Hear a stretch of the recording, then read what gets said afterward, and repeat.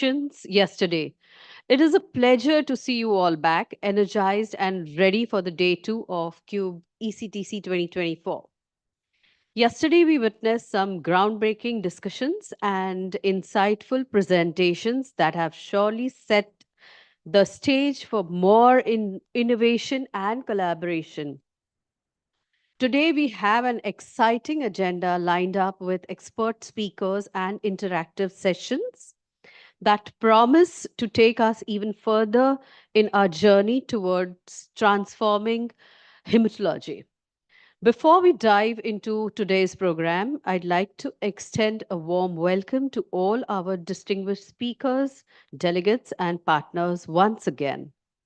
Your presence here reflects the passion we all share for advancing this field, and we are thrilled to have you with us today again.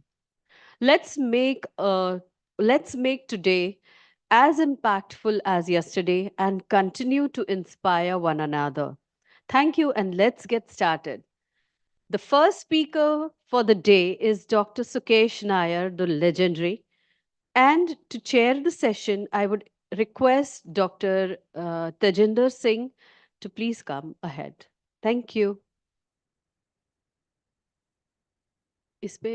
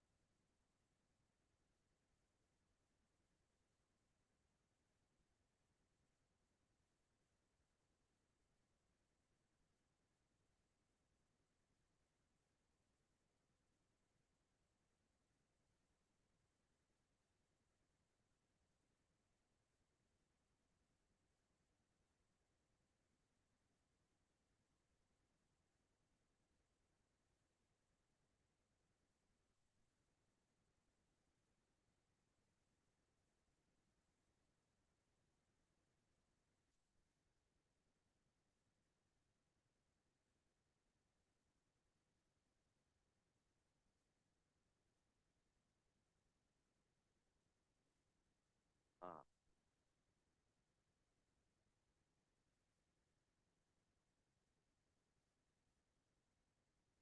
All right. Good morning, everybody. Uh, it is my privilege to chair a session by Dr. Sukesh Nair, who is head of the Department of Transfusion Medicine and professor of pathology at CMC Vellore. He needs no introduction, but all the same, I must tell you that the amount of research he has done on these cell counters is tremendous. I'm talking of about 10 years back in one of the hematology conference, my postgraduates presented 3 papers on cell counters and morphology. And then there were 5 papers presented by his technical staff. And who was the winner in that competitive exam? First and second, both the prizes went to his technicians versus my postgraduates. So he has really done a good job. I wish he's a teacher everywhere. Wherever he goes, he teaches. So people should get a glimpse of the type of work and amount of work he does. I think it is something to learn from Sukesh. Today, he's going to talk about maximally maneuvering peripheral blood film to overcome deceptive clinical situation. What he is going to talk about is basically the cell counters as well as the morphology, how we can intermix the two and get the maximum out of it. Over to you, Sukesh. Thank you, sir. Uh, I know that place was Pondicherry. So, yes, sir. So, peripheral blood examination, we always talk about peripheral blood smears. Peripheral blood examination starts with cell counter, hematology analyzer. It's primarily the job of hematology analyzer is to count the blood cells. It is based on physical nature of the blood cell, whether it is in the natural form or modified by some reactions that the cell counter does. We know our cells, isn't it? We look at the microscope, we know our neutrophils, we know our lymphocytes, we know our reactive lymphocytes, we know our blast. But the cell counter also sees the cells in a different way, but exactly the same cell. The interest is now how to predict how much of the cell the hematology analyzer sees explains the natural phenomena or the abnormal phenomena that we know about. So the issue is, why do cell counters do better morphology than us? Because it analyzes cells 80 to 100 times the more than what you even see under the microscope, and also gives a proper output. So whenever I get a major 5-part analyzer, I want to know what part of the analyzer should I invest in or waste my time or invest my time in. Like for example, I was always using a Coulter VCS, volume is size, cell size. Should I use cell size in Sysmex? Should I use cell size in Mindray? Should I use cell size in Advia? Should I use cell size in Celldyne? So what I do is, whenever a new cell counter comes, I put the slide and one cover slip on my microscope. From this side, I inject the blood, and from this side, I put the reagent for the cell counter on this side. And I want to see what is the process that's happening. You must realize one thing. You must realize one thing. Cell counter analyzes cells and processes cells in 20 to 25 seconds. Don't imagine that, ये पूरा cell मेरे सामने है, पूरा दिन मेरे सामने है. सेल काउंटर के सामने 25 second, nothing more than 25 seconds. So what happens to the cell before 25 seconds and what happens to the cell after 25 seconds, we don't know. So that's very important. You have the famous 70 minute. Anybody know 70 minute? How many of you know 70 minute? No. You have to ask here, man. 70 minute. Nobody knows 70 minute? Huh? Very good. Check the India. Okay. Now that you came to this question, how many of you know that Goa is famous for football? Okay. Can you name one football club in Goa? Can you name one football club in Goa? There are 4 famous football clubs in Goa. Last one is the new one. Sir? Wow. Punjab ka wohi batayega. Jalandhar wala. You are from Jalandhar, sir? JCT Pagwada had the best football team. Salgaonkar was one of them. Dempo, in fact, even Goans don't know there was a club called Sesa. The new club is called Churchill Brothers. Okay. Kerala has got any football club? Never had. Did you know, sir, any club?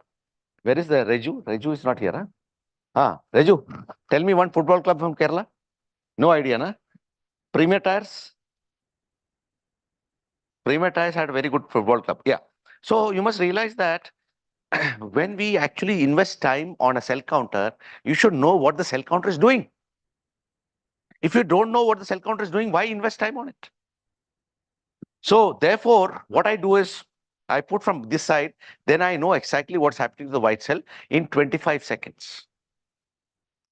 So like, for example, my first cell counter was Coulter, and I invested a lot of time on cell size. Then I said, oh, ये तो Sysmex भी हम कर सकते हैं. तो Sysmex भी 5-part differential है. Then I realized that Sysmex में छेद चल रहा है, and cells are shrinking. So size, don't need to look at size. So you need to know what's happening to your cell counter when the cell counter is processing the cells. because we know the cells. The cell counter also knows the cells, but it's been given an automated platform to analyze the cells. So you must realize that lysing of red cells is very important during the processing of differential count, because you don't want the red cells to come. Red cells are in millions, yeah, millions.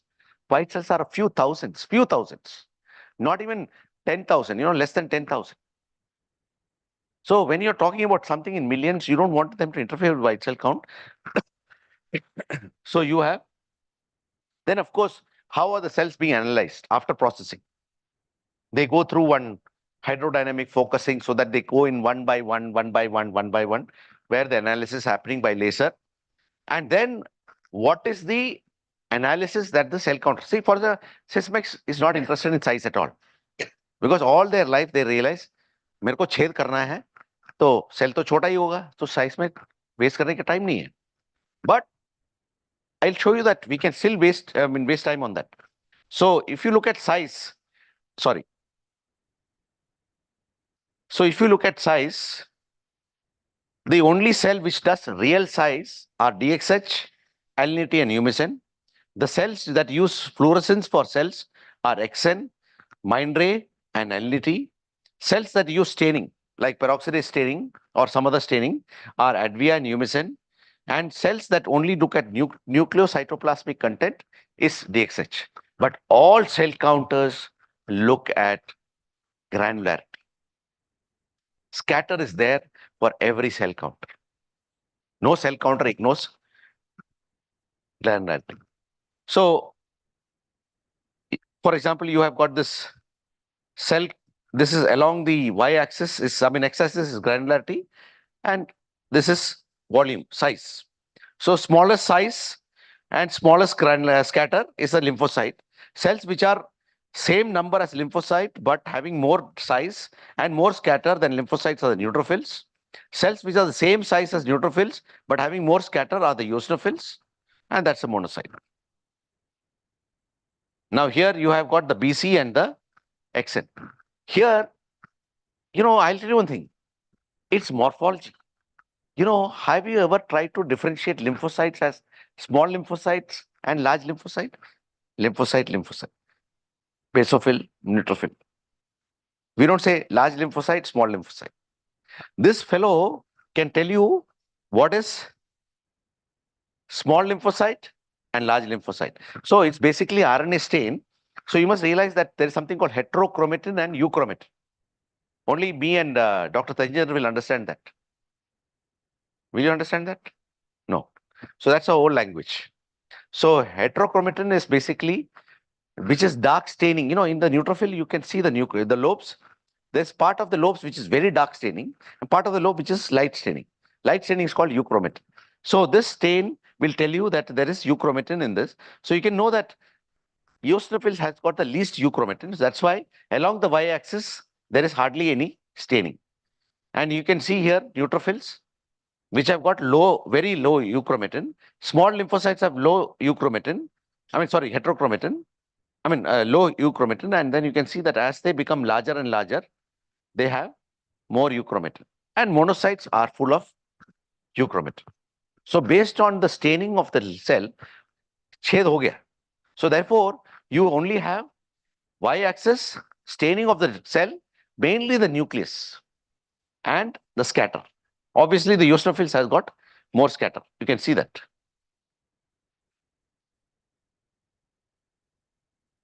Now here is basically the staining. You can see that peroxidase stain has got more staining. Now here also there is a peroxidase stain, but here what they show is look at granularity and light loss.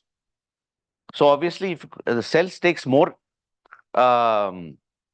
stain means more light loss. So you can see that neutrophils have got more light loss, eosinophils have larger light loss, but here you can see that eosinophils have got more peroxidase, but light loss is much less because eosinophils are somewhere here.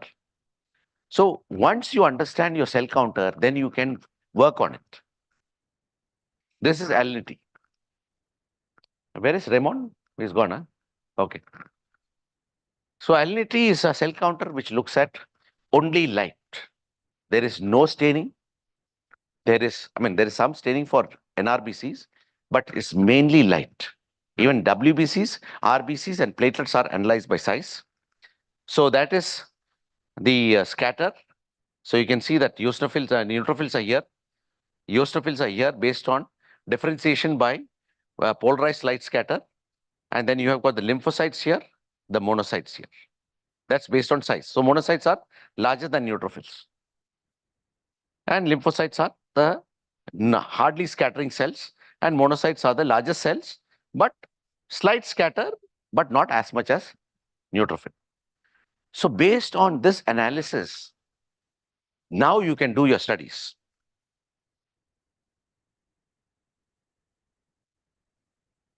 Okay. Now, why do I depend on cell counters? Because cell counter, for us, neutrophil is under the microscope, 2 dimension mein. Cell counter sees the cell in 3 dimension. We don't see the cell as the cell counter sees it. And suppose there's an abnormal cell, it'll come in the abnormal blast flag, and they'll say, this patient has got leukemia. So it's called suspect flag. But the problem is, a lot of systematic diseases like sepsis, malaria, dengue, they all undergo changes in the cells. And the cells are in the same place where the cells are. They will not come in a different population. So they will not be called suspect flags. They are within the same abnormal area. Only thing is for you to understand that they are abnormal or they are changes that happen to the cell. Fortunately, some cell counters give you cell population data. I think there's a talk by Raymond today on cell population data. Most of the only 2 cell counters I get cell population data is from Sysmex and from it's not difficult. If you have a scale, you can develop your own cell population data. But fortunately, some of the cell counters will tell you in this area what is the average size of neutrophils along the y-axis, along the x-axis, and along the y-axis. What's the average size of neutrophil? It's like MCV. So some cell counters give it. Even Sysmex also gives it. So whenever we do a study for using cell population to identify abnormality, we need to know that they are abnormal. So therefore, reference range is very important. Never do a study without reference range, because reference range is what you need to start your studies. Okay. This is Dr. Raymond student. In fact, now he's Raymond's boss also in Coulter. Fernando Chavez, he was doing his MD. When we do MD pathology, he was doing his MD. So they said that, अरे यार, in sepsis, toxic change hota hai. What is toxic change for us? More granules. So more granules means cell counter mein more scatter hona chahiye. So they did a study on cell counter using to find out whether they can identify toxic change. It was a fantastic study. In fact, this is the first study we showed that cell counters can be better than any other parameter for sepsis. But the consistent finding was that the neutrophil was large in size. The intention of the study was toxic granules means more granularity, more scatter. And they actually found that the scatter was low. If you look at the scatter is low. They ignored the fact that scatter is low, fine. But the finding of large neutrophil was significant, extremely significant. It's better than procalcitone. So they published the paper with large size neutrophils means bacterial infection. So, so once, myself, Amardas Gupta, Dr. Manorama Bhargava was sitting with Raymond and trying to explain. He's very happy to see this paper, huh? Fernando Chavez, your paper, though your name is not there. Trying to explain why there's no scatter. Why is there scatter? So that apna Hindustani chahiye. So we told that when a neutrophil comes from a blast, it takes 5 to 7 days. In a marrow, from a blast to neutrophil takes 5 to 7 days. And it undergoes 4 changes.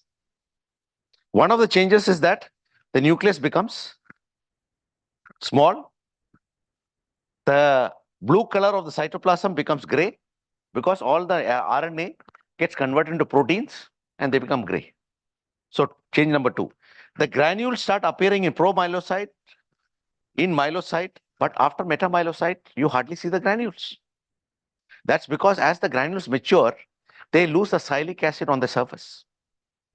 So when they lose the sialic acid on the surface, azurophilic dye, basophilic dye, attraction is gone. So they will not, the granules are there, but they will not be stained because they have lost the attracting stain.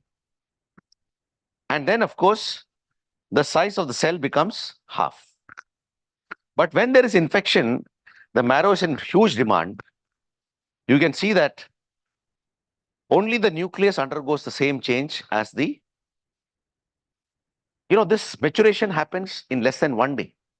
What happens in 5 to 7 days can happen in less than 1 day. Only thing is the nucleus becomes, but you see the blue color doesn't completely disappear. The blue color remains behind as Dolly bodies. So you all know that Dolly bodies is a mark of bacterial infection, but not many stains can identify Dolly bodies. The granules do not lose their staining property.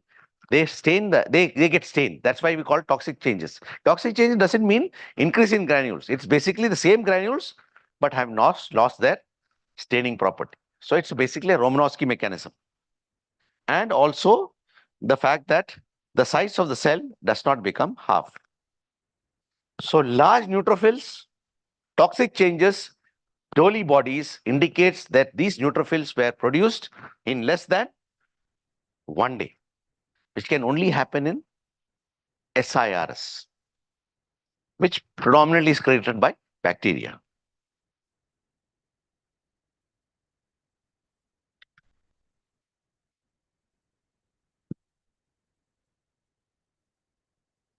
आगे नहीं जा रहा यार,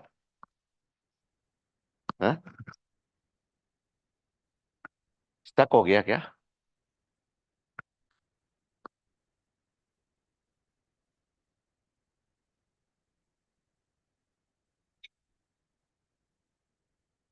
हाँ,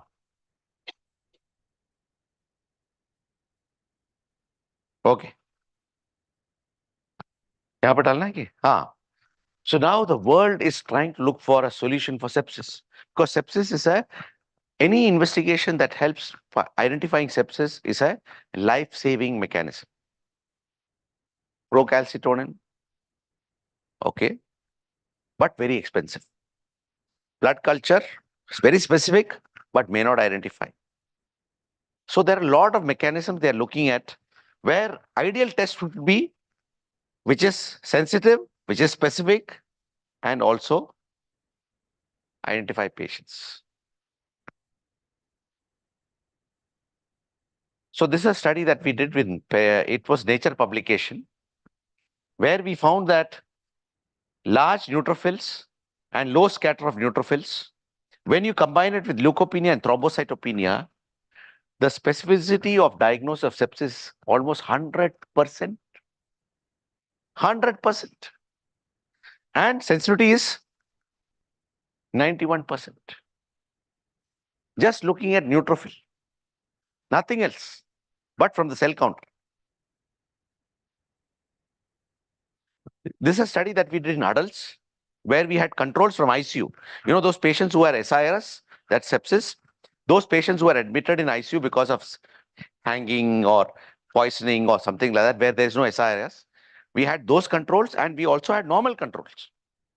So compared to the ICU sepsis, you can see that neutrophil volume was higher than ICU controls compared to blood donors.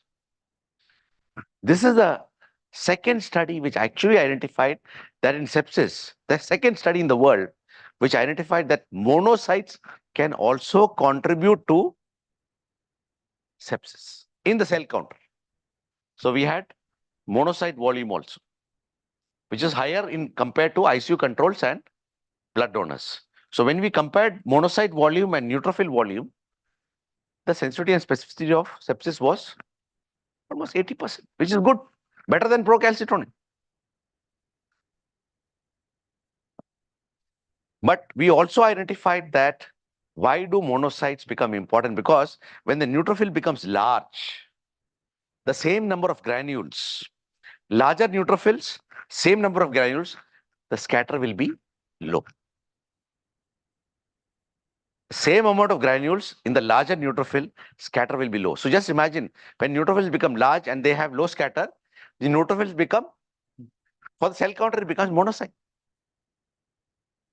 It becomes monocyte because larger cell, low scatter, go to monocyte. So this cell counter was identifying pseudo monocytosis. It was not monocytosis. It was neutrophils which was being identified as monocytes. So you can see that there is no monocyte here. There is no monocyte here. But the patient has got pseudomonocytosis. But when you have true monocytosis, you can see that. You can identify monocytosis when a cell counter has got the histogram. You can identify true monocytosis. So there are certain advantages on certain cell counters that if your monocytosis is true, look at the histogram. If your monocytosis is not true, look at the histogram. It will give you the answer whether the monocyte is true or pseudomonocytosis. So there was a huge study that came from Netherlands or Belgium. It's all right, no problem. I don't want to waste time on this. Huh? Huh? Yeah, no problem. I'll take care of it. No. So the study that came from Erasmus, which talked about monocytosis as a very good marker for sepsis, and they came with a parameter called MDW, monocyte distribution width. You think it's a true parameter?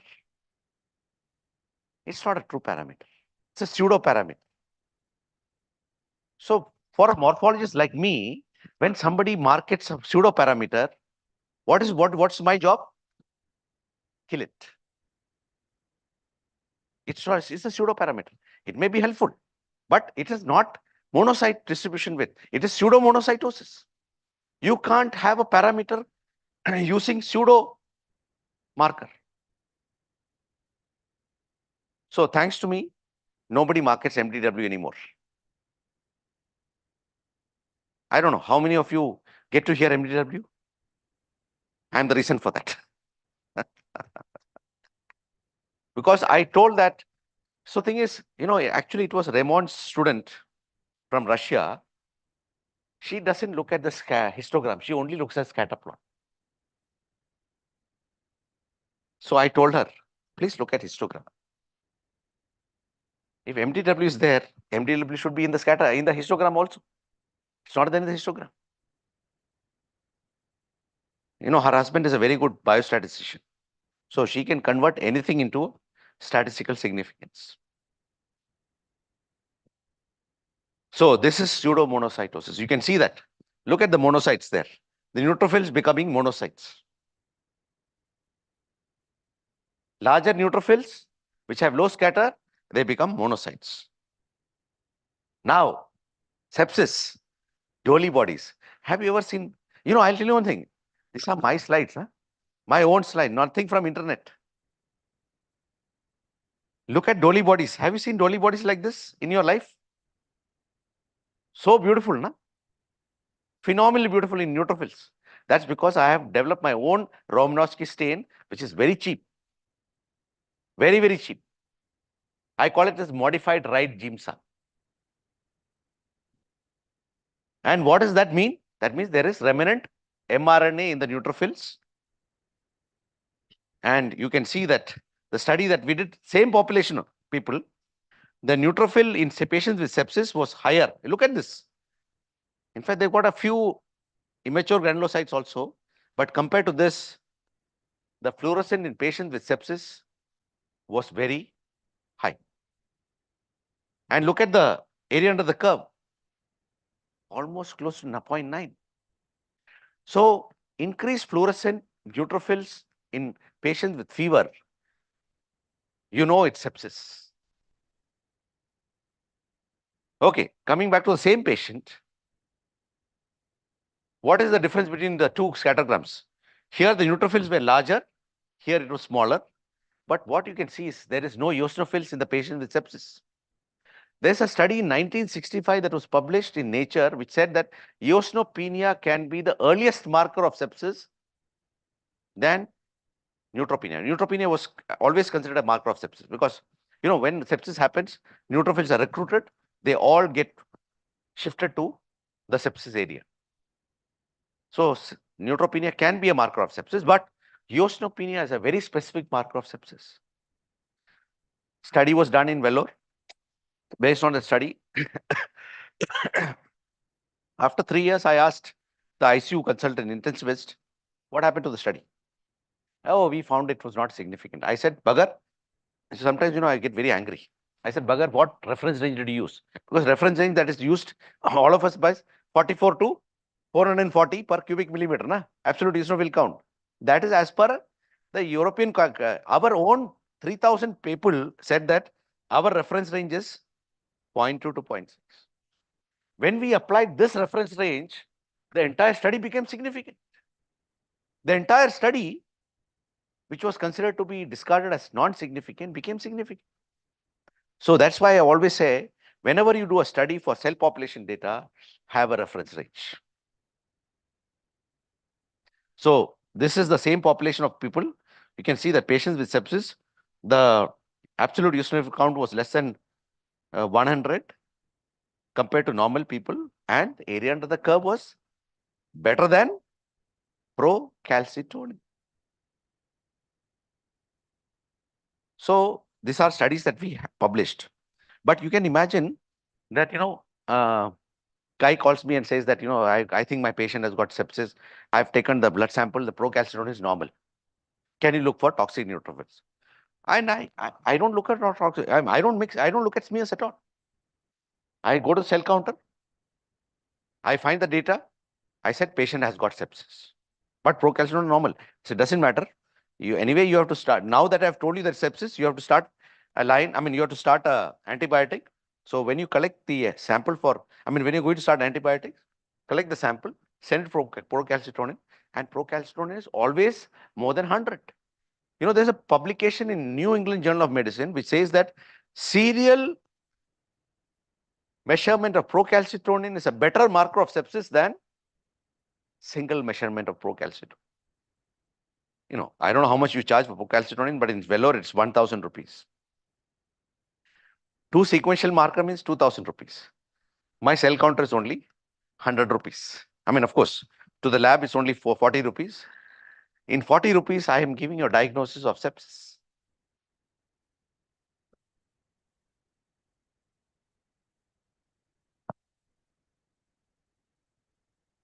Have you seen this? It's called pseudo-eosinophilia. So we have now finished pseudomonocytosis. Now we are coming to pseudo-eosinophilia. Have you seen this? These are neutrophils which have become more scattering. Why are they becoming more scattering? Because especially when they are in significant problem, they have inclusions. Huh? No problem, no problem. You can have inclusions. It's called blue-green inclusions. Have you heard about blue-green inclusions? It happens when patient, but you can't see it in Leishman stain. You need a good stain like my modified right genes, which is also very cheap. Have you ever seen a neutrophil with blue-green inclusions? Huh? So when you see a neutrophil like that, the patient will not survive beyond 48 hours. So when they showed me the scatter plot and this thing, so I called all my students and all my technicians and showed them that this is blue-green inclusions of neutrophils. And I said that people do not survive. So no, I called the patient carer. So one thing you must realize that, I don't know whether you notice, I don't call my people who are the, what do you call, the bed carers. I don't call them clinicians. I call them as physicians, pediatricians, obstetricians, intensivists, because we are also clinicians. Please understand, we are also clinicians. Okay. So don't say, वो clinician ऐसे करता है, वो clinician ऐसे करता है. No, we are also clinicians. They are physicians, pediatricians, intensivists, obstetricians, but we are also clinicians. So you must realize this bed carer. So I called him. He's a pancreatologist who has a patient who is in acute pancreatitis. Liver has gone for a 6. So I said, Sudipto, what's your patient having? He said all these things. Why are you calling me, sir? I said, I'm seeing blue-green inclusion. He said, I can't understand what blue-green inclusion. I said, when you see blue-green inclusion means patient will not survive more than 24 hours. So, okay. So everybody around me, the students, everybody is listening to me. I put the phone down. After I put the phone down and they go back, every 2 hours they're checking whether the patient is alive or dead. Patient dies in 8 hours. After 8 hours, next day, all the technicians and students, not students, technicians, technicians, some of them are senior to you. They come and tell me, don't do this again. Don't do this again. You cannot play God. Very simple. You cannot play God. So now when I see this, I call them and said, whatever you're doing for the patient is not good enough. That's all I say. Not that your patient is going to die within 24 hours. So cell counters can even identify that. Pseudo-eosinophilia.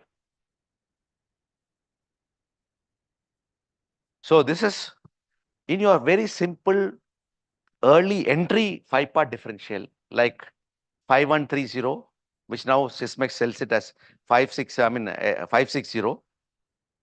You can identify sepsis. There is no eosinophils. And look at the neutrophils. Neutrophils have become larger than monocytes and they have got low scatter.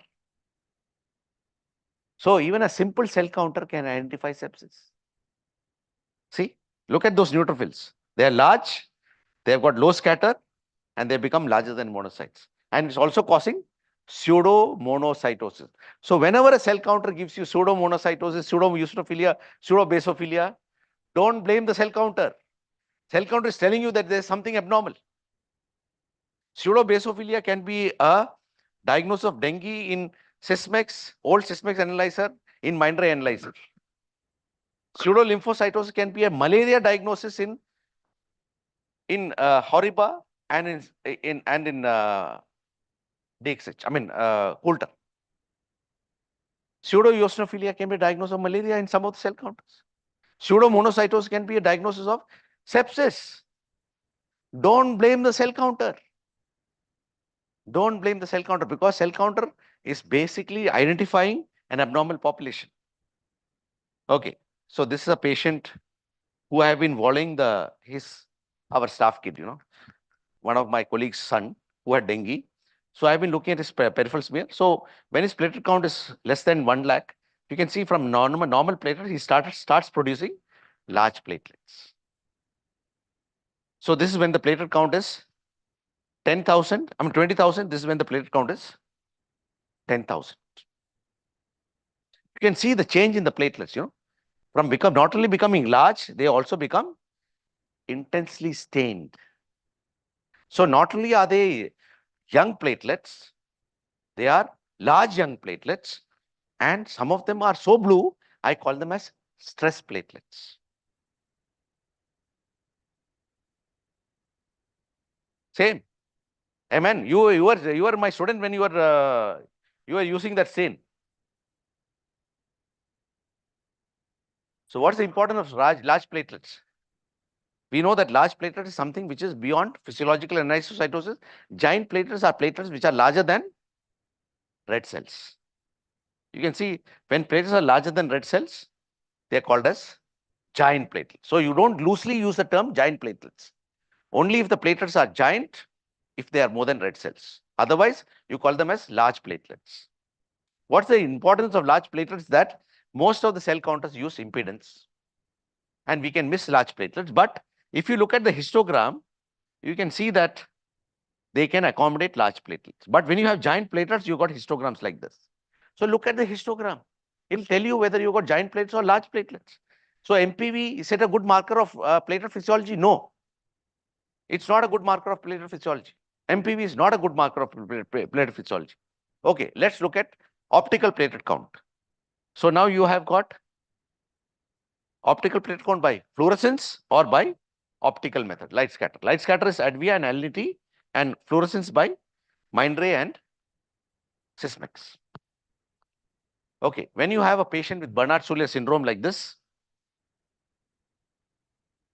obviously impedance platelet count is overridden by optical platelet count.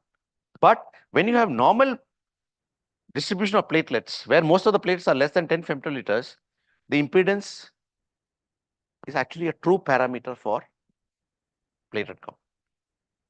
Because the fluorescent platelet count misses the small platelets as a fluorescent noise. You know, any of you do flow cytometry, you have noise, no?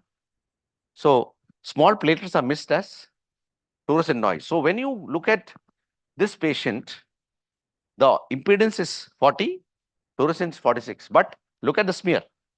So everybody asks, what is the true platelet count?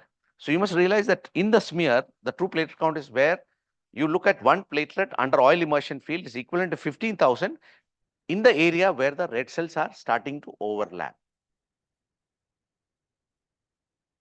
Where the red cells are starting to overlap, there one platelet is equivalent to 15,000, not anywhere else. Where the red cells are starting to overlap, one platelet is, there's a publication, is equivalent to 15,000. So you can see here, there are 6 platelets easily. Platelet count is 90,000, but impedance at 40,000, optical set 46,000. That's because the impedance missed the large platelets and the fluorescent missed the small platelets. But what is the true representation of the platelet count? The histogram. So please look at the histogram. Never report your thrombocytopenia without looking at the histogram. And now here, this is a patient with dengue, everyday platelets gone. So this is large young platelets. This is also young platelets. These are produced in the last 1 day. But because this platelet is large, it will be called IPF. And this platelet is small, it will never be called IPF. In fact, I don't even want to explain the term IPF. It's an insult to hematology. All my life, I've done 34 years of hematology. All my life, I called platelets only platelets. I didn't call them as mature platelets. I only call them as platelets. And because, I diagnosed the highest number of Glanzmann's thrombocythemias and Bernard-Soulier syndromes in the world. I diagnose 50 new Glanzmann's thrombocythemias every year. Every year. They are not immature platelets. They are platelets, but they are not functional. Immature platelets, if you want. In fact, there's a nice article by Mario Plebani in International Journal of Laboratory Hematology, which said that please do not insult these platelets because these platelets are active, more active than normal platelets. Don't call them immature platelets. It's a beautiful article. It's actually an editorial. So we found that all those patients who have got large platelets, their IPF is more than 60%. And we know that IPF is a misnomer. And if you want to call something immature platelets, proplatelets, one proplatelet can give you 100 to 200 platelets. They're not as effective as 100 to 200 platelets. You want to call them, call this fellow immature. Don't call platelets immature. It was a study that came out of Bruce Davis, Sam Machin, because they came out with the IRF, immature reticulocyte fractionation. And I have a nice study that came yesterday on IRF. They are the people who gave the term IPF. And they made a lot of money from IPF. They made a lot of money. So when I started opposing, like I opposed MDW, I opposed IPF. Sam Machin called me and abused me. I said, you can abuse me, but don't use fraud parameters. Don't con people. Don't con people. And more than that, this conning is affecting patients. Don't con patients. Of course, poor fellow died. And Bruce Davis actually apologized to me. I'm meeting him next week 2 weeks later in Montpellier. We have the ICSH. This is a study which showed that large platelet fraction is the same as IPF. Okay, this is an anecdote. I hope this becomes a study like previous anecdotes. The pediatric infectious disease doctor calls me and says that, Sukesh, one of your students has reported blast. Obviously, Oh, sorry. This is not the picture. I think I removed that picture. Okay, fine. This is the picture. No, this is also not the picture. Anyway, forget it. Reported blast because they were immature reactive lymphocytes. Patient also had reactive neutrophils. But what impressed me was that the patient had a platelet count of, I don't know where I removed the slides completely. Yeah, patient had a platelet count of 10 lakhs. A child who's having fever. You must realize that, sometimes there's a blessing of God, immature, not immature, one hidden blessing of God. When I joined CMC, whenever I reported this platelet count of 10 lakhs, my professor used to say, pertussis, whooping cough.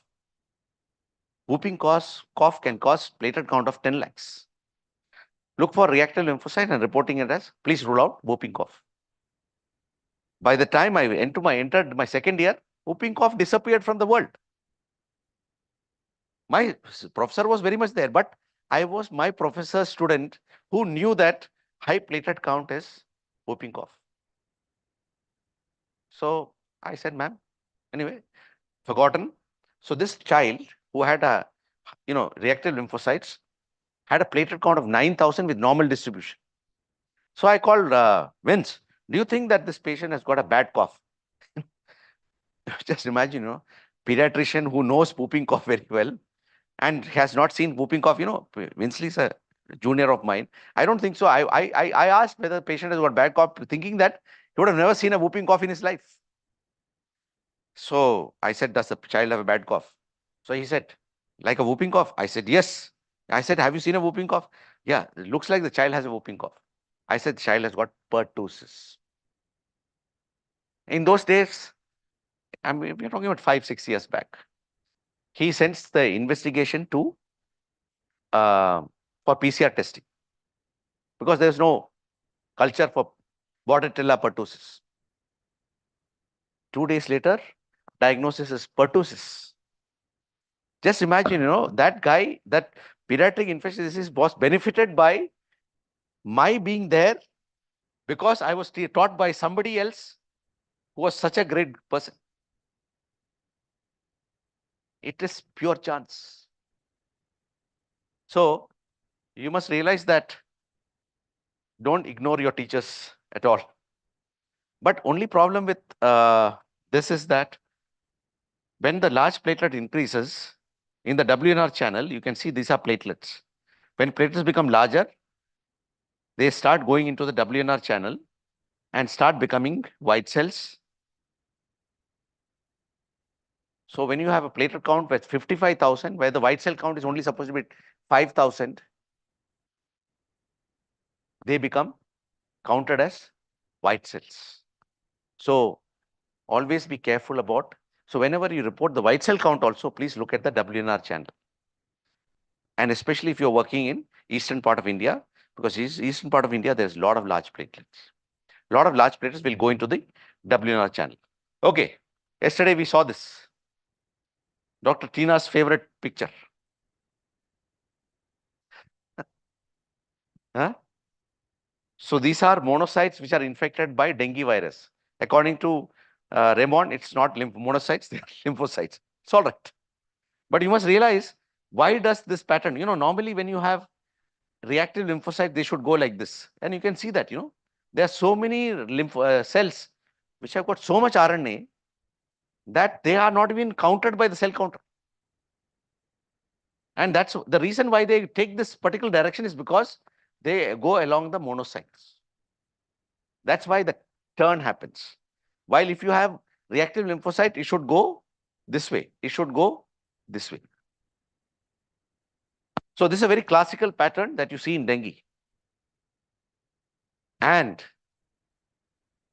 when you want to see dengue in other cell counters, you look for lymphocyte monocyte overlap. So BC 5130, simple cell counter. And my student, simple, one girl, village girl from Vellore, she says that it looks like inverted love. So you see this? An inverted love in dengue. That's because of some of the lymphocytes which we undergo. Yeah, correct. So this is when you have reactive lymphocytes, and this is when you have, this happens in scrub typhus, but in scrub typhus, the neutrophils also undergo changes. You can see the neutrophils are reactive, and they not only reactive, they are very susceptible to changes. So even the forward scatter looks like a golf club. Dekha? This is normal, and look at, they almost look like golf. And these are the changes in patients with scrub typhus. Not only one change, increase HFLC, increase neutrophil fluorescence, and decrease FSC. And when you start the patient on a simple drug like doxycycline, look at the effect. All these parameters come down. So this is the one, pertussis, this is the one, sorry.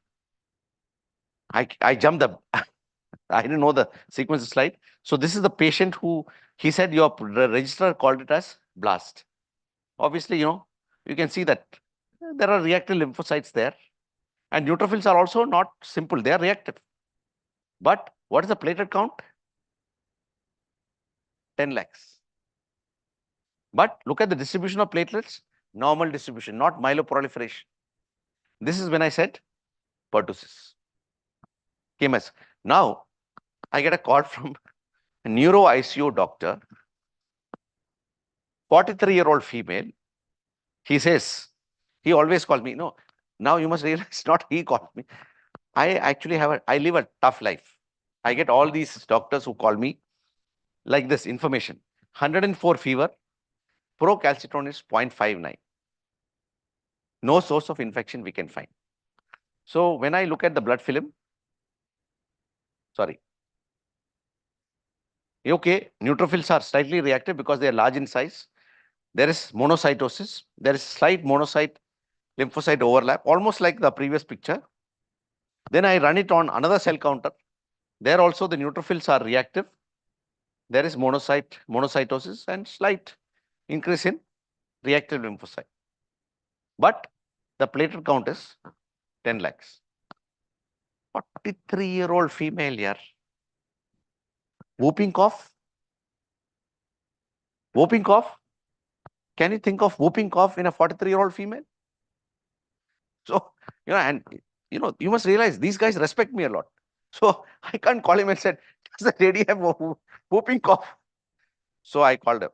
Does the lady have cough? Because this neuro ICU consultant is a very rough and tough black and white guy. He doesn't answer. He doesn't want to discuss. He wants everything in black and white. I said, does this patient have cough? He said, no. I said, maybe a good idea to do X-ray. Because I thought that cough means that something has to happen in his lungs. X-ray is clear. What do you think it is? And sheepishly, I told that when I see this in children, I call this as whooping cough. Maybe a good idea to send molecular testing for VP. I mean, whooping cough, pertussis, Bordetella pertussis. Just imagine, sheepishly I'm telling him that, In children, when I see this, I call it as pertussis. Anyway,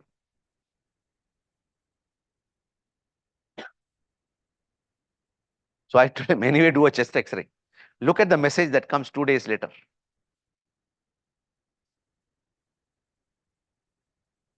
You can see the life I live. If it was not Bordetella pertussis, I would have been happy. Now every bloody surgeon, when they can't, ID can't identify the infection, they call me. And 75% of the time, that's a study that was done recently, Sukesh's opinion versus cultures on PCR. 75% of the time, I am correct. Just imagine here. You can imagine how this is only a small example of what I'm presenting because I was asked to only present on cell counters.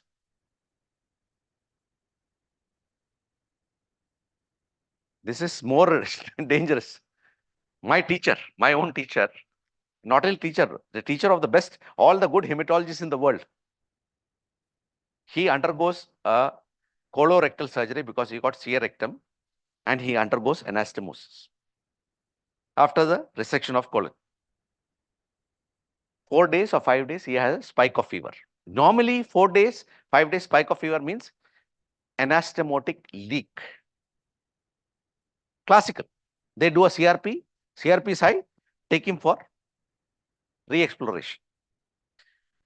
Result of re-exploration means morbidity is high, and if you don't take for re-exploration, mortality is 100%. So they are discussing, okay, spike is there. So the some surgical ICU consultant, whose son was having low platelet count, he said, let's check with Sukesh.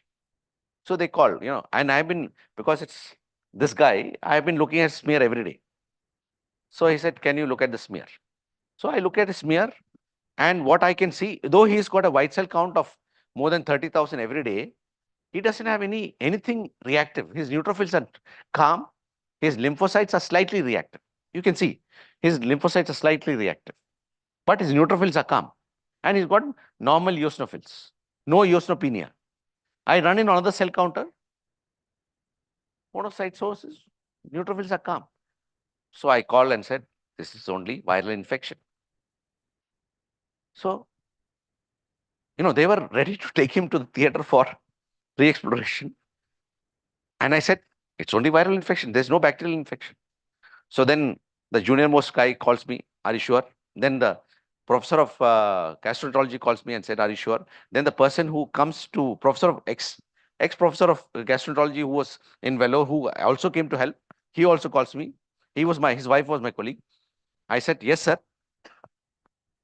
It's only viral infection. And he said, are you sure? I said, your wife only taught me because she was my colleague. So once you say the wife's name, everything comes down. They did not take him for re-exploration. And recently, I validated because I went on a trip with one of the guys who were there in the scene that day. And they said that Sukesh said it's only viral infection. And he said, we were all shocked. But anyway, we did an ultrasound and those things. We didn't take him for re-exploration. Discharged 10 days later. Okay.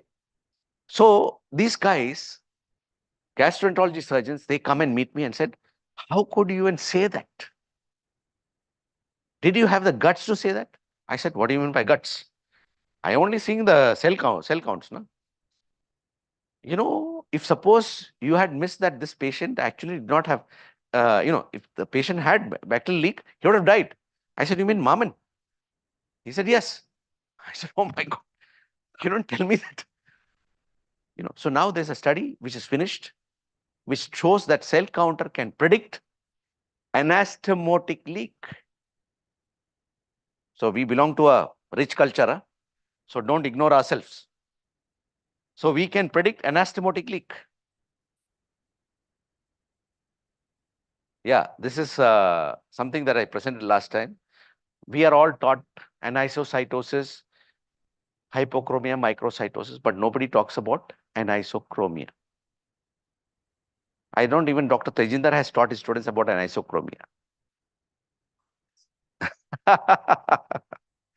So 72-year-old gentleman, actually my uncle, They do a bone marrow because, he had ischemic heart disease. He shorts up because his hemoglobin is dropped. His ferritin is 521. They planned for a bone marrow. So I said, send me a peripheral smear.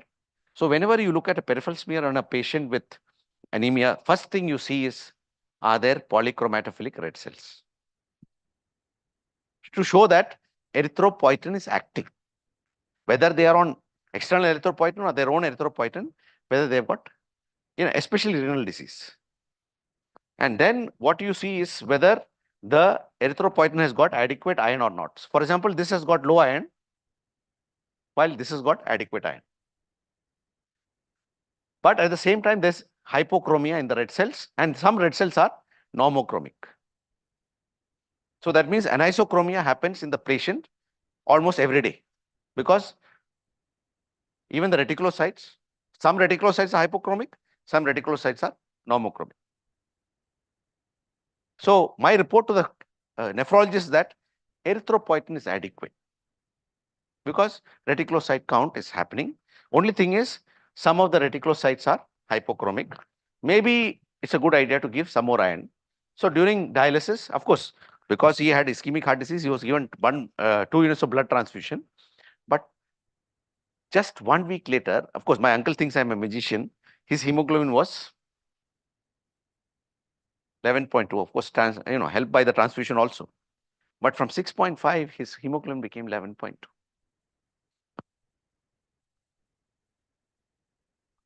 So sometimes, when you have, especially in patients with renal disease where you have hypochromic red cells, but hardly any reticulocytes, you know that erythropoietin is required.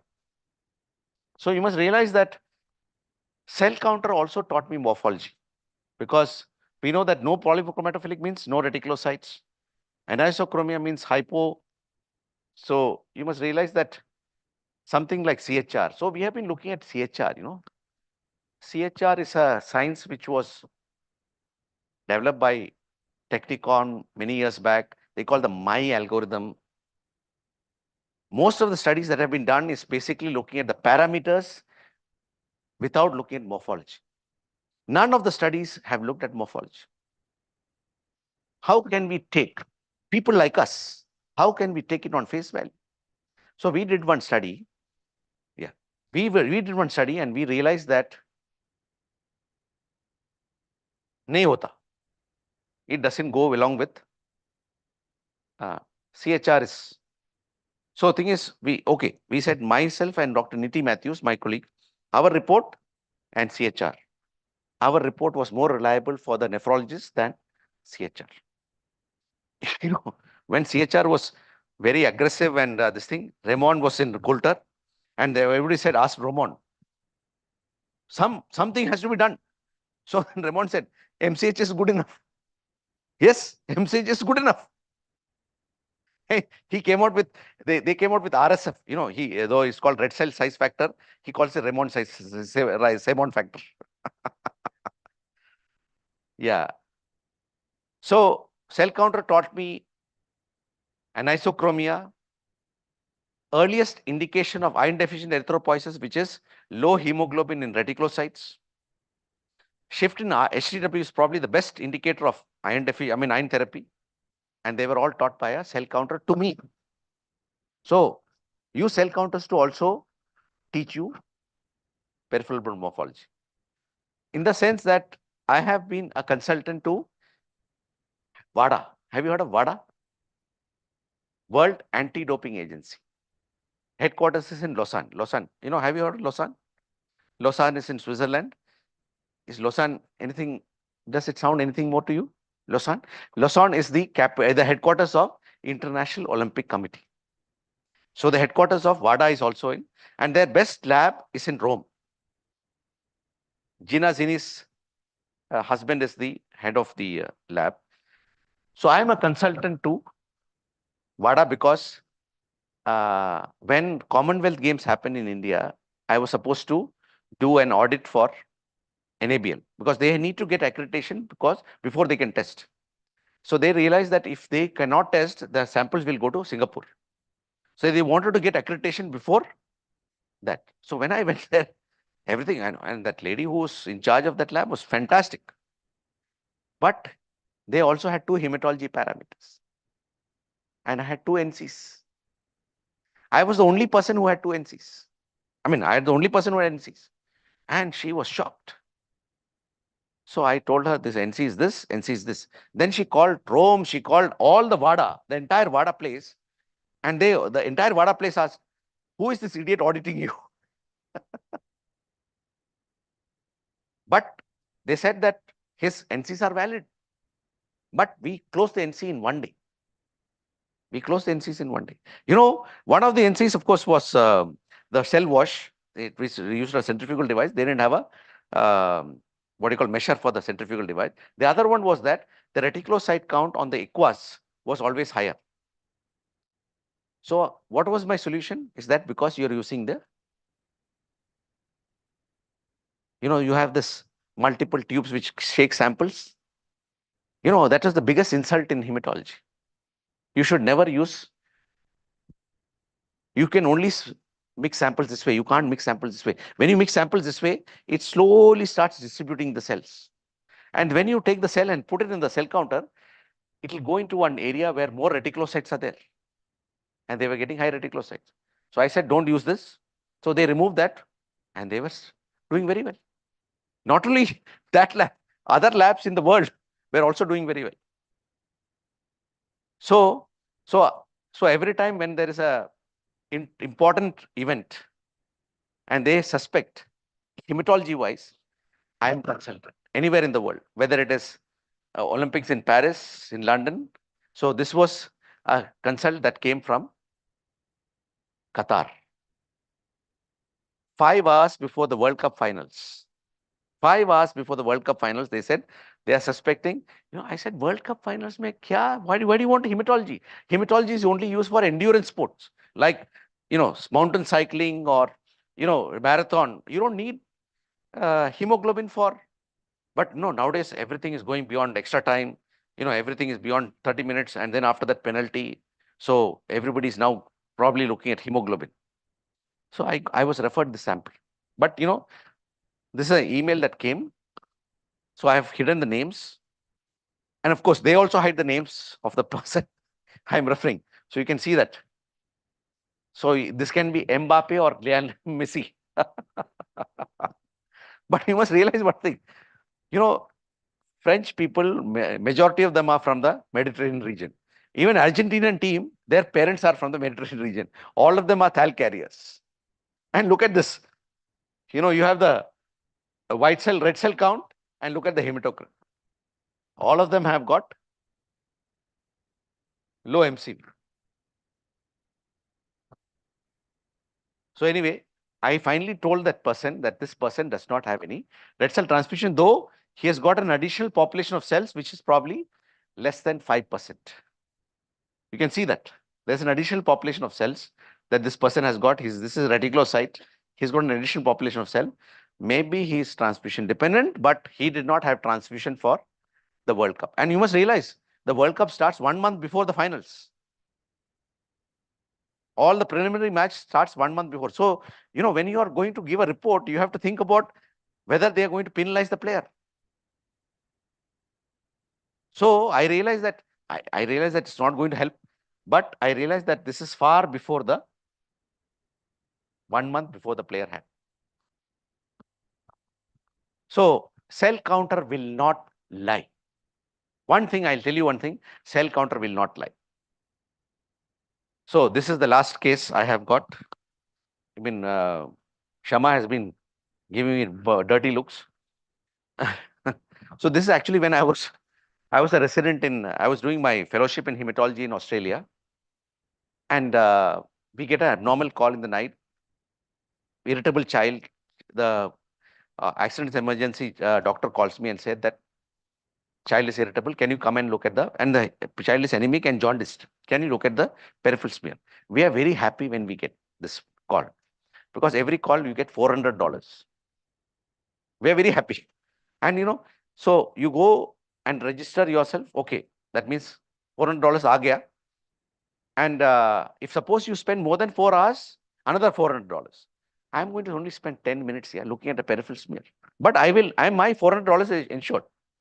So he says that, okay, come. So I look at the peripheral smear, and it's such a easy peripheral smear here. What do I see in the peripheral smear? Bite cells, blister cells. Very easy diagnosis in child. So I called the doctor and said, oh, this is G6PD deficiency. So then he calls the female baby. So then you start, okay, it's not it's not G6PD deficiency, like, because we know that G6PD deficiency is a X-linked recessive disorder. Then you start, recessive type, autosomal recessive types of G6PD deficiency also seen, and all those things. You start beating around the bush. He knows that I'm now in deep trouble. So I know that 10 minutes is going to go beyond 10 minutes. So slowly I change my diagnosis from G6PD deficiencies to acute oxidant hemolysis, because obviously female baby. So he asks, what do you mean by acute oxidant hemolysis? I said, there are certain substances which are very oxidant stress, and it can cause Heinz body hemolytic anemia and this. So he asked me for an example. Have you ever anybody's read any book on oxidant hemolysis? Williams, Winthrop, anybody? In that list of things that cause oxidant hemolysis, what is the first thing? Fava beans. So I start with fava beans, and this is a child who is 1 month old. So you can imagine, when I start with fava beans, you can see that guy must be on the other side, must be thinking, what an idiot this guy is. So I start with fava beans, but this guy was so good that he goes and finds out that the second child wearing the clothes of the first child, which was kept in a box full of naphthalene balls. And this was caused by naphthalene balls. And I'll tell you one thing, that is what is called as competency. What is competency? Qualification, training, experience, and CPDP. That's continuous professional development program, that both of you are there. All of you are here. So now, because of this, exactly a year later, when I came back from Australia, one doctor from pediatrics, he calls me. Koshi, he's actually now a pediatrician in Tejpur. He says that, I've got an irritable child. Can you look at the peripheral smear? I look at the peripheral smear. I said, this is pretty deficiency. He said, it's a female child. I said, go and ask the mother whether the child is wearing the clothes of the first child. So he goes. 10 minutes later, he calls me. How did you know all this? So I said, a good morphologist can look at the peripheral smear and tell what the child is wearing. So that's called competency. And of course, you can see fragmented red cells in peripheral smear also. So cell counter does not hide anything. Don't blame cell counter for anything.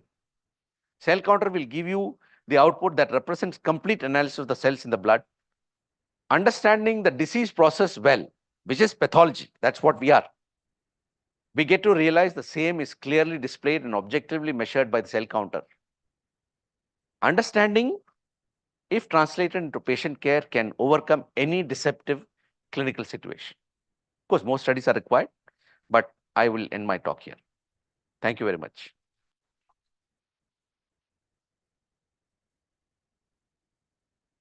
I can take any questions.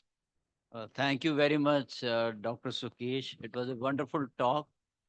And I think I wish we had some more time to continue with various stories of yours, which not only teach us about a disease process, but about the pathophysiology of the disease, and then as correlated to the clinical outcome which is happening in all these cases. You have covered only three things. One is sepsis, second are the platelets, and third is your approach. I don't think any one of us may be able to apply or follow your path because of the fact that what we need to have is clinical knowledge. We must have a clinical knowledge, whether a surgical knowledge or medical knowledge, as applied to hematologic conditions and how such a patient is going to clinically present. It is not easy. I wish I become a businessman, sets up a factory of cell counters, and you are my colleague or advisor or whatever it is. I think then we'll have a good time. Thank you very much. And Thank you. I don't think there will be any questions because Sukesh is available throughout the day and we have already surpassed time. So we'll continue with the program. Thank you so Thank much, you, sir. Sukesh. Thank you, sir. Thank you for this enriching talk, Dr. Sukesh Nair. May I request Dr. Tejinder to please felicitate our speaker?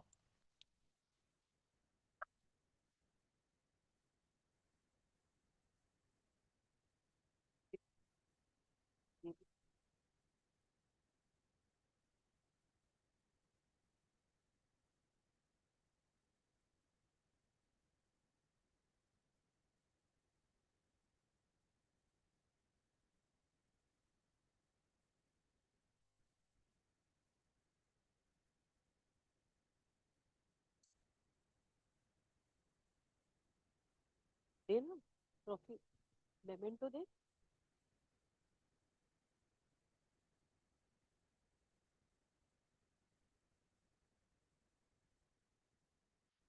May I request Dr. Ramon to felicitate the chairperson, please?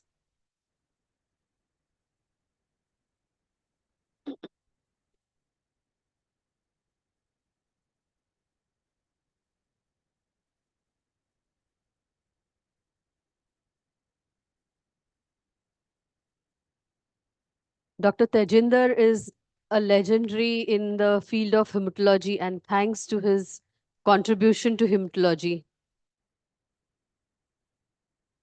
we would require a photograph of the trio.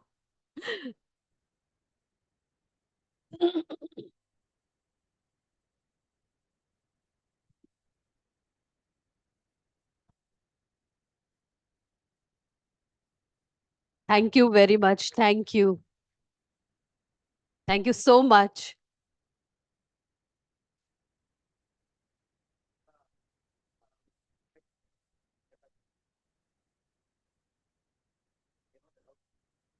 Okay.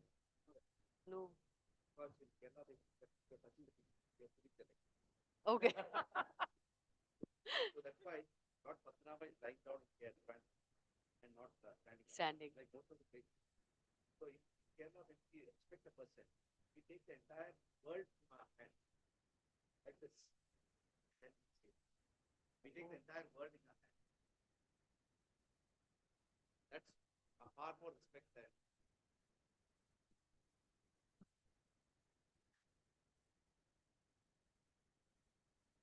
Yeah, food bhagna. Ah.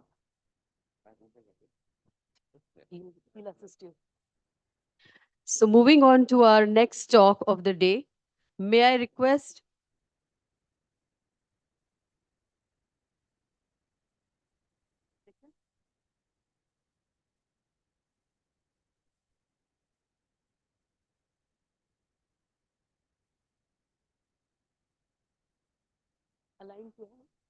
May I request Dr. Anuja Chopra to please come on stage?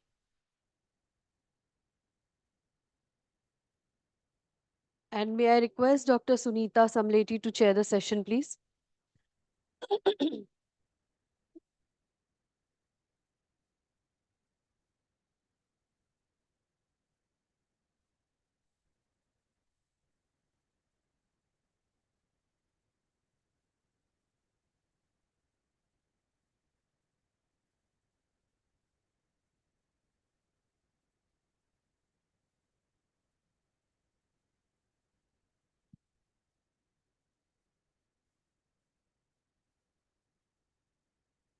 Dr. Anuja Chopra. She's the director, Precision Diagnostic, Ahmedabad. And she's going to discuss the topic of from MPV to IPF, projecting platelet trends with accessible and affordable tools. She was completed her post-graduation from Kasturba Medical College, Manipal, and trained in oncopathology from Bhagwan Mahavir Cancer Hospital and Research Center, Jaipur.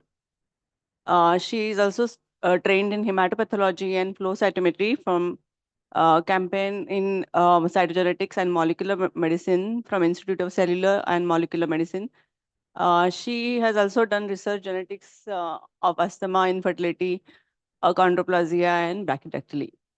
So over to you, Dr. Anuja Chopra. 1 second. Please just give me a caller. Check. Mic check. Caller, mic caller.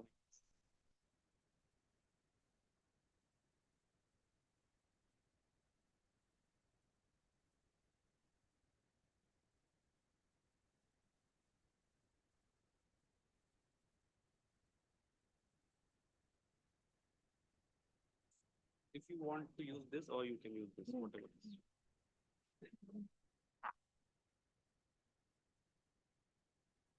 Thank you. Yeah, good morning, everyone. Uh, After Dr. Sukesh's wonderful talk, I actually feel this would probably be a meaningless thing because IPF doesn't exist. So, anyways, now that we've done the effort of going back from IPF to MPV, I'll just go through it. I do not come from a big corporate lab. I own a very small standalone lab wherein I have, say, 50 to 60 samples a day. Now, the people I cater to generally are, you know, general practitioners, maybe MBBS, some of them even BAMS, BHMS, who actually do not want to go beyond CBC, and they want the maximum information. Now, the problem starts when the dengue season starts. So that is the time they asked me, कि, अरे madam इसमें platelet बढ़ेगा कि घटेगा?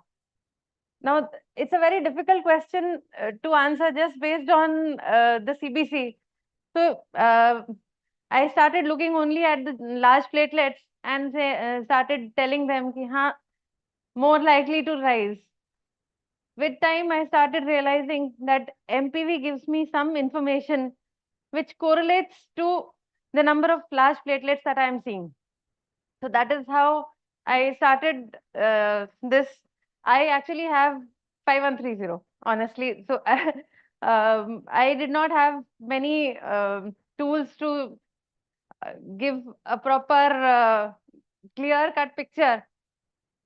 Only thing that I had in mind was that IPF can help, but affordability in the population I cater to is limited.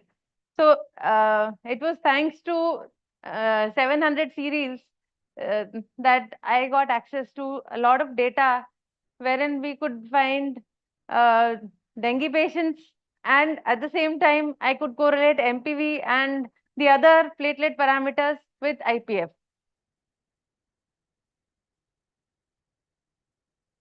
So since dengue, it's the major threat during 2 to 3 months of the year, mainly when we have the rains, and the area my lab is located in is the upcoming area. So there is a lot of construction work going on. So dengue cases are rampant. So, and in this time, we have a great requirement for effective platelet monitoring, which is crucial for guiding treatment and improving the patient outcomes. So the key indicator would be of the patient severity, disease severity, is thrombocytopenia. The major concerns that come in with dengue is after the fever subsides, and that is dengue hemorrhagic fever and the dengue shock syndrome. Now, how do we assess disease severity? Partly we can say, a significant drop in platelets could lead to progression from dengue to a more severe form of illness.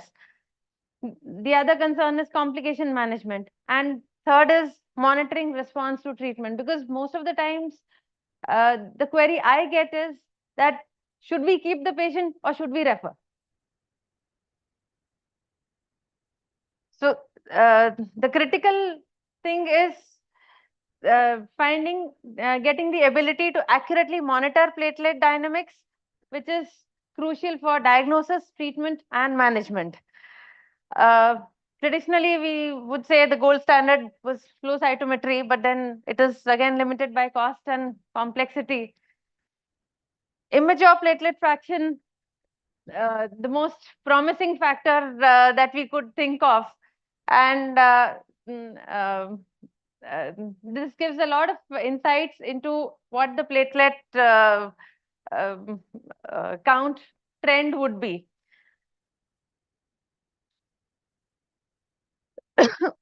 So this could also help us in identifying the platelet destruction, differentiating the causes of thrombocytopenia, that is increased destruction versus reduced production, and guiding treatment decisions.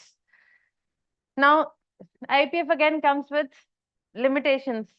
That is, first one being resource constraints, because we don't have many instruments who give IPF along with CBC. Getting an IPF done would mean an extra cost to the patient, which is not always possible. It's not always available, as I said. The instruments do not give us the IPF. There is complexity of interpretation. How do you interpret it? Because with the comorbidities and the clinical condition of the patient, there is always a query. There is lack of standardization, and it is not a standalone marker. Many other things do interfere, and there is always a potential for misinterpretation. Comorbidities significantly interfere in our thoughts of how IPF can actually be used and how reliable of an indicator it would be to predict the platelet trends, particularly if we are being asked to do it from a single reading.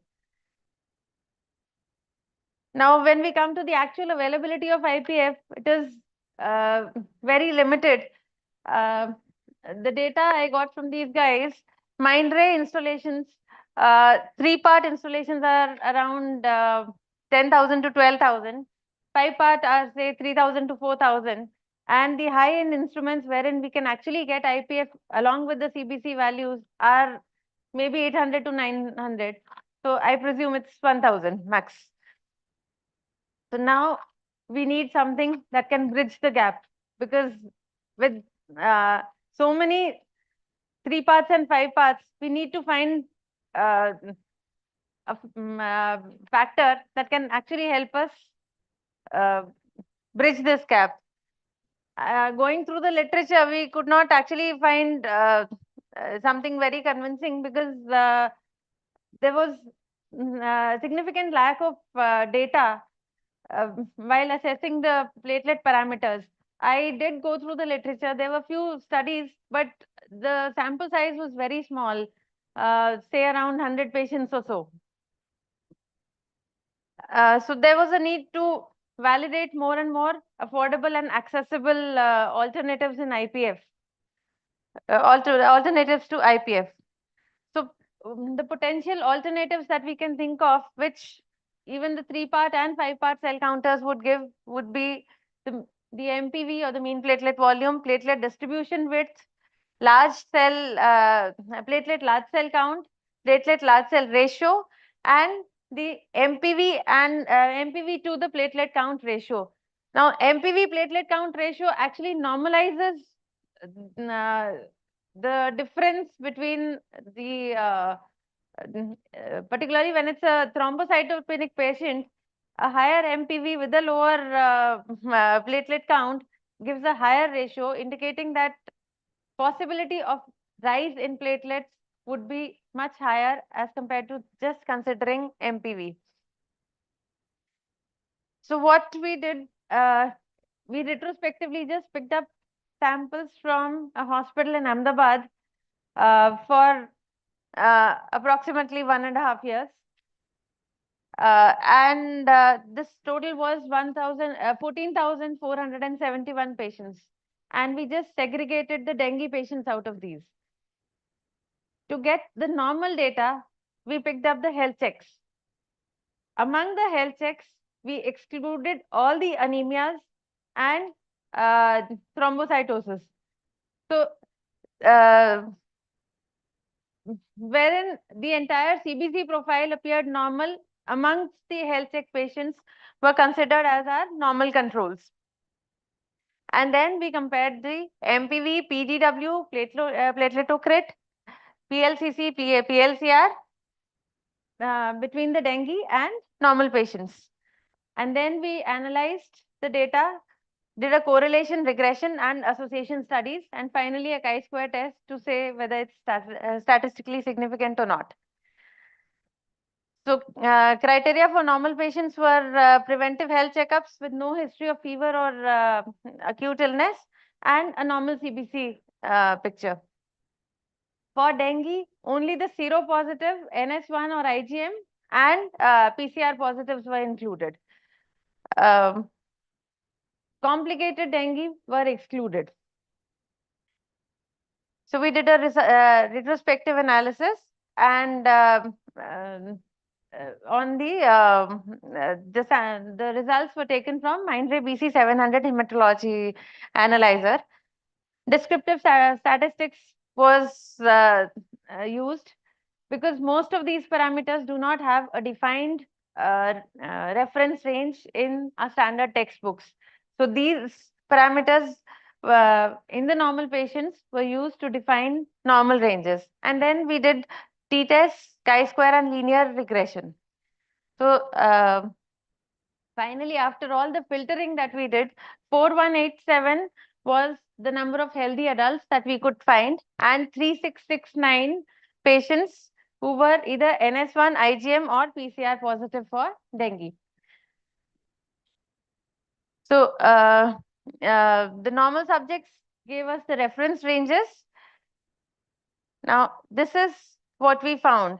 Now, in most of these parameters, what I found was the reference ranges that were available on the internet were much lower than lower in our population than what is actually mentioned. So most of the calculations have been done based on these values. Even the IPF that we've been using so far, they say up to 6 is normal, whereas in our population, the mean is around 2.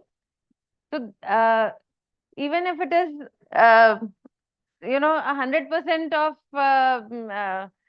standard deviation, it would still not cover up to 6. So comparing this, we found new insights, and the first thing that we did was we compared the same data between the dengue and our normal subjects. Now, when we look at it,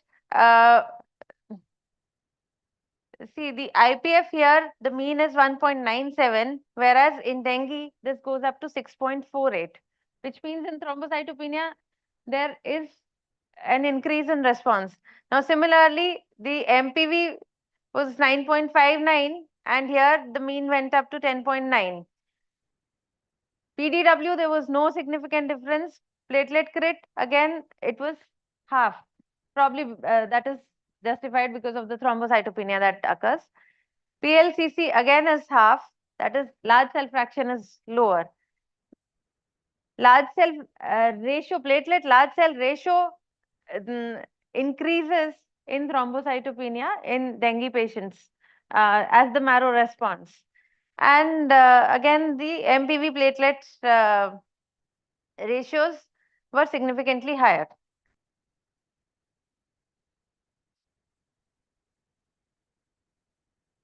So this was the distribution width that we saw.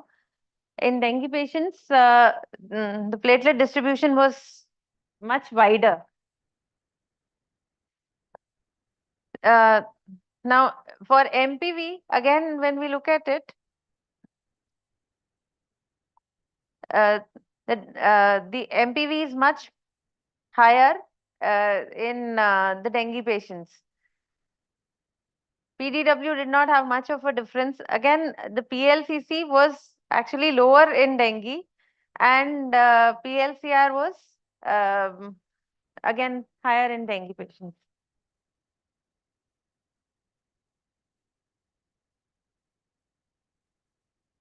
So we just did a percentage-wise comparison, and what we found was the lower values are lower if the IPF is low, even the MPV is low. So that is where we started doing the regression and correlation studies. So we found that, you know, the PLCR and MPV, even the percentage-wise, sounded more convincing to us. So we did a statistical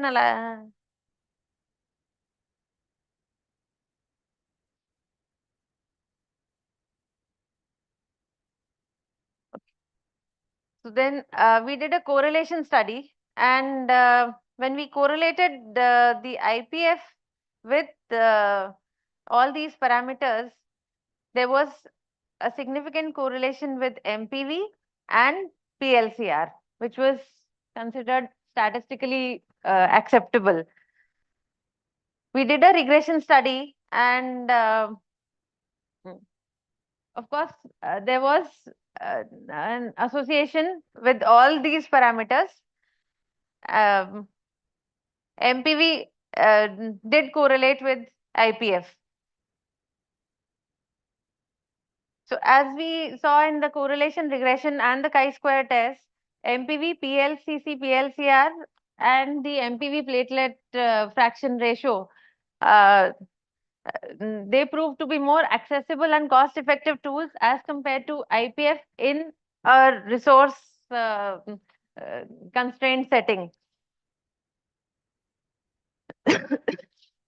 Now, this is because the younger platelets are larger in size, and the newly formed cells contain more and more granules, so they will be larger. The activated platelets change shape and form a biconcave and spheroidal shape with a pseudopod formation, which again gives it a larger volume. And in the hypoproliferative or hypoproductive states, it is only the aged platelets that are available. So the size is much smaller. So the MPV is lower. But the limitation was, since it was a retrospective study, we could not do a day-to-day follow-up of the patients and actually correlate with what change we can notice with each degree, each unit of increase of MPV. So conclusions wise, it is just that affordable and accessible platelet indices can correlate with platelet activation, recovery, and hence they are capable of indicating the etiology of thrombocytopenia, thus triaging the patients requiring further investigations. So I would just call it as a marker for triage and not an absolute marker. They are inexpensive, they are useful markers, and we still need to do further research to standardize these parameters. Again, the take-home message would be just an alert mind and keen observation can help in directing the clinicians towards a specific diagnosis and reducing the cost of burden for the patients. This is a word of thanks. Dr. Anshul had helped me out with the data from the hospital, Saraswati Hospital, and Dr. Neha is our statistician who's been helping out with all these studies. Thank you.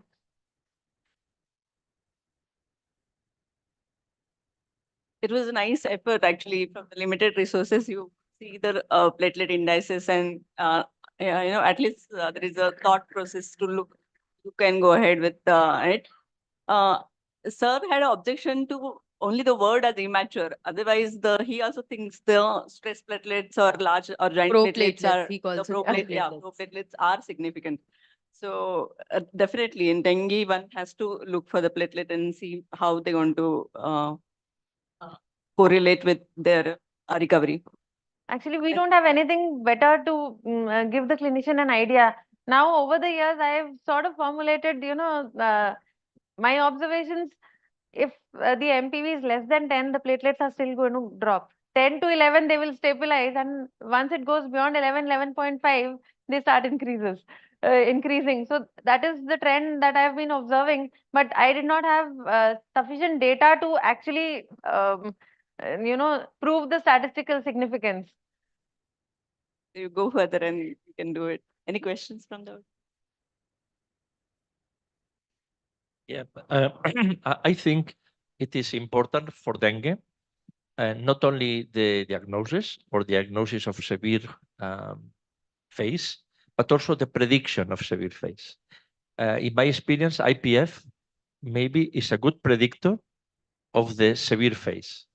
And that is for me one of the important utilities of IPF, even if it's a parameter that, as Dr. Sukesh said, is not really a parameter because we cannot calibrate, but we have to calculate our own reference values and can be used in the follow-up of dengue patients to see if the patient is going to go to this severe phase with hemorrhagic dengue, that the life of the patient can be in danger. And in my experience, IPF can be a predictor of this severe phase. But for diagnostic, I agree, MPV and combination of the parameters can be also very useful for the laboratories that they don't have the capacity to do IPF. Thank you. We can triage it. It's just for triaging. I would not really call it as a predictor, strong predictor, but yes, we can triage where it is required. And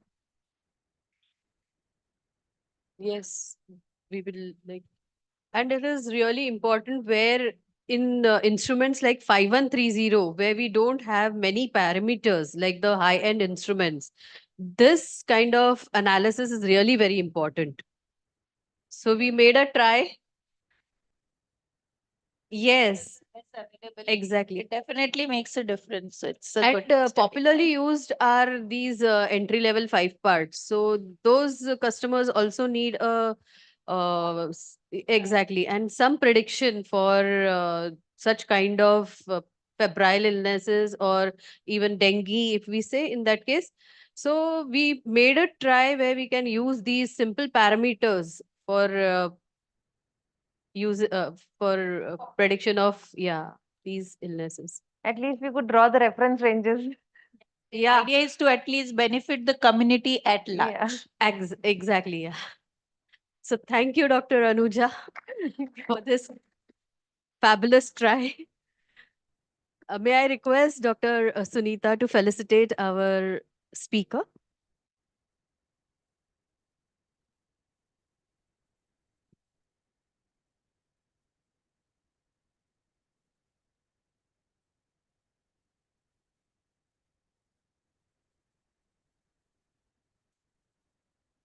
Thank you.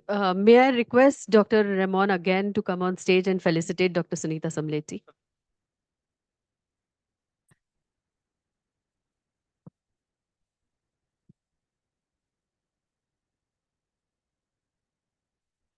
Ma'am, you can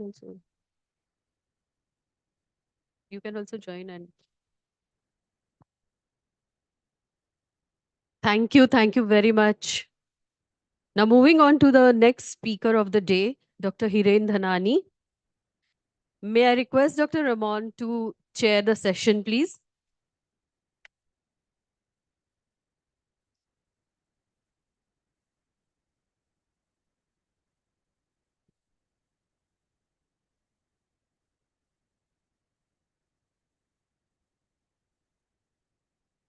Yes. I think everybody knows Dr. Hiren Dhanani, but I will introduce him. He's the director of the Sonal Head ROGM Sterling Accuracy Laboratory in South Gujarat, and has a special interest in hemapathology and practicing pathology since 15 years. And I have to say that he has been one of the very active persons in India, together with many others here, Sukesh and Dr. Chopra and many others, Dr. Manorama Bhargava, etc., in using cell population data and trying to improve the detection of diseases using these laboratory, I prefer to say laboratory use only parameters, more than research parameters.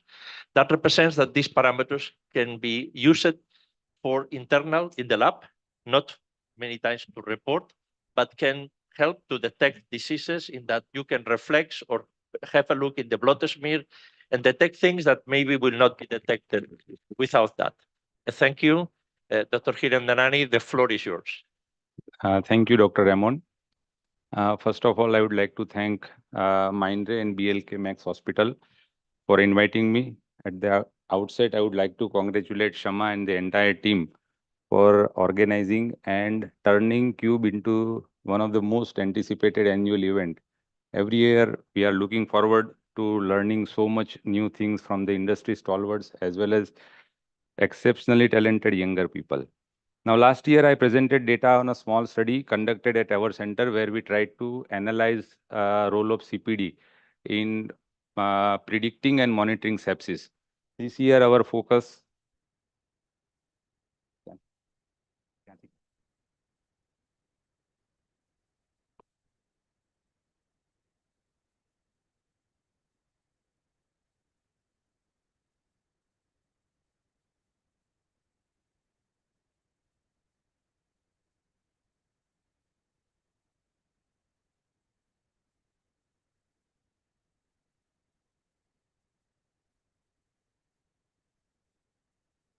presentation. Yes.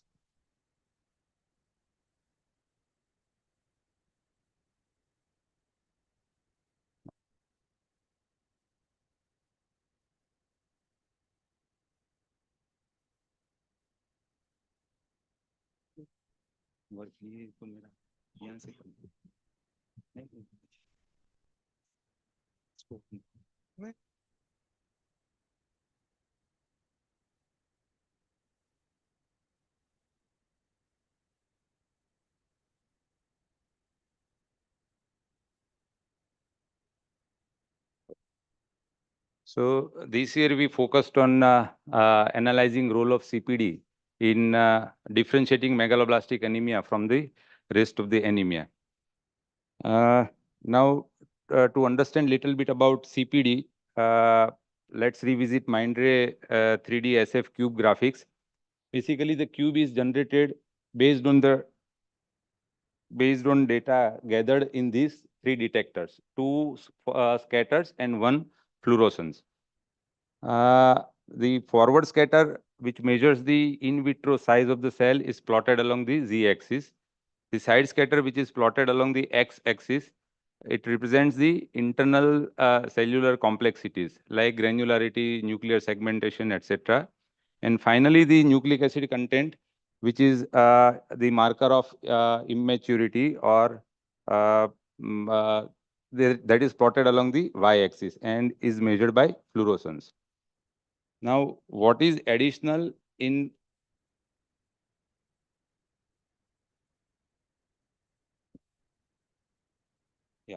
Now, what is additional in some of the newer analyzers like 68 Plus and 700 series instrument are they provide the mean value of the clusters along the x, y, and z coordinate.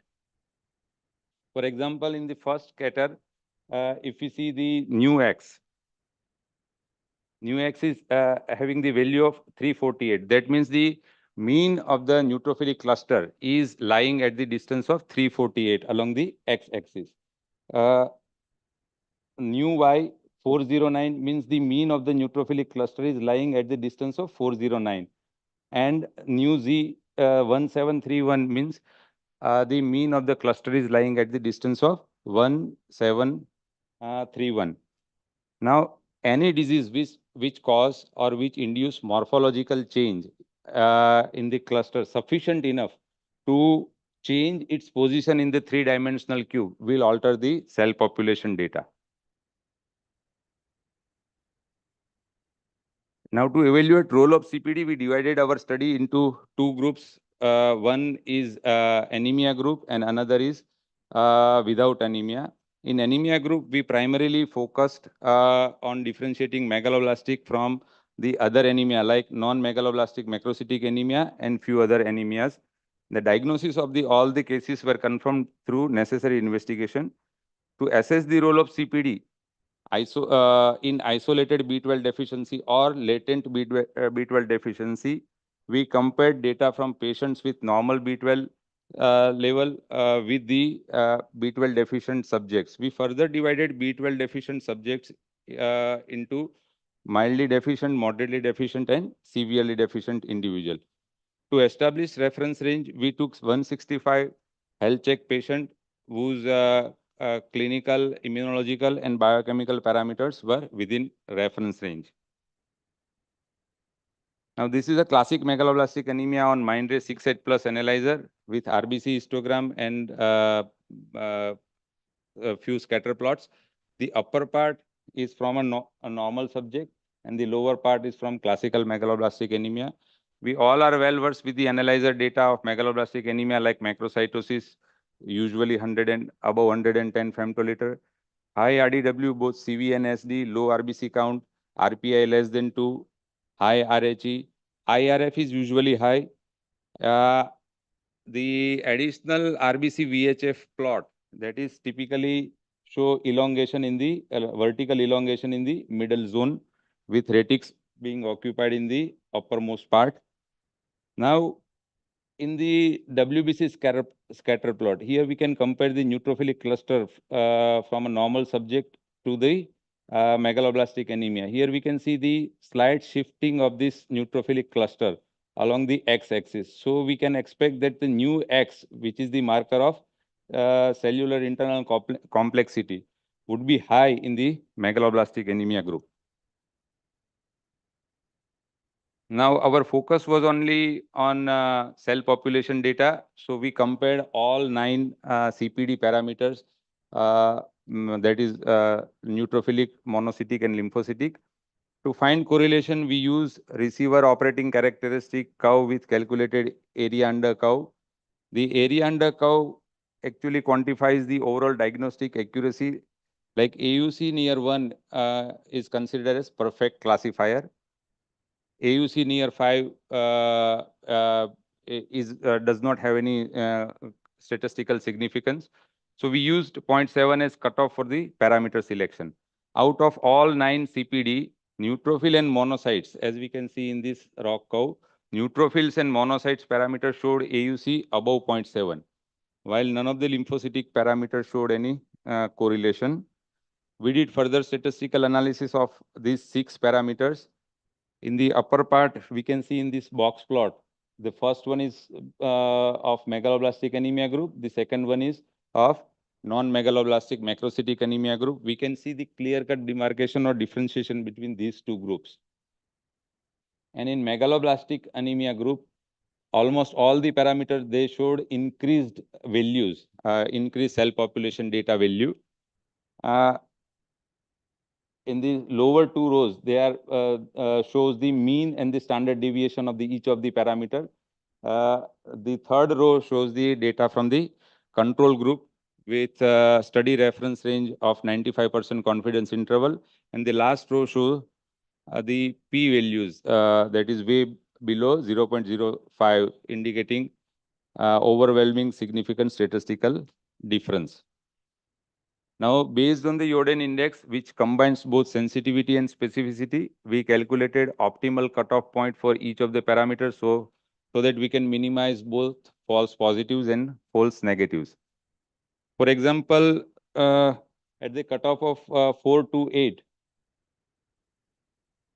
4 to 4, nu X alone could have diagnosed 93 out of 108 cases of megaloblastic anemia. But at the same time, it could have misclassified 16 cases from non-megaloblastic anemia group as megaloblastic anemia. The overall performance metrics was above 85%. The rest of the other parameters, they showed a little bit of less significance, statistical significance. So if I have to summarize the statistical performance of all the 6 parameters, I would say that nu X, that is the marker of neutrophilic internal complexity, was the best correlating parameter, followed by the neutrophil size, in vitro size. Then comes the monocyte nucleic acid content, followed by neutrophil nucleic acid content, and lastly, monocyte internal complexity, and lastly, the monocyte size. Now, to improve the prediction accuracy, we used logistic regression analysis, which is also known as logit model. We combine all 6 parameters because each and every parameter was associated with many false positives and false negatives. Logistic regression estimates probability that a given case belongs to one group or other. The output of the equation is always between 0 and 1. 0 means likelihood of the disease is minimal, while 1 means the highest probability of the disease. In our study, we combine all 6 correlating parameters which operated independently, and logit equation was created. We called it as Megaloblastic Anemia Prediction Score, or logit CPD. We evaluated its utility in the megaloblastic anemia differentiating from non-megaloblastic macrocytic anemia. And we got significantly improved area under curve, that is 0.991. At the cutoff of 0.6, we got much improved performance metrics.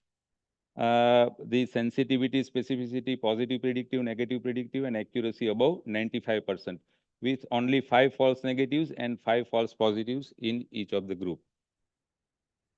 The same can be seen visually in this box plot. This particular graph compares the 6 CPD parameters and the performance of the logistic regression analysis equation.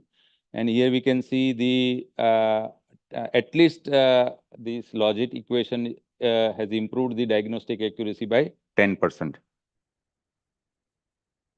We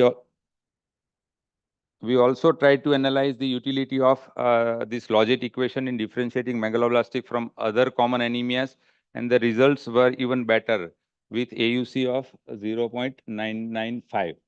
With the false positive in each of these categories, like anemia of chronic disease, CKD, anemia associated with CKD, iron deficiency, and beta thalassemia trait. These are the number of cases which we studied, and the false positives were below 2%. We also wanted to investigate whether vitamin B12 deficiency alone without anemia or without hematological manifestations can cause statistically significant change in the CPD parameters or not. And the answer we got was no. Here, these are the groups with non-anemic subjects, and this is classical megaloblastic anemia group. First 3 boxes are from the severely deficient, mildly deficient, and moderately deficient and mildly deficient B12 group without anemia. And the last one is with the normal B12 levels without anemia. So B12 deficiency alone is not a reason to cause change in the cell population data. Now, lastly, let's see some of the examples, real-time examples. This is an example of 35-year male patient presented with classical megaloblastic anemia. The table shows his CBC data on the day 1, day 3, day 7, and lastly after 3 weeks. The lower part graph we can see as the treatment progressed, all 6 CPD parameters gradually started returning to the baseline level. In the table, the last column is of logit or logit equation or megaloblastic prediction score. Initially it was near 1, and as the treatment is successful, as the hemoglobin reached to normal level, it also reached to almost 0.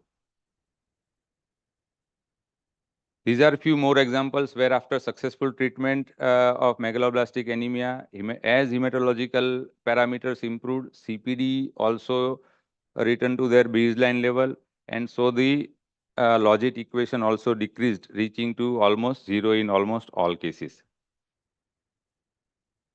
So to conclude my presentation, the take-home message is CPD alone can be very helpful in suspecting or differentiating megaloblastic anemia from other anemias. If look carefully, we can get help from least expected corner. Like in this case, we suspect megaloblastic anemia just by looking at the objective values of CPD. CPD parameters do not have any role in suspecting or diagnosing B12 deficiency without its hematological manifestation. I recommend further studies needed to validate that part. Another important point is that comprehending so much data that modern day cell analyzers are throwing at us can be very challenging. Subtle changes often go unnoticed, and for that we require help of statistics and data science, and that can really add value in the patient management. And lastly, the combination of parameter enhances correlation, reducing false positives and false negatives associated with each of the parameters. With that, I conclude my presentation. Thank you.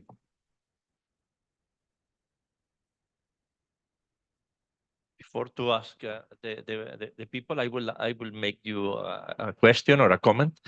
Have you checked in the people that have not clear low vitamin B12 but intermediate values very near to the normal, if the cell PD can have or your logic formula can have can help to differentiate the real B12 deficiencies from the non-real? No, I did not use logic in those part, differentiating vitamin B12 deficient subject from normal subject. I did not use logic equation, but the CPD were not statistically significant. The changes in the cell population data alone, say for example, new X, new Y, new Z, they were not showing any statistical correlation. Okay. So that's what we were discussing also in the morning. Yeah. I guess we need to plan a systematic study to evaluate whether CPD can be helpful in latent B12 deficiency without anemia. No, but I am saying is in the cases with anemia, that the B12 is not so clear low. If you think that adding cell PD to the B12 values can help to differentiate what is a real iron B12 deficiency and what is not a real a B12 deficiency. No, but we took classical cases of a megaloblastic anemia only, and all the cases where B12 levels were low, LDH levels were high.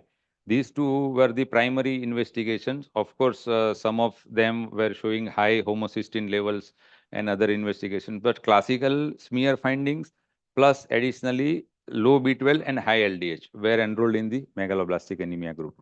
And finally, I want to congratulate you because I don't think any of the tests from the biochemistry, immunochemistry can have the rock curve that you have detecting megaloblastic anemia using parameters that are for free. Yes, yes. For this reason, I congratulate you for your presentation. And now the floor, if anybody have any question to Dr. Danani. Okay. Thank you so much, Dr. Thank you. Danani, for your great study.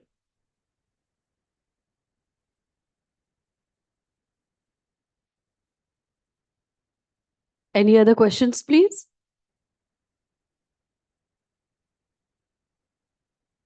I think no questions. So may I request Dr. Ramon to please felicitate our speaker.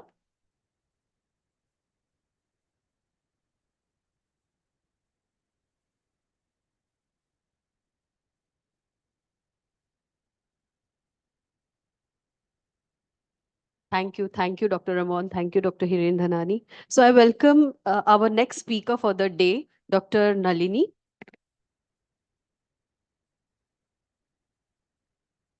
And may I request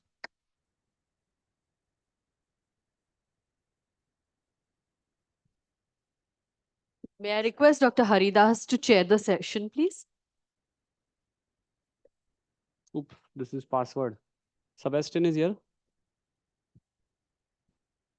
Laptop password मांग रहा है. Somebody closed it. One second, I'm sorry.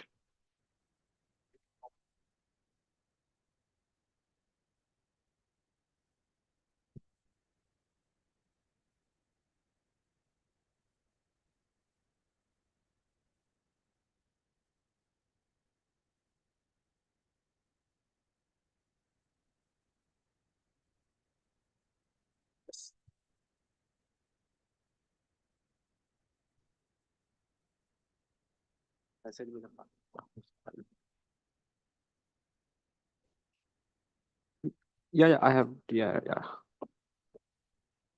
Yeah, ma'am, this is the PPT. Loan. Yes, yes. And we want to use this for this is good. Like check. This is good. And That's this one. yes. This one we have to give a slider, and this is the next slide, and this. This is the next slide. Yeah, next slide, and then the back. And which is this one? This Indicate. pointer. Okay. Do I start? One second, introduce. Second. CV is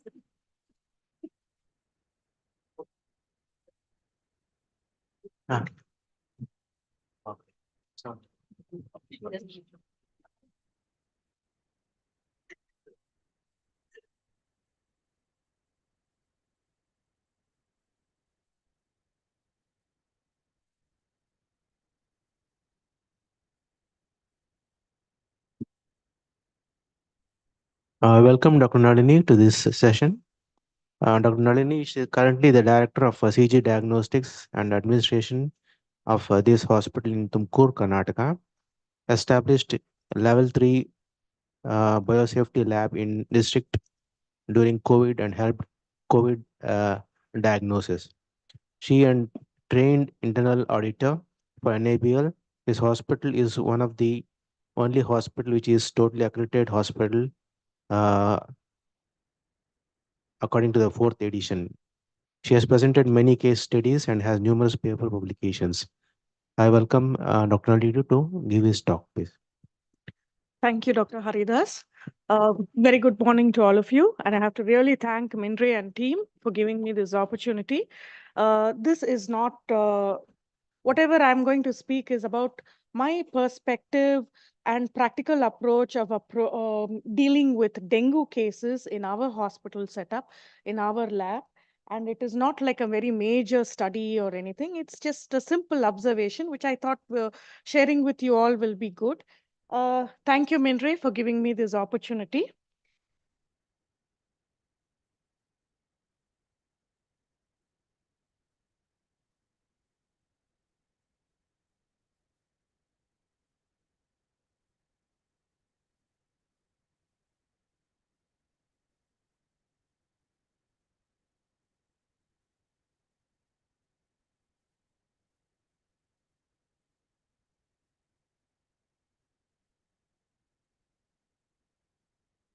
So it's dengue is like the lone wolf. It's very unpredictable and very dangerous. You know, lone wolves are very dangerous. So whenever there is dengue, uh, at least in our hospitals, and I think most of the pathologists will be coming across this situation, the patient is totally alarmed, panicked.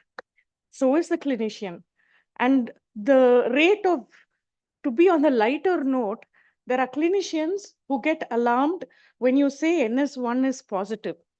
Okay, they are the grade 4 clinicians. Then you have clinicians who get alarmed when you say the platelet is coming about 1 lakh. Then you have clinicians who get alarmed when they hear platelets are between 1 lakh to 50. And then you have the real physicians, who I call, are the grade 4 physicians who actually get alarmed when the platelet touches about 50K. But it so happens in our hospital setup, whenever there is a dengue case, you have even our team, which includes nurses and paramedical staff, they all get alarmed when there is a dengue. To such an extent, we have a patient attenders. The minute there is a dengue patient admitted, they will come along with a platelet bag. They come along with platelet bag saying that, okay, there is dengue now, you give off this platelets. So they have too much of knowledge. They're all graduated by WhatsApp universities, you know. So they come, enter the hospital when there is dengue positive. My son is dengue positive. So I have already bought platelets because to get ours is a tier 2 city. So we don't have many blood banks. So once they say there is a transfusion which is required, then it's a lot of hassle for the patient attenders to get these platelets.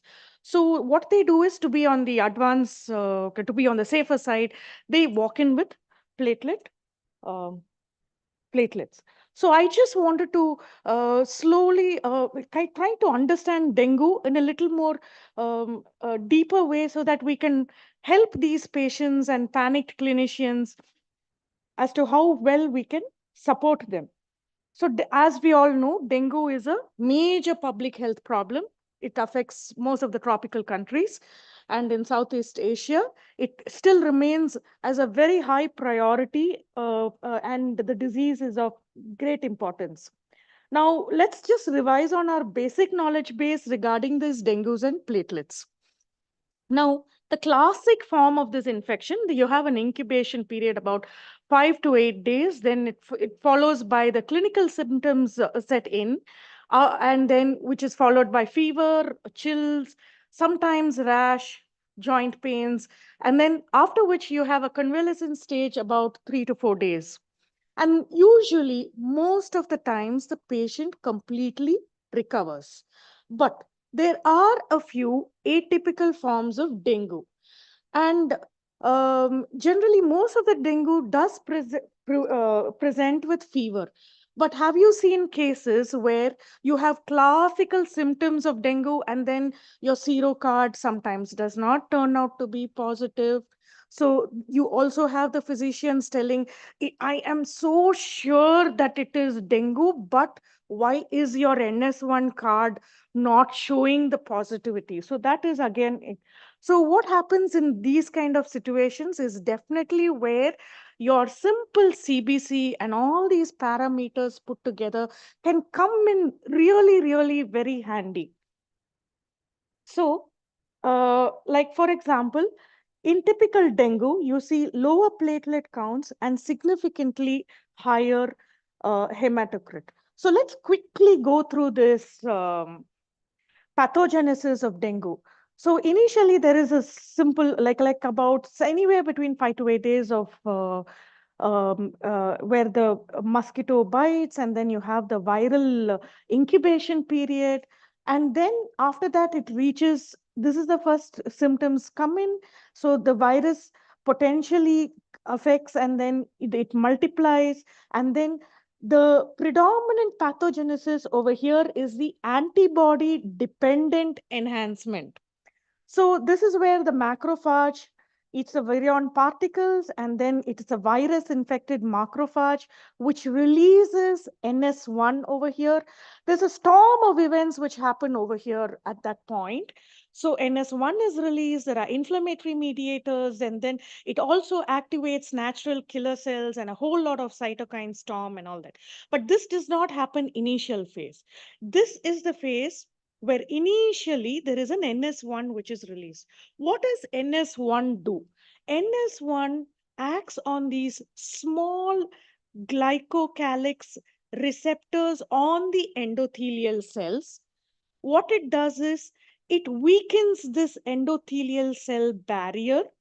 So there are gaps which form into this endothelial cell lining the vascular system, due to which there is a plasma leakage over here. So this is the basic mechanism that we have to understand. So understanding this, how does it show in our CBC indices? We see that there is a hemoconcentration. Hemoconcentration, look at platelet crit, right? So that you see is very higher. And at this point of time, when your platelet is actually, there is a lot of loss of fluid.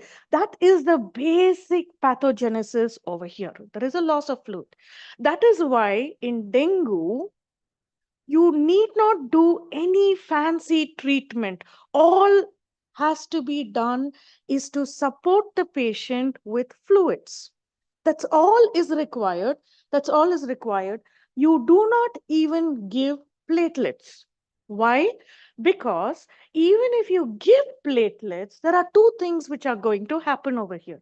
One, you're going to put the patient into unnecessarily volume overload. And the second thing which happens over here is you see this mechanism where it is antibody dependent enhancement. And this is the same, even if you're going to give platelets, probably they are also going to get attacked by these cells, and that is only going to increase the storm of activities which happen over here. And have you come across situations where clinicians, they give the platelets, okay, they are not going to listen to you when you say that no, it's actually 50,000, it's 60. They still want to give because there's so much of pressure on them by the family. And then they also call you up and ask you whether the platelet has increased. That's the next set of calls that you get. We have given so many platelets. Has the platelet increased? Sometimes you may not find a significant increase at all. Why? Because the platelets that you have given probably are undergoing the same disaster which are already experienced by the platelets inside the body. Okay. So there are a couple of activities which happen over here. Whenever there is dengue, there is bone marrow suppression. It infects. There are a lot of studies, but still they say there is nothing. There's no clear one mechanism which happens. It's like a multitude of factors which happen in dengue. One is marrow suppression, where the dengue virus infects the marrow, causes a decreased platelet production. And then there is also increased, simultaneously, there's an increased destruction of platelets. There is also this vascular leakage because I told you, and so there is a lot of loss of fluids. There is an activation of coagulation pathways leading to consumptive coagulopathy. This happens exclusively in patients who are having comorbidities. A patient with normal immunogenetic mechanisms, a patient like a healthy young child usually recovers from dengue.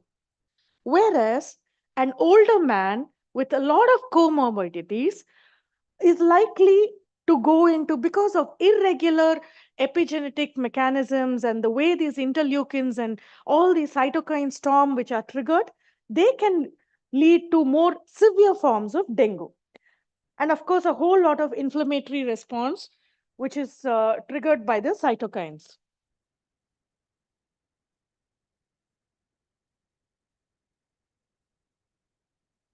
So coming to the lab interpretation, practicing in a small town, in a tier 2 city where you're not having much of, maximum we have a 5-part, and then you use all your hematology basic knowledge to interpret and console the clinician and the patients. So here, the platelet indices, I really find them extremely helpful in doing this, and where you have to comment upon whether the transfusion is actually required or it can be put on hold. So measurement of all these indices, platelet count, mean platelet volume, platelet distribution, large cell ratio, platelet crit, immature platelet fractions, they come in very, very handy. So to quickly look through this, mean platelet value, it is a surrogate marker of bone marrow activity. It's a beautiful thing which can be seen as a marker of production rate and platelet activation. And whenever you come across very high MPV and there is an ongoing peripheral thrombocytopenia, it means that the thrombopoiesis is effective, it is happening. Low MPV means definitely there is a bone marrow suppression. Okay. Platelet distribution width, again, a very nice parameter because it increases during the platelet activation. These are these small platelets which are budding and coming out. So they have these small pseudopodia formation and swelling. And because of that, you know that there is active thrombopoiesis going on in spite of a peripheral destruction. Platelet large cell ratios, this is significantly reduced in thrombocytosis. It increases in thrombocytopenia. This large cell ratio is nothing but, when you see the graph, these are the platelets which are larger than 10 femtoliters. And when you see the large cell ratio, they are inversely proportional to the platelet count. Presently, so these are all the parameters. When you put them together, you can analyze your indices. This is like so much undervalued, because when we give out the HEMET report also, we don't go into these extreme smaller details of platelet, which I feel in my lab, I have made sure that these are also come on the hemogram so that the clinician understands the significance of interpreting this.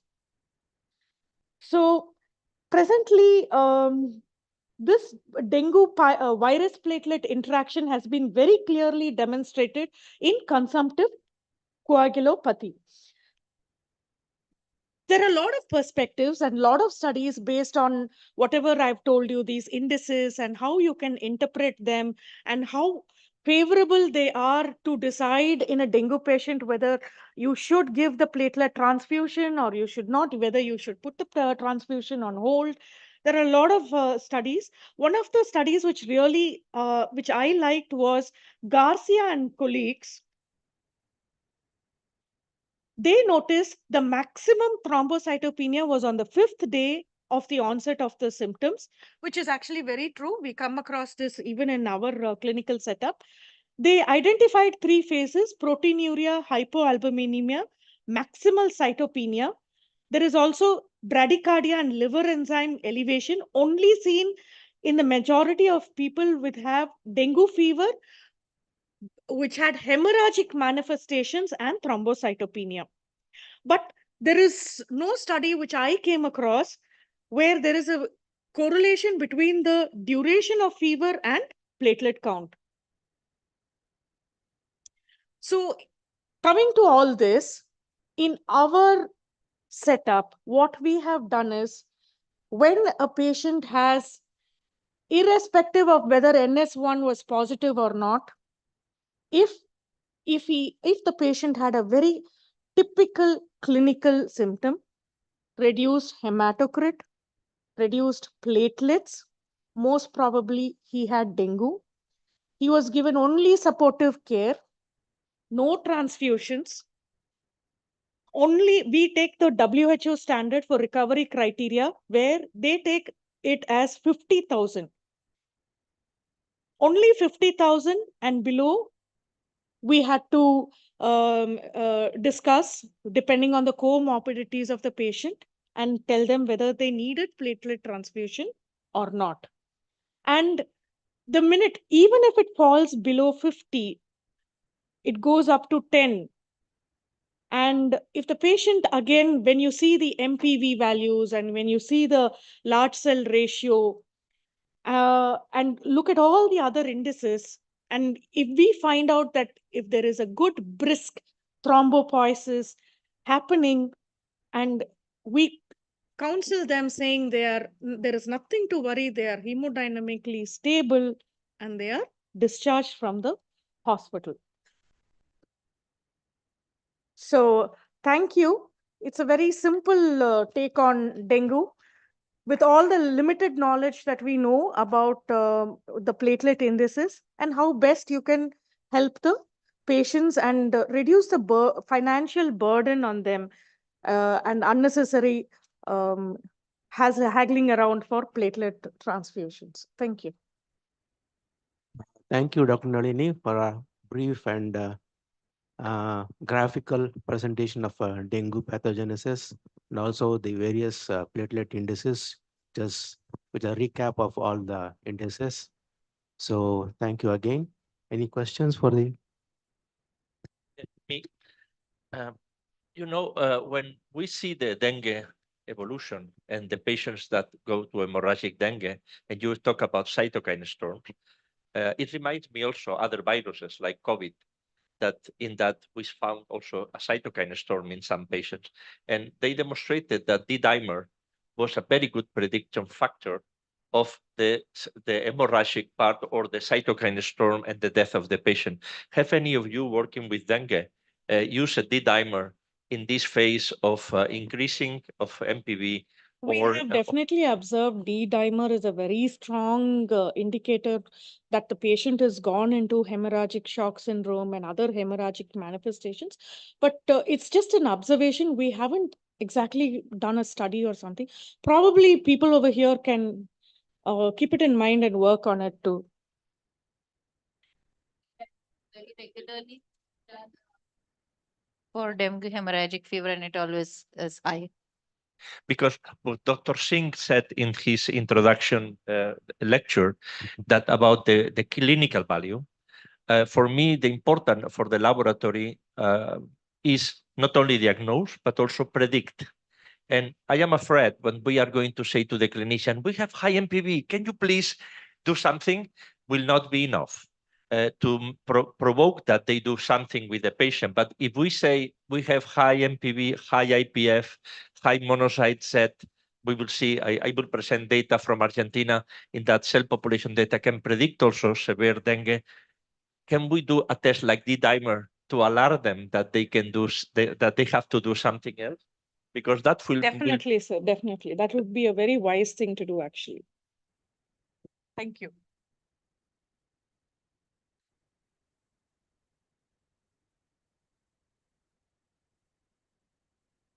Any more questions, please? So may I request Dr. Haridas? May I request Dr. Haridas to felicitate our speaker?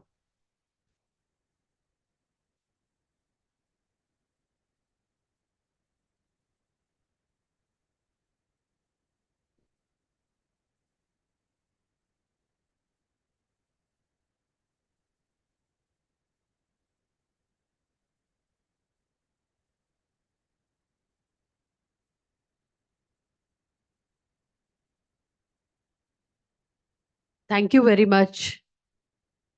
May I request Dr. Tina Dadu, our next speaker, to please come on stage? May I request Dr. Nitin Dayal to chair the session, please?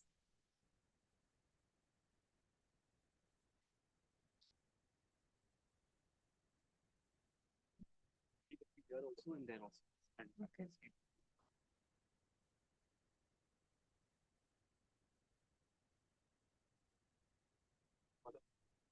Yeah.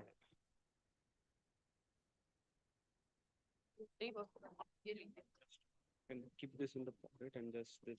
You can just put So from totally academic hematology forum to we are moving towards financial microscope.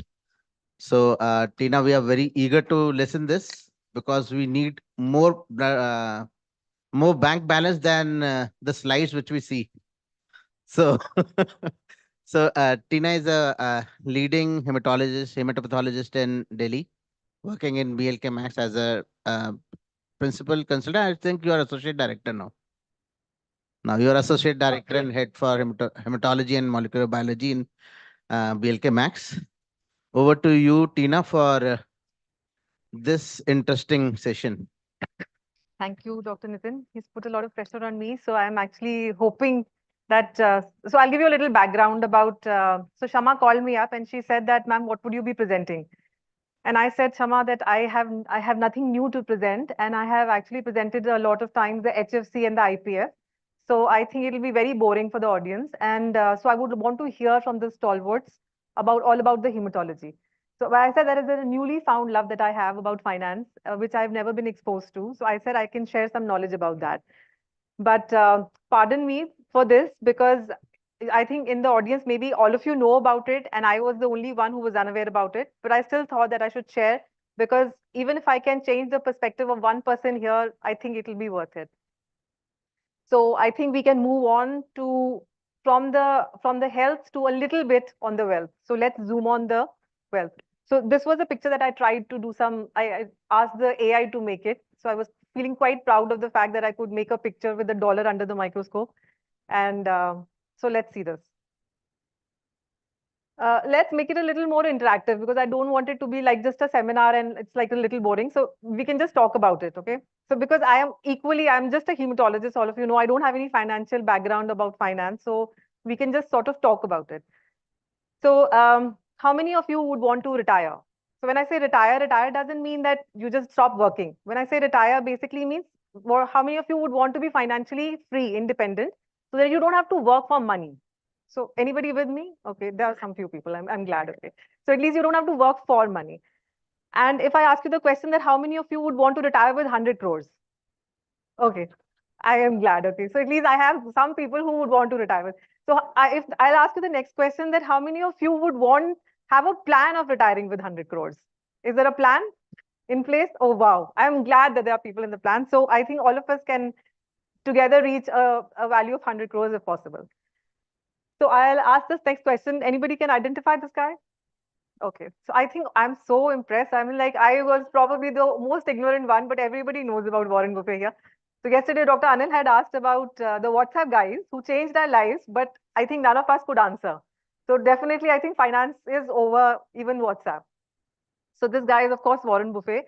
And you know what he says? One thing which, of course, he says is, if you don't have a way to make money while you're sleeping, basically, if you don't have a way of making money from your money, then you will have to work for money for the rest of your life. So do we agree with that or no? So till a long time, I had really no idea about it. And being a doctor, I think we just miss out this phase when we don't even think of just investing our money. So if our aim is actually to retire with 100 crores and we have to make our money work for money, then how do we do it? Obviously, if we do it in a planned way, it's going to be much more sensible, right? So let's go through the steps of making 100 crores in our lifespan. So the first step is, of course, we have to start early. Okay. So as I have missed this phase of starting early because I got to know about it actually quite late and nobody guided me. So when my residents join now, I make sure that I guide them throughout this process right from the beginning. So start early. I'll give you an example of the start early thing. So there were two friends, Ram and Sham. Okay. So Ram, both of them got a job at the age of 20 of rupees 25,000. So Ram was like a very sensible guy, as the name is quite suggestive. He said, I'm going to invest 10,000 rupees every month for the next 10 years from the age of 20 to 30. 30, he found a girlfriend. He got involved and then he stopped saving. He says, I can't save anymore. So stop saving. On the other hand, Sham found a girlfriend at 20 only. So he could not save any money. Finally, when the girlfriend left him at 30, he thought that, okay, fine, I'll also have to save some money. So Ram, I also will start investing 10,000 rupees every month. Now, Ram said Ram invested 10,000 rupees for only 10 years. That means the total amount he invested was just 12 lakh rupees. Sham, on the other hand, invested 3 times more than him. That is 36 lakh rupees. So by the time both of them were 20, sorry, it's already come. Okay, by the time both of them were 60, imagine that Ram actually had 3 times more money in spite of investing 1/3 amount than Sham. So Ram had about 16 crores and Sham had about 5 crores. So this is the impact of time we have on our investments. I'll give you another example of this time. There are these 4 scenarios. Again, investing just 1,000 rupees every month, just 1,000 rupees every month for 25 years. Another scenario, investing 1,000 rupees for 50 years, investing 1,000 rupees for 75 years and 100 years. So can you imagine the difference in the total amount which you will get after this? At the end of 25 years, if you keep investing 1,000 rupees a month, you will end up having 25 lakh rupees, which is also quite a substantial amount of money, I would say. But if you invest the same amount of money for another 25 years, you will end up having 8.5 crore rupees. And can anybody guess, if you keep investing it for another 25 years, what would it be? 30 crores. Anybody else? 25. Anybody else? Just put one more zero to it. So you will actually have 285 crores. And if you save it for another 25 years, then what would it be? Little more. Okay, it's 9,000 crores. Okay. So that is the power of compounding which is added actually to the time. So it's just that, when I was a resident and my salary was around 20,000, and I actually thought that what is the big deal about saving 1,000 rupees? I'm not going to become a millionaire. Least that I knew that there is actually something like this compounding. Somebody had told me to just invest 1,000 rupees. I think I would have I would have reached at least 25 lakhs by now. This is with the 15% CHR. Okay. So now, the next point obviously is that we have spoken about so much about compounding, but this is the first factor that you have to start early. What's the second thing what we have to talk about is now where to invest. Obviously, so there will be that these numbers have come because you have invested at a particular percentage, okay, which has compounded like this. Now, where to invest? So can you give me some places that you would want to invest your money, which is like the most common, safest that you invest your money in? Mutual fund, okay. Nobody's investing in fixed deposits now? PPFs and Nifty. Nikhil is already actually like a pro, so I don't have to tell Nikhil. I think most of you would be, but still, I think in a formal way, if we go about it, then you can at least transfer this knowledge to your residents. So of course, the fixed deposit. So I know a lot of grandparents who used to just give, like the moment the child is born, they would just put aside some money and they will say this is for the child, when the child is growing up, they would put the money in the FD, which is probably right. And the thought was right that the money will grow. But unfortunately, FD gives us a return of only about 5 to 10%, 5 to 7%. Of course, others are PPF. So, PPF is another place where a lot of us invest our money, which is actually tax-free, but there is a little amount of money that becomes tax-free. So not all can go in the PPF. Then you can have, but this also gives us a return of about 7 to 8%. Then you have the bonds, which can give you a return of about 9 to 10%. And of course, our new love, I think, is the stock market, which will give you a return of anywhere between 13 to 16%. I mean, if you're lucky, then you can even get 17%. If you're unlucky, then you might be actually lining up with just 12%. So on an average, we can say about 14 to 15%. So again, another question to you. If you invested 1 lakh rupees for 60 years in FD versus the stock market, what would be the difference? Okay, I'll give you what is the fixed amount after 60 years for an amount of 1 lakh invested for 60 years. It is roughly about, if we consider 7% return, it will be 58 lakh rupees after 60 years. Can you guess what it is for PPF? 58 crores. No, it's not that much. It's 1 crore. Okay. The bonds, you end up having 3 crores. And the stock market? 58. 58. Oh my God, this is actually like, okay, so it's about 43 CR. Okay, so 43 CR, if we consider 15%, if we consider 14%, then it'll come down to about 30 crores.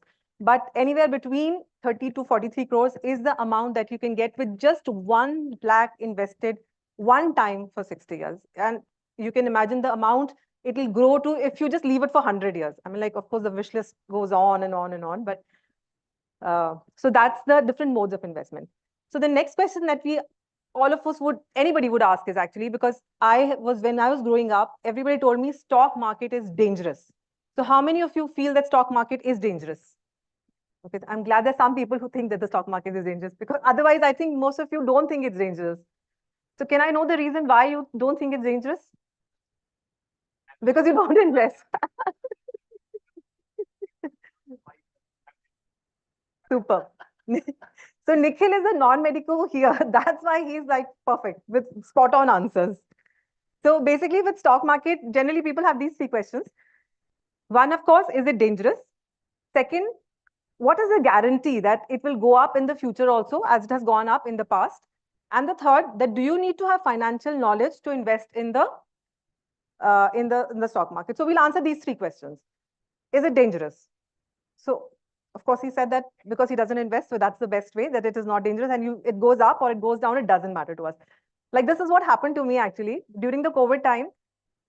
My husband came back and he said, the stock market is falling, the stock market is falling. So I said, it's okay, it doesn't matter because we're not invested. We had no knowledge. The next day he comes again, he says, the stock market has fallen more. I said, so what's the point? What do you want? Nothing. Then he went back. The third day when it just fell down like crazily, he said, we have to invest. And I said, invest means like what should I say? We have some money. Should we go? Please invest it somewhere. Where? How? What to do? Like we were that ignorant and naive about it that we had really no knowledge about. Both me and my husband were like this. We didn't know what to do. Like we thought that we should invest, but we had no idea how to invest, where to invest. So anyways, that was just that was what triggered me because I had such bad experiences with the bank guys who just used to sell us policies for the commissions that they would get. So I said I cannot trust anybody. I have to read about it now myself. So that's how the journey started. So coming back to this question, whether it is dangerous or it's not dangerous. So let's give an example again. Okay, so there are these two companies. In 1993, somebody who was in the stock market, there are these two companies. HMT watches were there and MRF tires was there. So again, Ram and Sham decided. Ram said, I'm going to buy HMT, and Sham said, I'm going to buy MRF. So HMT was at rupees 25 that time, and MRF was at 11 rupees that time. So both of them again invested for 30 years. After 30 years, so they invested 1 lakh rupees. So 1 lakh is just because I am using 1 lakh as a baseline here. So otherwise, probably at that time, they would have invested 1,000 or something like that. But let's say they invested 1,000 rupees for 30 years. What happens to HMT after 30 years and what happens to MRF after 30 years? So HMT remains at 27 rupees, okay? And MRF has gone to 1,20,000 rupees in the year 2023. So if you check it now, it is actually 1,40,000 rupees. So what does that mean? How much has your investment grown in HMT and how much has your investment grown in MRF? So in HMT, what has happened? No growth, okay? So the 1 lakh is actually 1 lakh and MRF is actually turned into 120 crores. So imagine the return for HMT was negative, whereas the return on MRF is actually 35% annually, which is a crazy amount of money. So you just imagine 1 lakh turning into 120 crores. Nobody would, if we had also invested just 1 lakh, then we would have not been sitting here. Probably we would buy Mindray. So it's basically, so of course, if you say that if somebody looks at this scenario, they can say, I bought HMT, so it's a disaster and stock market is a disaster and you should not enter the stock market. On the other hand, somebody might say, I bought MRF and now I don't have to work, in my life anymore and I can just do whatever I want to. So I think stock market is great, but this clearly shows it seems like a gamble. So then what to do? Then what is the thing that you should do to avoid this scenario? Because you want MRF, but you might just land up having HMT. So what is it that you should do? Anybody? But obviously by what I'm saying is you should invest in the stock market, but how should you invest in the stock market so that you don't land up into a HMT type of a situation? Diversify, okay. Sorry, read. Give time, okay. So probably all of us don't have time and the background of reading. So if we just don't want to apply our brains and we want to use applied brains already, then the best is Nifty 50 and Sensex. So how many of you know what is Nifty 50? Or let me ask you, how many of you don't know what is Nifty 50? Are there any people who don't know what is Nifty 50 so that I can explain it to you what is Nifty 50? Because I didn't know what was Nifty 50. So, okay, I have some candidates, so I'll say this. So basically, you must have heard about two exchanges in India. One is the National Stock Exchange and one is the Bombay Stock Exchange. So basically, the National Stock Exchange, the parameter that indicates what is happening, like, for example, there is a reticulocyte count that indicates what is happening in the bone marrow. Similarly, Nifty 50 indicates what is happening in the economy. So what they do is, like they take the top 50 companies of India. Okay. So of course, you know that if you invest in the top 50 companies of India, your money is not going to go anywhere because they are the top 50 countries in India. So right now, these are the top 50 companies in India. They are Reliance, Infosys, HDFC, ICICI Bank, and all these are. So when you invest in Nifty 50, that means your money is going into these 50 companies. Now, let us say that HMT was one of these 50 companies. Okay. And because HMT did not perform, what Nifty 50 would do is reevaluate and throw this HMT out of Nifty 50 and bring in another company which is doing well. So your money remains invested in the top 50, irrespective of anything, always in the top 50. And Sensex similarly is the top 30. So obviously Nifty will have the top 30 of the Sensex plus 20 another which are on the line. So your money is definitely safe. So you don't have to apply your brain. You just go and you just buy Nifty. What that I would have done if I had known during the COVID time that I have to put my money in Nifty 50, because that is like just brainless with no financial knowledge. Just keep doing a systematic investment plan every month in Nifty and you will be there at 100 crores. Oh, yeah, I know. But this is for the next generation probably.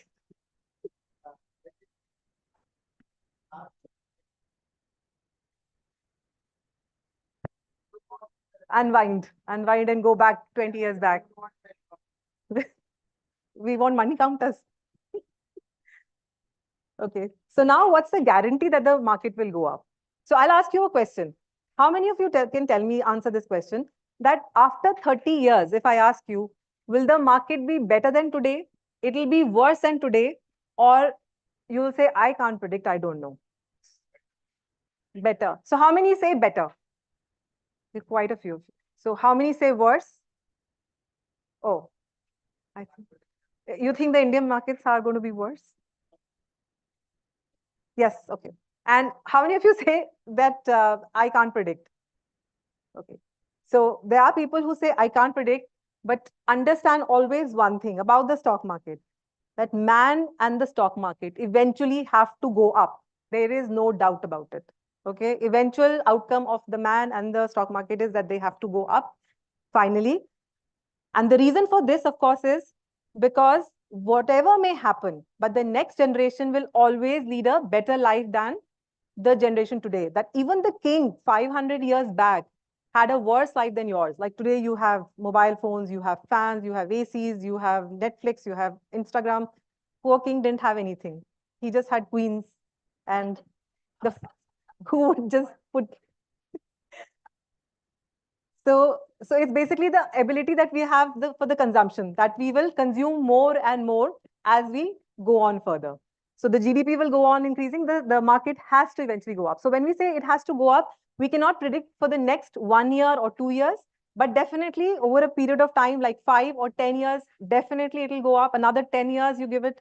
So when you're in the long-term investment, there is no way that you can lose money in the market, for sure, all right? And then the third thing is, do you need financial knowledge to enter the market, first of all? How many of you think that you need in knowledge? You need knowledge. Okay.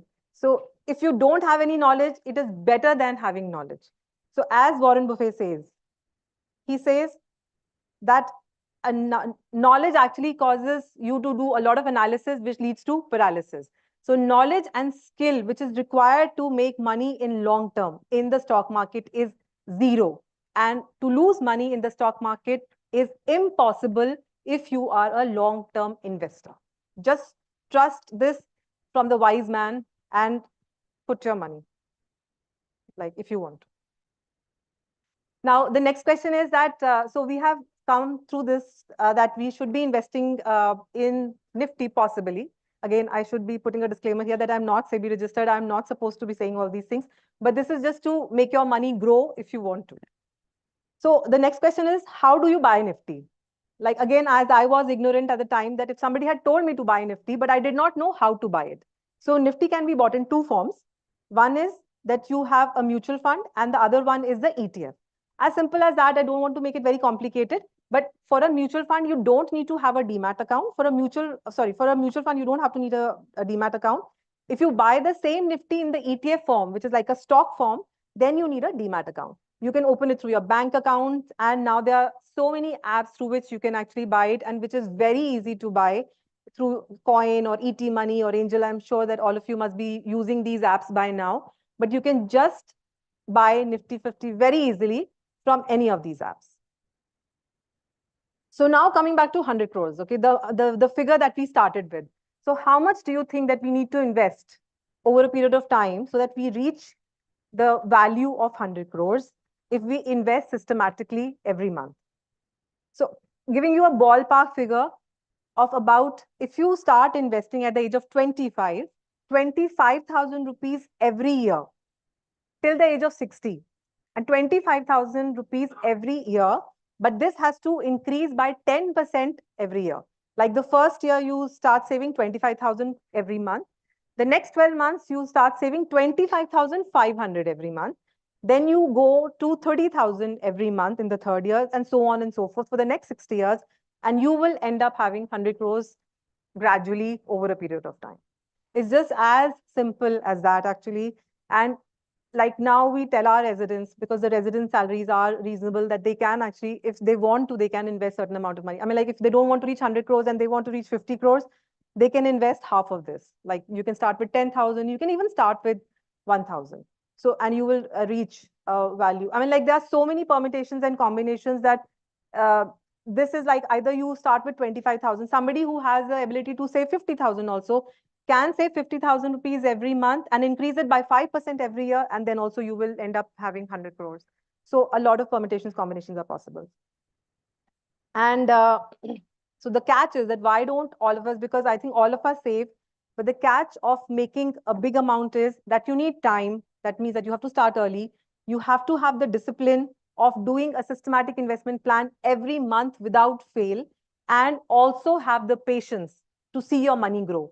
So don't keep seeing it every day, oh, what is happening today? Because in the first 10, 20 years, nothing will happen. And suddenly one day you will start seeing that your money is actually growing like a big tree.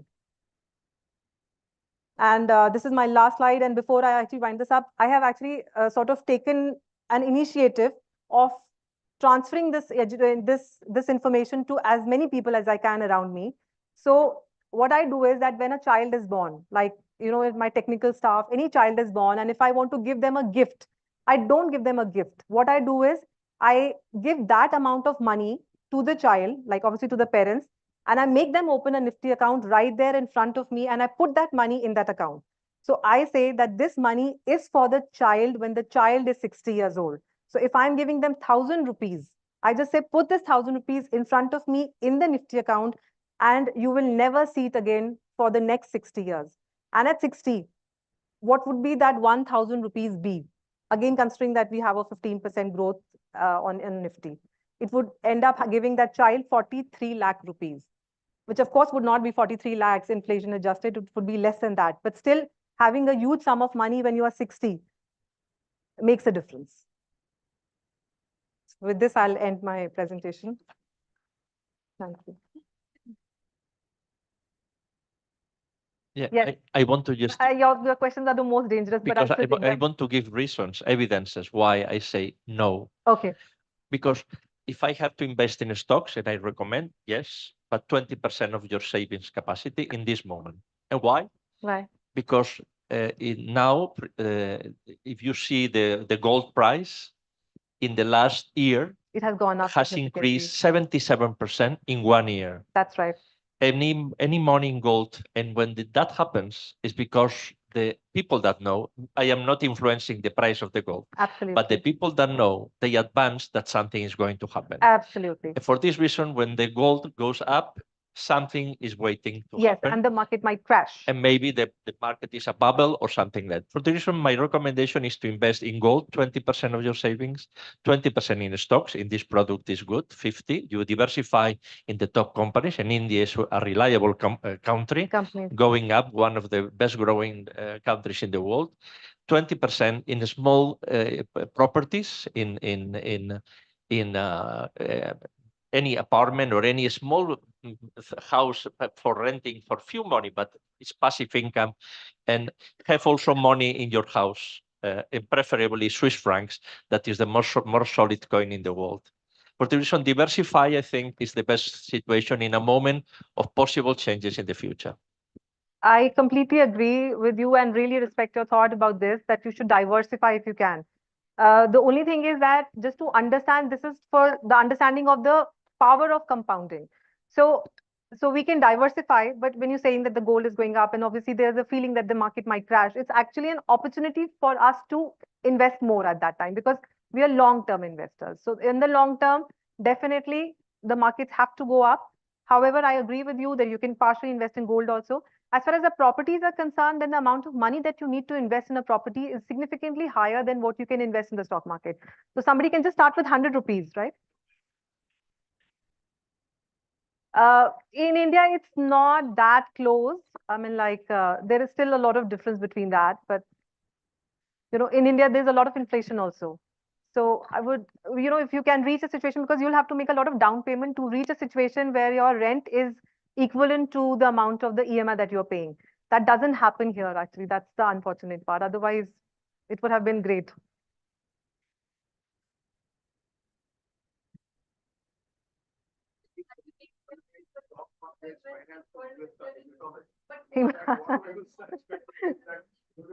About labs. Okay, no, no. Unfortunately, I am actually not into that at all. My boss is not here, who's actually into the management of the finances, but I am just away. It's just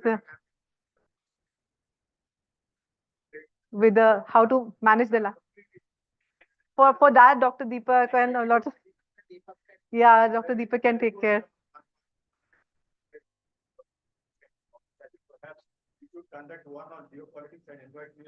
Yes, yes, absolutely. We would love to hear that. It's actually interesting to just diversify a little bit on hematology also, so that we become aware. And unfortunately, I think I have never had an exposure of financial talk from anyone in my life. Like, so I had really no idea about investments, how to make your money grow, and we have been just working without saving anything. So, which is an unfortunate part. So we have missed the earlier part of the time here, but at least we don't want the next generation to suffer the same, especially the doctor population who are unaware of it, because our background is not there.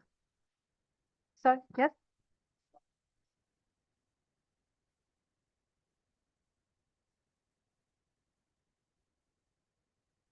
You just have you just have to wait. Give it a little more time. It's from 2006. Hello. That's amazing. Yeah. Yes. Hello. Yes. Hello. Yeah. Sorry. Yeah. Yeah. So one thing is that diversification is important, because I feel that you cannot put all your eggs in one basket. And that is Mr. Warren That's Buffett's totally right. also first sentences: do not put all your eggs in one basket.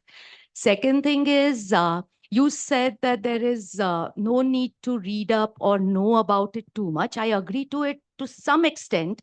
If you're going to go only with the Nifty 50 or the as a big, the large cap. But the story sometimes is very interesting with the mid and small caps. And then for Absolutely. that, you have to read. You have to. And yeah, Yep. so the last maybe 15 or 20 years, I have not lost out so much On like time. what you mentioned. So perhaps I started early, but yes, we all are people who study any which ways. No? We Yes, like yes, academics absolutely. and study. So it's just one more subject, and you keep reading about it and you understand a lot. And that is important. I'll tell you why, because you understand the fine print. Yes. It is very important to read the small print with all these things. So with everything that you said, and one more, my observation personally over the last 20 years has been that women, in fact, are even lesser aware about oriented than their male counterparts, perhaps because they're busy with other things. So that is also important, that women need to take these matters in their own hands. And I feel that because of our multitasking ability, it's very easily possible also. It is very Yeah. easily possible. And I see most of the women say, oh, I don't talk about finances. That My is husband also takes wrong. care of it. So Yeah. I feel we should not We be should not. apologetic at all about About- wanting enough money and a good Yes, lifestyle. and it's actually, So- I feel it's like driving today. That Yes. like it's so important to know how to drive your car. It is so important to handle your finances yourself. It's like cooking, driving. It's like you have to handle your finances. You cannot leave it to anybody else. So you should, like you rightly said, that see, I started with the investment thing. Then because I got so interested, because see, all of us like here who are doctors, we are also used to reading. We Taken up want to for- read. yeah, yeah. So we have gone to the next level of creating our own portfolios. Then if you want to even go into derivatives, there is like a lot. Yes, absolutely. Like Dr. Mohan also is managing his portfolio completely, reading about the stocks. And we know that the returns in the small cap and mid cap is much more than this also. But again, there's a risk involved in Yes, that. of So course. you have to take that risk. But I when talked it- about the fine print, even Yes. for the FDs that you said, even simple thing like FD. Yes. If you just keep an eye upon which bank is giving the best rates, you will Return. realize that today many banks are at 7.98. Yeah. The standard ones. I'm not talking about the cooperatives or anything which are going to Right. dissolve in a while. No.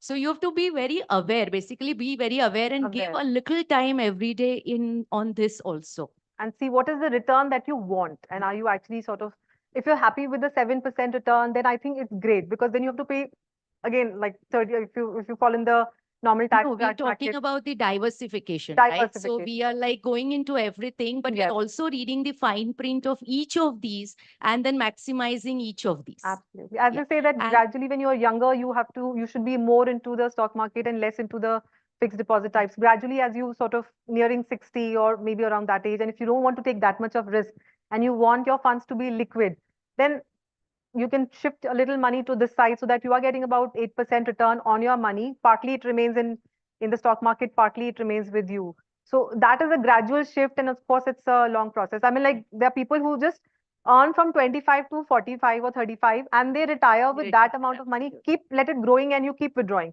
So if any point of time you withdraw 4% of your money, you will never be out of money, it will always grow. At the same time, there's this myth about 15 and 20% always, because if you go to the same guys and talk about a systematic withdrawal, This is then it is always lesser. They'll always tell you that systematic withdrawal should happen only at 10 or 12%. So actually that uske upar ka 3 to 5% is on this is paper. actually safest investment in equity. What Yes. what she explained, Nifty 50.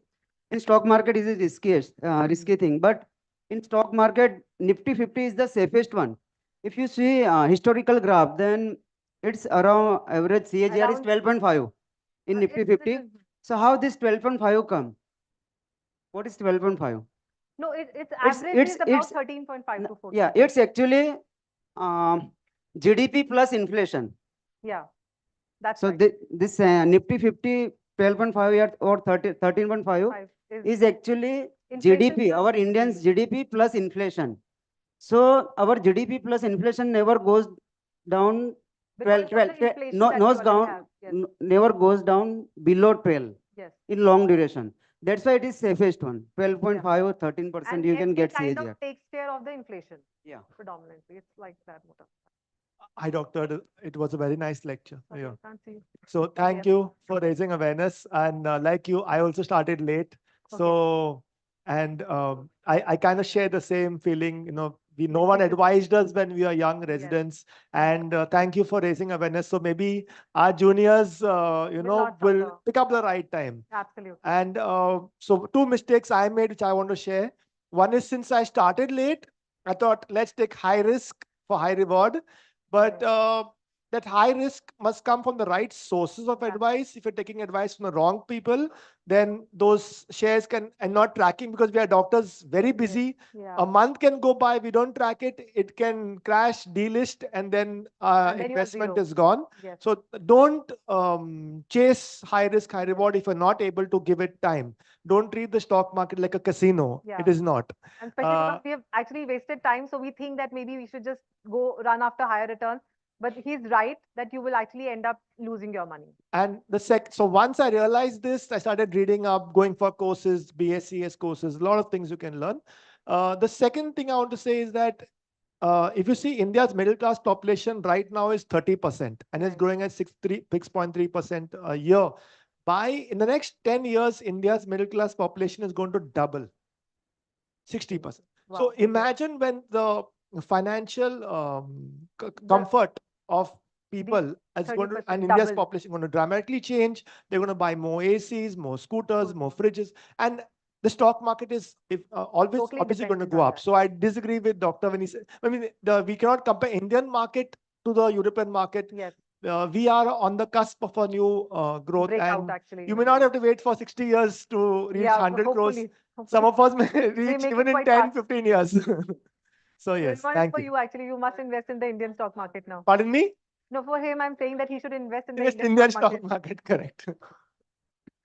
Okay, I think we'll break. Okay. I hope it was not a waste, because I was actually quite anxious before. I thought that I'm talking very differently on a different topic, but it's always. Yes, okay. Meanwhile, we can have some hematology. Yes, absolutely. Back to hematology, back to health. Health is much more important than wealth. May I request Dr. Nitin Dayal to please hand over the memento to Dr. Tina Dadu?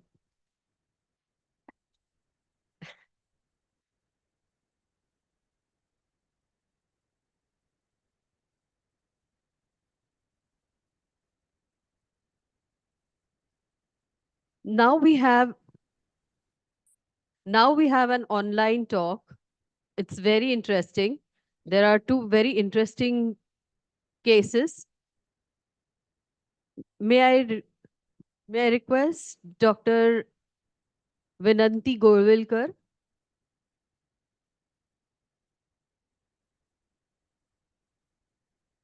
She's online.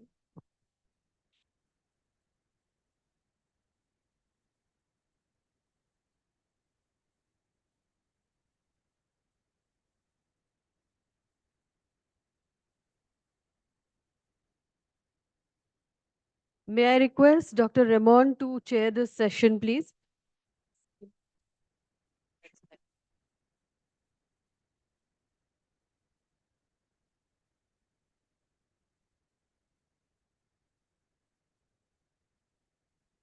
Okay, now we are going to give the chair to Dr. Vinanti Golwilkar, Laboratory Director of AG Diagnostics, Neuberg Associate, Pune topic, case-based approach of hemolytic anemia.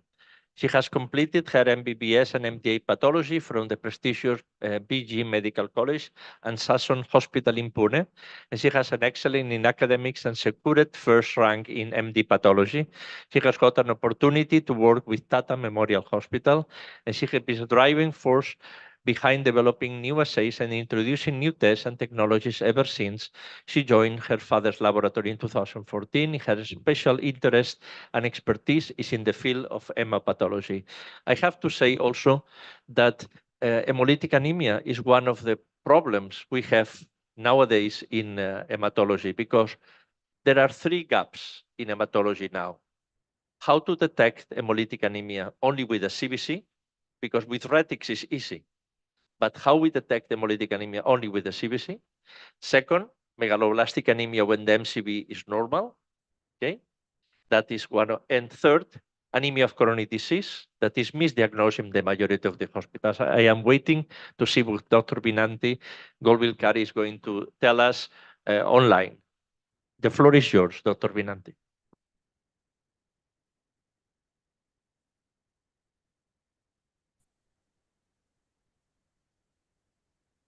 So good afternoon, Hello, everyone. ma'am. We can see you. Welcome. And we'll play the video now. You please be Yes. online.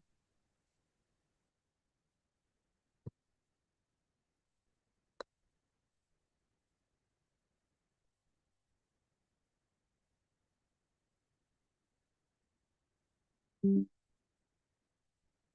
afternoon, everyone. Begin with, I would like to thank the organizers, Team Mindray, particularly Shama, for getting me again on this platform. Today, I would be covering the approach to diagnosis of hemolytic anemias through a few cases. We begin with our CBC, which shows a low hemoglobin for the age, sex, and race as defined. And so the patient is having anemia. And how does this happen? To put it simply, this could be because of decreased production of RBCs, as we see in nutritional anemias, or in bone marrow suppression as in neoplastic anemias, or it could be due to the increased destruction of RBCs, as in the case of hemolytic anemias. And this is going to be the focus of my talk.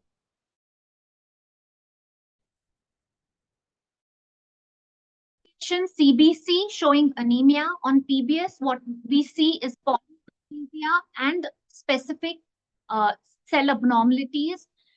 We need to do the reticulocyte count, reticulocyte production index, and we need to take this in account with the clinical findings and the biochemical findings.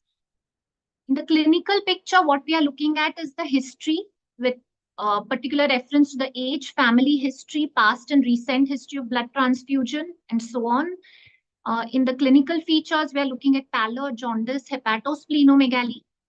In the biochemical findings, what we are particularly concerned with is the increased serum indirect bilirubin, increased serum lactate dehydrogenase, and decreased or absent serum haptoglobin. But coming back to our CBC, what does it tell us? So in cases of anemia, traditionally we have been classifying them as microcytic, normocytic, and macrocytic. The microcytic hemolytic anemias are the thalassemias. Other than that, what we see in hemolytic anemia is typically a normocytic to mild macrocytic picture, along with an increased RDW. On the peripheral blood smear, what we can make out is significant polychromasia, as we can see in this picture here. Very hard to miss.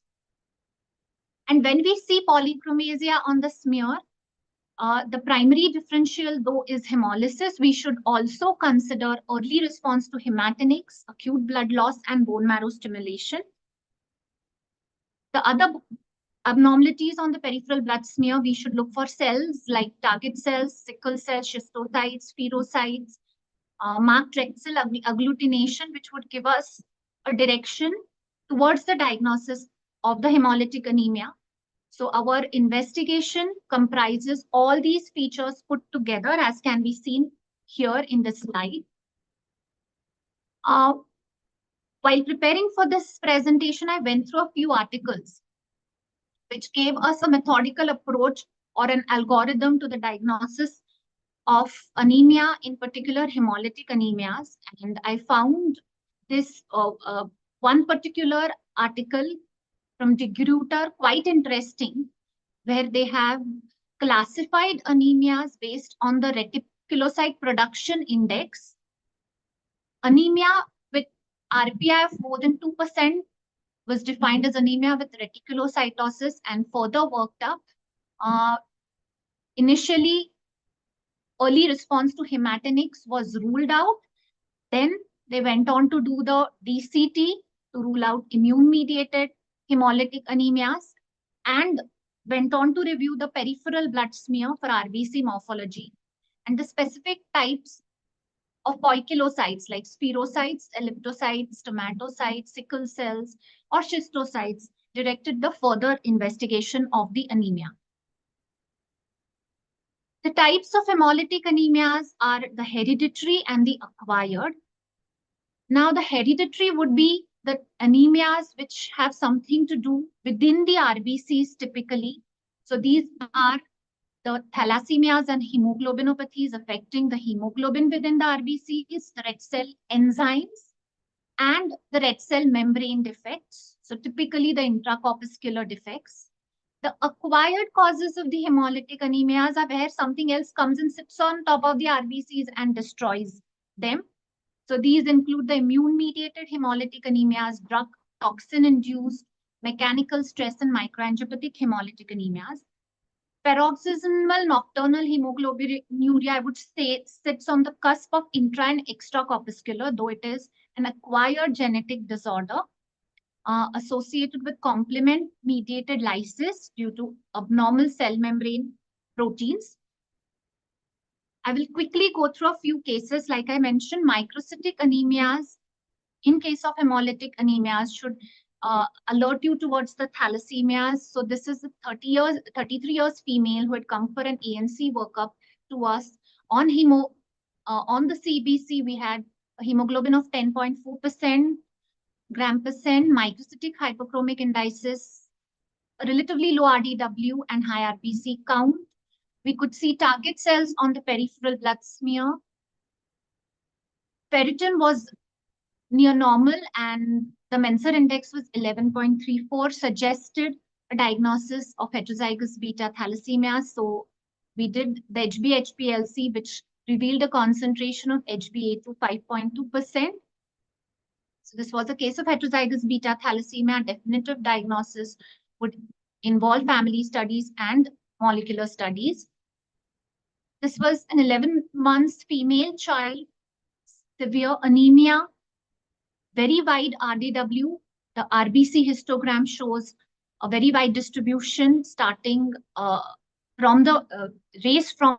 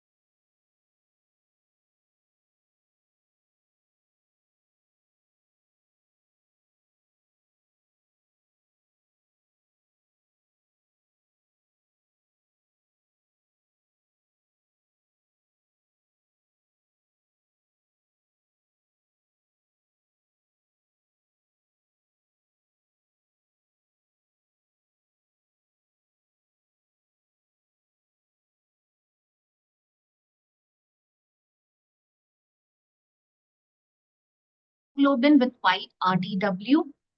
RBC indices were more or less normocytic for this age group, I would say, mild microcytic. And the peripheral blood smear showed the presence of spherocytes with polychromasia, increased reticulocyte count.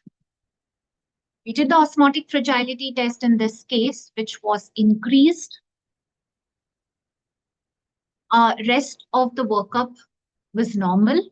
So we suggested a diagnosis of hereditary spherocytosis in this case. The osmotic fragility test, acidified glycerolysis, autohemolysis are the non-specific tests used in these cases. However, specific diagnosis would be by membrane protein analysis, molecular and family studies. The red cell membrane proteins typically involved are spectrin and chirin, pallidin, stromatin, glycophorin. So this way we covered the hereditary hemolytic anemias, thalassemia, sickle cell disease, the red cell enzyme defects as in G6PD, or the membrane defects as in hereditary spherocytosis. Here we come with next case. This is 17 years female, presented with complaints of fever with rash and generalized weakness, hemoglobin of 6.2 gram%, normocytic normochromic indices, however, a wide RDW again. The peripheral blood smear showed moderate anisocytosis with mild polychromasia, could see some reactive lymphocytes and occasional microspherocytes. Retic count was increased. We did the osmotic fragility test, which was increased in this case, and they had done a serum protein electrophoresis, which showed a marked increase in gamma globulins. So we asked for a DCT looking at the peripheral smear. The DCT was positive by both the gel card. We also confirmed it with a manual tube agglutination technique, and an autoantibody workup followed. ANA was positive. Anti-DNS DNA was positive by immunofluorescence, as can be seen in this image. And so was the ANA blot positive for an RNP, SM, and ribosomal P protein. So we came to a diagnosis of autoimmune hemolytic anemia associated with systemic lupus erythematosus.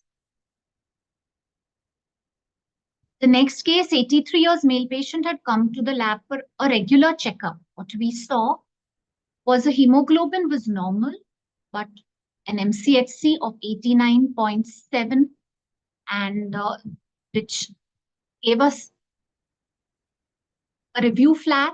H&H check had failed. We saw the smear in which we could see RBC agglutinates. So the RBC count was false low.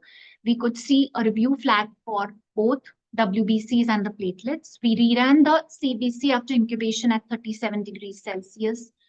So with incubation, the RBC agglutinates disappeared, count came back to normal, so did the hematocrit and MCHC, and the peripheral blood smear picture, as can be seen to the image on the right. Direct Coombs test was positive, a cold agglutinin test was positive with a significant titer of 1 in 128. So this was a case of autoimmune hemolytic anemia, cold agglutinin positive. So broadly, autoimmune hemolytic anemias would have warm antibody, cold antibodies. They are frequently associated with lymphomas, infectious mononucleosis, or atypical mycoplasma pneumonia infections. The workup consists of that direct antiglobulin test, initially using a polyspecific broad-spectrum reagent, followed by monospecific sera to identify the types, and other investigation to find out the underlying cause for autoimmunity. The next case, this was 81 years male patient. He had a history of mitral valve replacement, prosthetic valve around 25 years back, was on oral anticoagulant warfarin since then. He had presented to our lab with an episode of hemoglobinuria 6 years back and has been on follow-up with us for persistent anemia. So this was his cell counter report. Hemoglobin of 8.1%, mild macrocytosis, RDW was low at this point in time. However, peripheral blood smear did show the presence of 1 to 2 schistocytes per oil immersion field. Typically, during the acute episodes of hemolysis, he has shown a wider RDW. So this was a case of prosthetic heart valve-induced mechanical injury, hemolytic anemia. Another such case, 11 years old male child, had a history of fever and diarrhea since 2 to 3 days and referred for CBC and urine routine. On CBC, we had a low hemoglobin, typically normocytic indices, a wide RDW of 23.4% CV, and a low platelet count. Peripheral blood smear showed polychromasia with the presence of schistocytes. The urine routine had revealed 3+ proteinuria with 20 to 25 RBCs per high power field with a raised creatinine. Here we considering a possibility of hemolytic uremic syndrome in the case of microangiopathic hemolytic anemia. Whenever schistocytes are present above 1%, it is considered significance. And if that is the dominant feature, then a possibility of microangiopathic or mechanical hemolytic anemia is to be considered. With this, I would like you to take through our data over the last 5 years. So what we have seen is somewhere between 25 to 30% of our CBCs, I would say, showed anemia, low HB. I tried to go through the data. I took all CBCs with a hemoglobin of less than 11 gram percent, significant anemia, with RDW of more than 18%.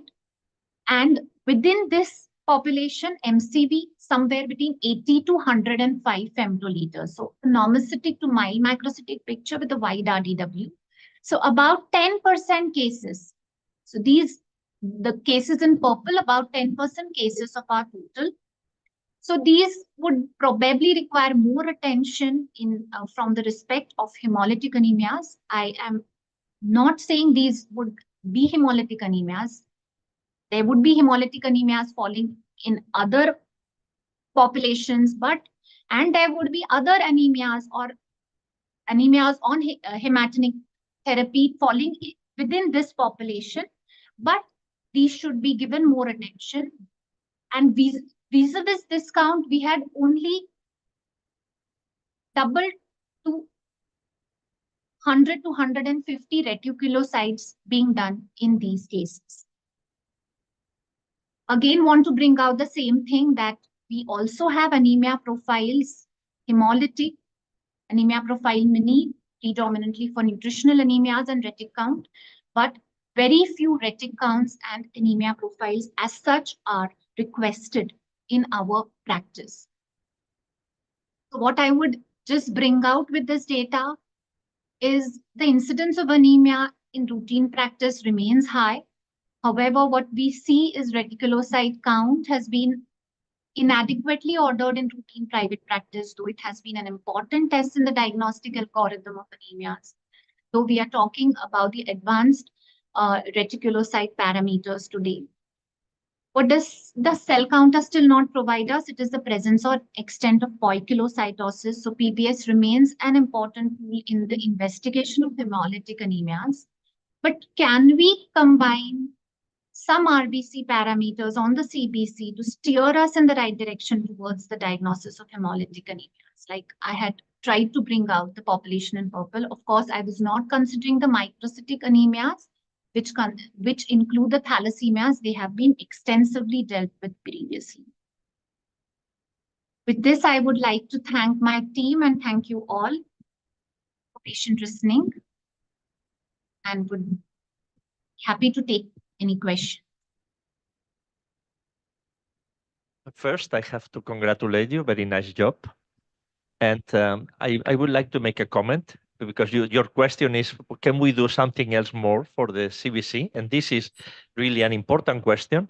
And this was part of research some other people did. In Badalona, in Spain, they published in 2022 in the ISLH an article doing a similar study, and they found that MCHC was, in addition to RDW, and the hemoglobin a good parameter too. The problem we have is not all the companies have the same accurate MCHC. Some companies have many false high MCHC because resistant cells to the hemolysis. For this reason, this is one of the challenges we have. And in Mindray, but they have been working very hard to have a reliable MCHC with no resistance. But it's a good parameter, and I think if you check your data, you will see that MCHC will add some value maybe, because the case number 2, the case number 5, the case number 8 have high MCHC. Yes, whenever the microspherocytes or spherocytes are present, it definitely helps. Yes, and the thing is, the fact is, after with retics, as you said, is much easier, and we have also high hyperchromic cells in some instruments for this reason. But what you did is perfect because it's one of the big gaps we have in the hematology. And now, any question from the audience? Yes. A very good presentation, actually. Just to add to the findings which are elaborated by you, with the advent of new hematology analysis, especially the one which we are using in our hospital, JSS Medical College, Mysore, Karnataka, we have BC6200. So that's a 6-part analyzer. It gives us a first impression of hemolytic anemia with the parameters of RDW, reticulocyte count, which comes with our retic channel. And with that, we have NRBC count. So the first clue that the patient or the sample might have hemolysis, and advanced parameters of fragmented red cell count, which are both in percentage and absolute. So all these are additional parameters which definitely give us a clue that the patient will be having some kind of hemolysis. So this is the advantage and a practical utility of this modern hematology analysis. Yes, but madam, I would like to understand, do you process all your CBCs on the red channel? Actually, this is mainly for PBS and hemograms. If they ask only CBC, we do not process it in retic channel. But with CBC, we also get NRBCs. So once we get NRBC count of more than 2 or 4%, then definitely that's an indication something is wrong with the patient sample. So we analyze it further. Okay. Yeah, and this is a very interesting way to explore, to review our data. If the NRBCs that in some instruments is included in the CBC for free, is adding any value, because that is also another way, MCHC, but also an NRBC. Very good question. Very, very useful. The analyses are extremely useful, especially in our centers where we have a sample load of 500 to 600 samples per day. So that CBC itself gives the primary analysis and primary provisional diagnosis. Absolutely. Right. So what I also brought out is in a private laboratory setup, people are not asking for the reticulocyte. They're not requesting. So maybe we should think of such reflex testing, but it becomes really difficult in a private laboratory setup to go on adding tests. Yeah, I have seen few cases where the reticulocyte count was raised and NRBCs are raised, as well as the patient is having macrocytic anemia. So is that in favor of megaloblastic anemia on treatment, or it shows the hemolytic anemia? So with a significant macrocytosis, we should, I would say, somewhere where at 120 femtoliters, more than 110 femtoliters, megaloblastic anemia should definitely be in the differential. So also MDS should be considered in such cases. But yes, in the individual case, we would have to keep megaloblastic as well as MDS in a differential if there is a significant macrocytosis. And you?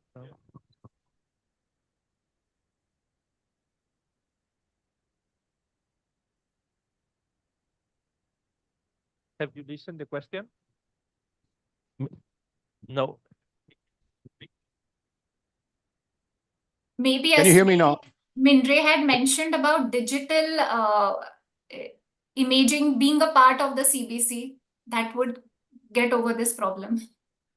Okay. Can you hear me now? I mean, I have a question. Yes. How commonly you encounter all test negative hemolytic anemia, and what would be your approach for that kind of cases? So I do not have a data as in percentage wise, but we do see polychromasia increased reticulocyte count with the routine tests negative. Like even in the case of that I mentioned, the mechanical prosthetic heart valve. Now, since I showed you a follow-up, and we know that he's a known case of hemolytic anemia, we pick up every time basis the follow-up in our lab. But otherwise, we may not be able to pick it up. And in his case, all the tests for hemolysis that were otherwise done were negative. Yeah, that's exactly the reason why We I asked know about the what. history, and we knew that he had an episode of hemoglobinuria at some point in time. And when he was investigated, then given this history, which was correlating with the diagnosis. Okay, I mean, in those situations, you tend to correlate clinically, but how often you make a primary diagnosis of, say, for example, very rare conditions like PNH or PCH, or for that matter.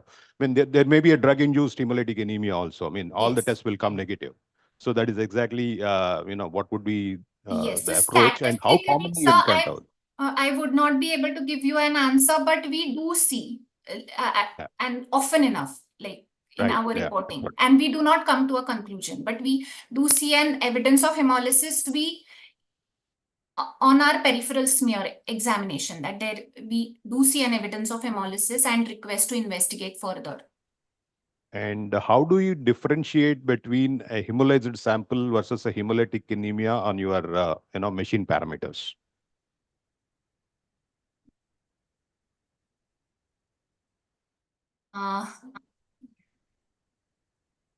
Yes, sir. So I'm sure. samples, I'm sure the you say analyzers will help you. hemolysis because artifact, Yeah. because the bilirubin. Yeah. No, because of artifact. Yes. Hemolyzed samples versus hemolytic anemia. What is the analyzer going to tell you? The MCHC will be absolutely broad. Yeah. We can review, but I think MCHC, the MCH and MCHC will be absolutely abnormal. Like the picture of the red cell agglutination typically in hemolysis, but because the hemoglobin measure will be good, because will not affect the hemolysis. You will provoke the hemolysis, but when you calculate the MCH and CHC will be, of course, because the biochemistry will tell you if the serum is hemolyzed, and the computer of the lab can have this information. But the thing is, sorry.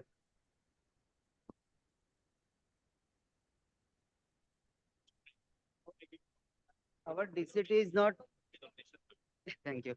Our direct comb test is not so much sensitive to pick up that sensitized RBC. Majority means many times it cannot give positive. In that scenario, we can use different platform like flow cytometry, also DCT available, IgG base. That is more sensitive compared to our conventional DCT. Yeah. And difficult to pick up in routine output.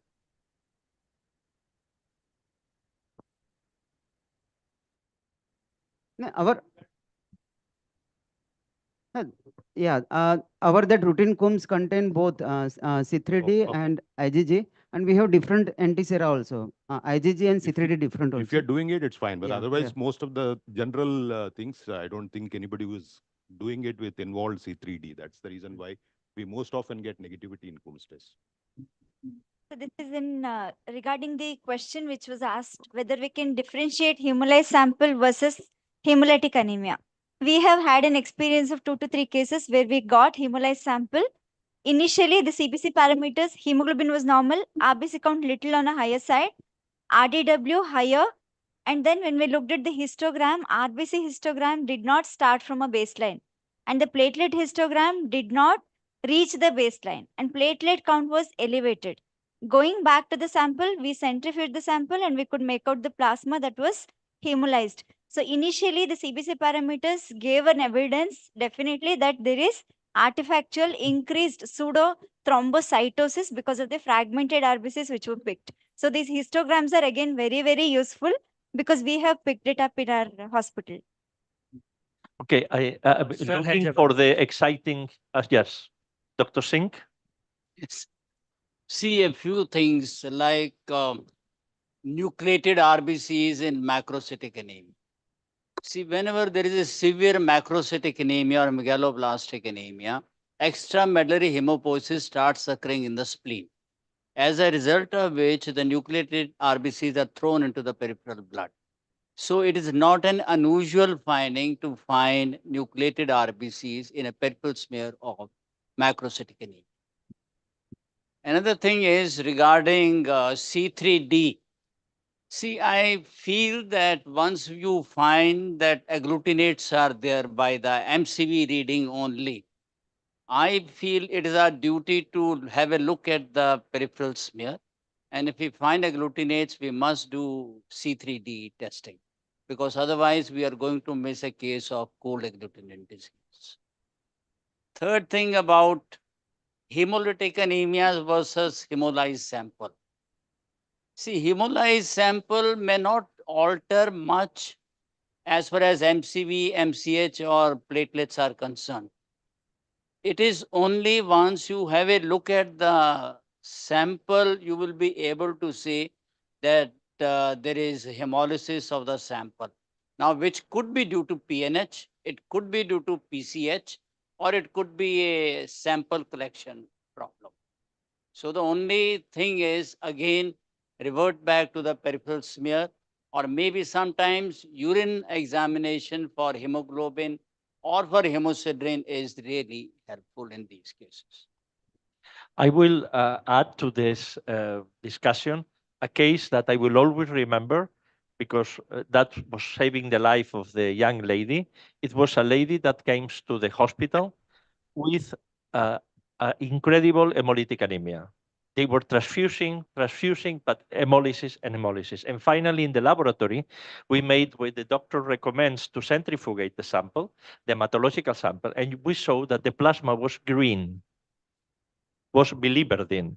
And finally, what we suspect, but with no any injury that can suspect Clostridium, we know that Clostridium, in that case, was Clostridium welchi infection.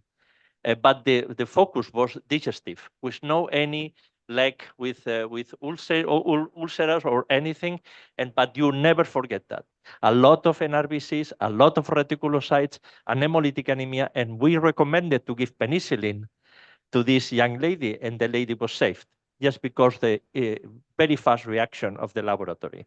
When you see a plasma green, call the doctors, suspect Clostridium welchi hemolytic anemia. And that is one lesson that I want to share with you because I think it's a very clinical value lesson. But because I see that there is a lot of interest and there is a gap in hematology, how to detect anemia with the CBC, what to do, because they say we cannot afford retics because are not reimbursed, but we can do a blood smear. The lady, doctor, the name is Dr.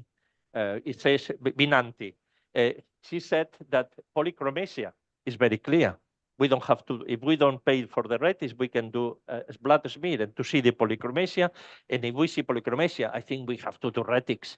Doesn't matter because that is clear, that is, but because the topic is so hot, I recommend, and Mindray will support a working group from all the people interested. You can share your name to Shama, and we will do a Zoom meeting, maybe 2 or 3 Zoom meetings till the next CUBE meeting.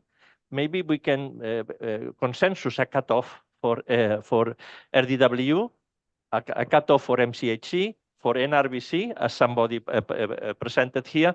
I recommend to do a working group, and I will be happy to manage this group and to coordinate with Shama. Everybody that is interested, you can give your name if you are able to work on this topic that is a gap in hematology. What do you think?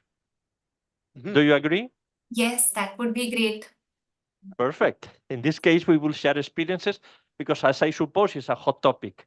Many contribution, people is awake again when somebody was a little tired of 2 days listening, and I think it's a very interesting topic, and we need to have more time to talk about that. Yes. Thank you, Dr. Ramon. Actually, this session was yesterday, And I would like to apologize to Dr. Vinanti that we had to reschedule it for today in the looking at the time yesterday. So No problem, Shama. But I was glad it was discussed. I had told you I was looking forward to these discussions and what comes out of it. So, like Dr. Amon said, it would be great if we could come to some kind of an algorithm from the CBC, which would help us further in such. Yes, an SOP for suspect hemolytic anemia. Yes. And you are lucky because today I can see much more people than yesterday. For this reason, your audience is higher. Yes. thank you, Dr. Vinanti. Thank you, Dr. Ramon. So, Dr. Vinanti, I will be collecting your memento from Dr. Ramon. Yeah, I give Yes, thank you so much. Thank you so much, Shama. And we will hand it over to Dr. Manisha. So Yes. she'll bring it. Yes. Thank you. Thank you so much. Thank you. Thank you so much, Shama. Yes.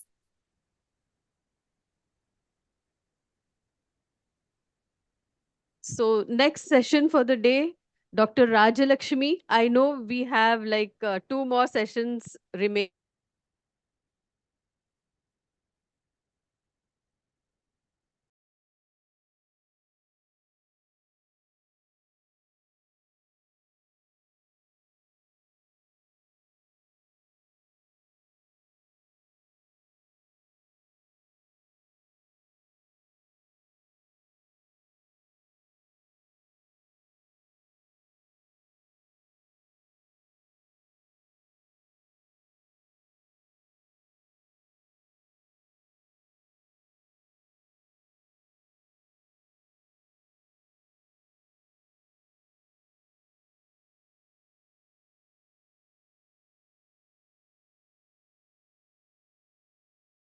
In Hindi, Samanvaya. Samanvaya. So as it is in Odia, so it is Samanvaya. So it is that way. Thank you. So I'd like to welcome Dr. Rajalakshmi. She is a Associate Professor of Pathology in JSS Medical College, Mysuru. And she will be talking on automated body fluid analysis, its challenges and its solutions. So she has been a rank holder in pathology in RGUHS and has a vast experience of 14 years. She has been trained at Tata Memorial Hospital, ACTREC, and she has already 18 national and international publications to her name. So I'd like to welcome ma'am. Ma'am, please, can you just present your book? Thank you. Thank you for the introduction. And at the outset, I would like to thank Mindray and BLK Max Super Speciality Hospital for giving me this opportunity. This is a continuation of the study that I have been doing since 2 years. And last year also, I presented some of the case studies on this particular topic of body fluid analysis.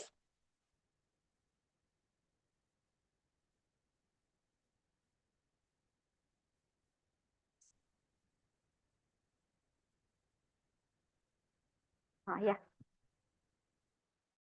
No, we have automated analyzers, but so far manual cell counting by Neoplastic improved Neoplastic chamber to give the cell count and cell type is the first investigation of choice in cytology lab everywhere in pathology, and body fluids are sent to pathology laboratory mainly for the cell count and cell type. They would like to distinguish whether there is infection, inflammation, is it just ascites secondary to inflammation, or there is any malignant effusions.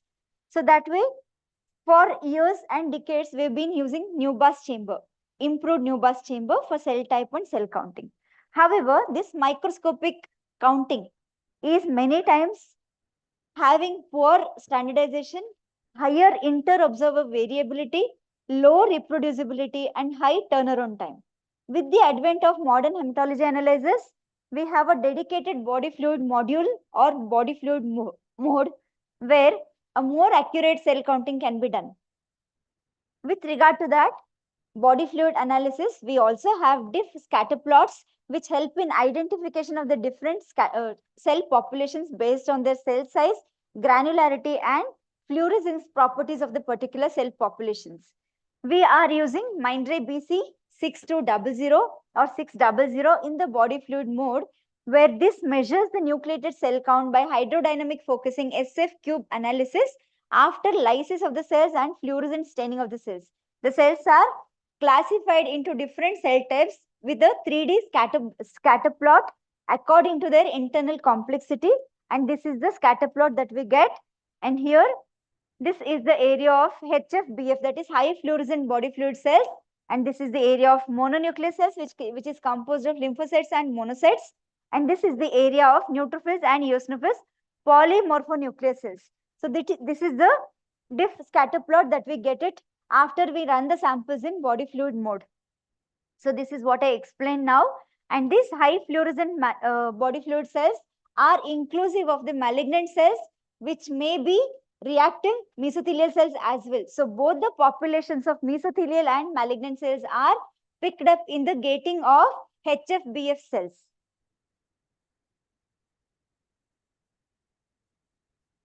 So this study has been going on since 2 years, where the samples which are sent to the pathology laboratory for body fluid analysis are analyzed. And here we have a case. And this was on the body fluid mode, pleural fluid of a 42-year-old female, where the total count is 868 cells and whole blood WBC count, that is 850 cells. We have a HFBF cell percentage of 2.1%, and the absolute is 18 cells. So regarding this is the microscopy, where this female was a known case of CA ovary with malignant ascites, and the microscopy showed malignant cells, metastatic adenocarcinoma, where the cells were in clusters, cohesive clusters and sheets. Whereas the body fluid analysis showed just 2% HFBF cells, a case of false negative analysis by body fluid analyzer. So these cases were discussed last time. So going ahead with this, we tried to analyze what is wrong. So the mechanism or the analysis by SF cube technology here is, these cohesive cells are to be lysed by the cell, lysing reagent, and the fluorescent dye has to enter inside and stain the cells for identification as HFBF cells. But because these cells are cohesive and are in sheets, it is very difficult for the dye to permeate these clusters, and that could be the reason for reduced count of HFBF. And then another reason is, these clusters, where the SF cube technology uses hydrodynamic focusing, the cells are to be passed in single file. That is not possible with this kind of sample, and that could be the reason what we thought there is a chance of false negative analysis. So what did we do? I analyzed more of the research articles and studies which are done in relation to this body fluid analysis. Did not get much data, but I came across another study where they have done serial dilutions of body fluids on the instrument of Sysmex instrument in XN model, Sysmex XN model, where they have serially diluted the body fluids and analyzed. And they have found the serial linearity check, which is in association proper. So with that, what I thought was, can we try this kind of dilution studies? And especially these dilution studies are important in cases where there is high degree of imprecision, where the cell concentrations are very low. So you dilute the sample and run it. So that was their inference. So I tried running that same model here. This is our instrument BC6200, and here is the inlet for the tube holder where we put the sample for body fluid analysis. This diluent, DS diluent, which is given by the company Mindray itself, was used for dilution of the body fluids. And now studying these cases with dilution, the first case is a patient of 60-year-old female, known case of ascites, known case of CA ovary, presented with ascites, suspected to have malignant cells in the ascitic fluid. And this was a grossly hemorrhagic sample. Manual counting by Neoplastic chamber gave only 72 cells, and microscopy showed malignant cells. They were again in clusters and sheets. So we ran the sample in body fluid mode. This is a plain sample without dilution, and here we can see the total count is 163 cells. And here HFBF, that is the high fluorescent cells where we are interested, because this is the HFBF percentage which has to detect the malignant cells. We looked at the percentage, and that is 8.7%. So I again ran the sample 1:1 dilution.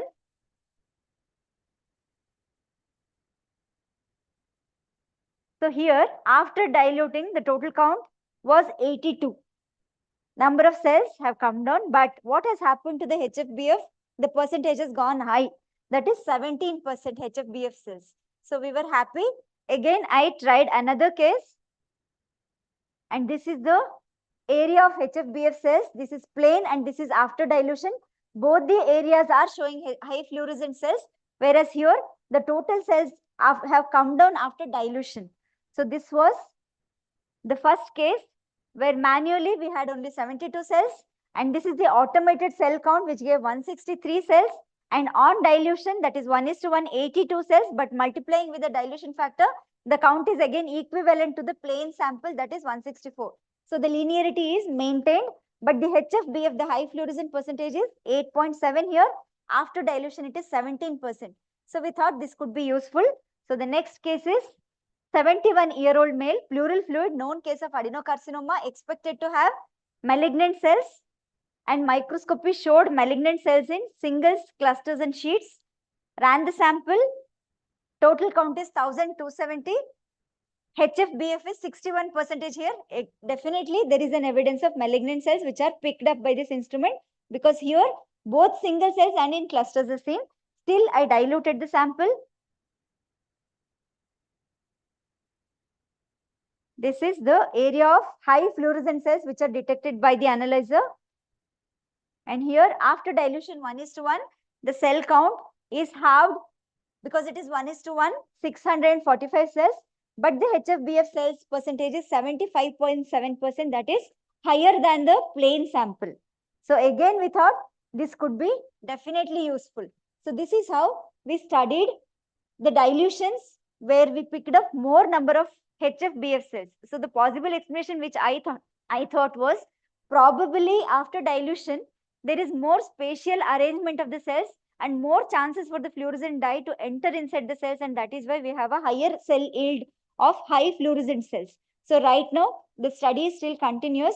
So this was one challenge where we had false negative cases, and we are trying to overcome that particular issue. And then again, I thought of using these EDTA samples. So we requested the clinicians to send the samples of body fluid in duplicates, both plain as well as in EDTA containers.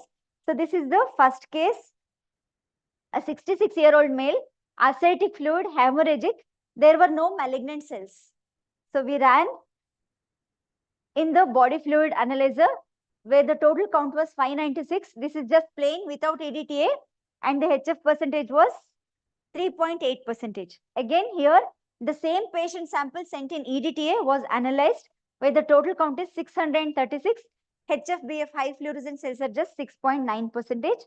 And the analysis here is manually 300 cells were the count which was given by Neoplastic chamber, whereas the analyzer gave 596 cells with EDTA 636 cells. So here, what is the inference? We inferred there are no major differences between EDTA and the plain sample cell counting. Another sample of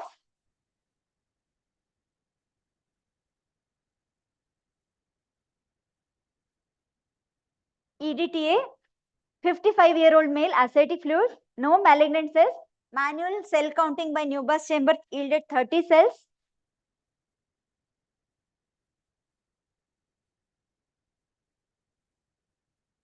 It's jumping, I think. It's okay. It works. Yeah, works. So here, the manual cell count in this case was 30, plain cell 120, which is more than the manual cell count. So automated cells have better precision in counting the cells because it counts more number of cells compared to manual Neoplastic chamber. And then with EDTA, the count is 246. So here, we thought the EDTA count is more than the plain sample. This was the second experience. Then we have another case, that is 65-year-old male, ascitic fluid. Manual cell counting is 2,423 cells. Many cells here in this case. And here, with plain sample, 2,954, almost equal to the manual cell counting. And EDTA, there was a reduced count. So what did we infer? Again, whether we use EDTA or plain samples to run in the body fluid mode, as long as the sample does not have any clots or it is not grossly hemorrhagic, the cell yield is variable, some normal, some increased and some reduced. So both the samples are being analyzed right now in the analyzer, both plain as well as EDTA samples. And then what we had, another challenge, we started using the analyzer only for ascitic and pleural fluid initially. Then we thought we will use it for CSF analysis. CSF analysis, as all of us know, is very important, where the diagnosis of cell count and cell type will give various diagnoses, which is very important in cases of neuroinflammatory diseases, subarachnoid hemorrhage, meningitis, and neoplasms. Again, the gold standard so far has been manual cell counting by Neoplastic chamber, but again, which are labor intensive, imprecise, with high interobserver variability and poor reproducibility.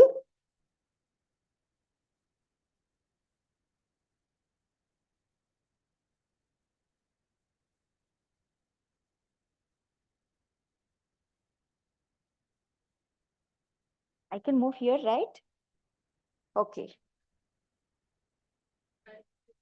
That's okay. So here, as all of us know, the cell count is very low in CSF samples, up to 5 in normal people and up to 20 in newborns. So this is the way the cell count has to be very precise for a diagnosis of meningitis. And again, difficulty arises whenever there is a traumatic tap where there is artifactual increase in the WBC count because of spillover from the peripheral WBCs. So the correction factor that has to be used is corrected WBC count is the total WBC count that we get from the CSF, where we have to subtract the WBCs which are spilled over from the peripheral blood. And this is possible when we have the CBC parameters of the same patient. So here, body fluid modes for hematology analyzers were very useful. So I thought of using the CSF samples to analyze here. But we have another practical difficulty in CSF analysis. The thing is, CSF samples are very low in quantity. They are sent in a volume of 0.2 to 0.5 in most cases. Rarely we get up to 1 ml. So that was one difficulty, where we could not feed this particular sample into the cell, into the sample holder in the instrument. So this is the instrument here, where usually the long EDTA samples, what we have vacuoteners or the similar test tubes were inserted with the body fluids, which are sent in more than 2 ml or 5 ml ascitic or pleural fluid. But CSF, we had a problem. So we thought of using this particular tube, which is a plastic smaller tube, which can hold just 0.5 ml. So we thought of again using the same dilution principle, dilute the sample and put it inside this and feed it into the analyzer. So that was one very important aspect, where we thought of using the analyzer with this particular test tube. So now the procedure followed was body fluid mode of BC6200 was being used. The samples, wherever we had low samples, we started diluting with DS diluent. For example, if we have just 0.2 ml of CSF, that is 200 microliter of CSF, we added 800 microliter of DS diluent, that is in 1:4 dilution, and then run the sample in the analyzer, multiply by the dilution factor, that is 5 times, and then get the total count and the RBC count as well, because in traumatic taps, that count also we will get in the CSF sample, where we can give a corrected WBC count. So in most of our samples, neonates, the traumatic samples, and especially even in adults, whenever there is a traumatic sample, the clinician would come to know there is traumatic aspirate. So they would call up and tell us, you give us the corrected count. So we had to have a WBC count and RBC count of the CSF sample, which was possible with the analyzers. So simultaneously, we used to request the peripheral blood sample also of the same patient, so that we can apply the correction factor. So now, this is the first case. A 51-year-old male, clear sample of 0.5 ml of CSF was given. Manual cell count by Neoplastic chamber was 69, 90% of neutrophils, 8% lymphocytes. This was the manual cell counting. And this is on Mindray analyzer, where we had a total count of 38, but here the dilution was 3:1. So the multiplication factor is 4, which is giving a total count of 152 cells compared to the manual cell count, which is very high. So now here differential count was almost the same, and automated count was more than the manual cell counting. So this was very useful. And this is the diff scatter plot, what we get from the CSF analysis. So this way, we could get a better cell yield and help in the diagnosis of meningitis, where the patient had clear signs of meningitis, while we had a manual cell count which was very low. And next we had another difficulty, as I said, traumatic taps. So this was a 20-year-old male where the sample sent was very less, 0.5 ml. It was grossly hemorrhagic, and manual cell count by Newbus counter was very difficult because the background had hemorrhage. The counting of cells is very difficult. Still, a rough estimate of 120 cells was given. And this consisted of 90% neutrophils, 10% lymphocytes, no atypical cells. But the clinician wanted a corrected WBC count because they knew it is a traumatic tap. So what we did, we ran this sample in BC6200 instrument Mindray. The total count what we got, this is plain without dilution. So 150 cells. And RBC count also we got in this, that is 0.013 million. So we get a WBC count as well as RBC count in the CSF sample. And this is just for checking of the linearity, exactly half of the WBC count and half of the RBC count compared to the plain sample in 1:1 dilution. So what is the correction that we applied? We use the correction factor based on the peripheral blood WBC count as well as the RBC count, and the corrected WBC count was 76. So this way we could give a corrected WBC count for the patient, which was very easy when we started feeding the samples to Mindray analyzer. So right now we are trying to follow and use this dilution method so that we can feed all CSF samples with required dilutions depending on the sample that is available with us. So these are the practical challenges that we faced over the years, and some of the solutions probably are useful, but I have not come to the end result because the study is still ongoing. So these are the observations and conclusions. First and foremost, I would like to say the cell count of automated instruments, we are using Mindray, so definitely that is giving a higher cellular yield compared to the manual cell counting by Newbus chamber. And dilutions of body fluid definitely are giving rise to increased number of HFBF cells, that is high fluorescent cells, and thus in many cases we are able to avoid false negative diagnosis of malignant cells. And then EDTA use did not give rise to any significant changes in the cell count. So we are not stressing on the clinicians that you need to send samples in duplicates in EDTA and plain. We are running even plain samples as long as the samples do not have any clots. And then very useful in hemorrhagic CSF samples where we are able to give a corrected CSF WBC count, and the clinicians are very happy with this.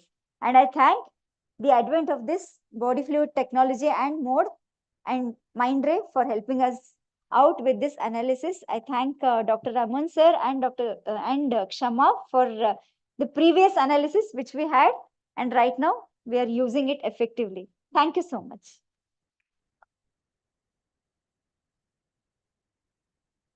Thank you, Dr. Rajeshmi. It was a very informative and a burning topic that you have touched, and it is a big concern in our hospital setup as well. We have an analyzer, we are using body fluid mode, and we continuously get into this argument that should we first directly run on the automated analyzer, or we do our part and then do the microscopy slide and everything, then we do it in the analyzer just for the sake of documentation. So we are yet to get into a conclusion to that.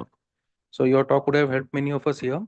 I have few queries, like what is the quality control measures that you have taken for analyzing body fluid mode, or how would you do that if you are going to use that method as per NABL? If you want to do it, how are you going to do the equals and the internal QC?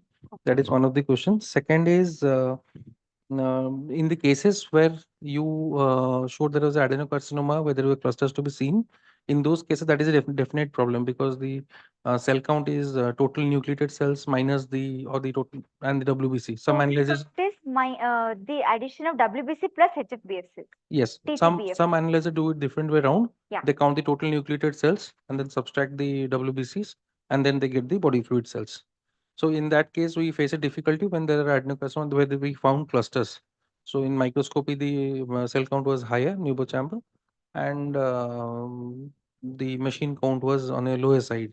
So that was one of my questions, that have you done this dilution and then done a Newber chamber count? Was it better? For all cases, we have been doing, because it is still in the study duration, we have been doing manual cell counting, manual microscopy, plain and dilution. Yes, on dilution also you have done. Dilution So the also. counts have All been better cases.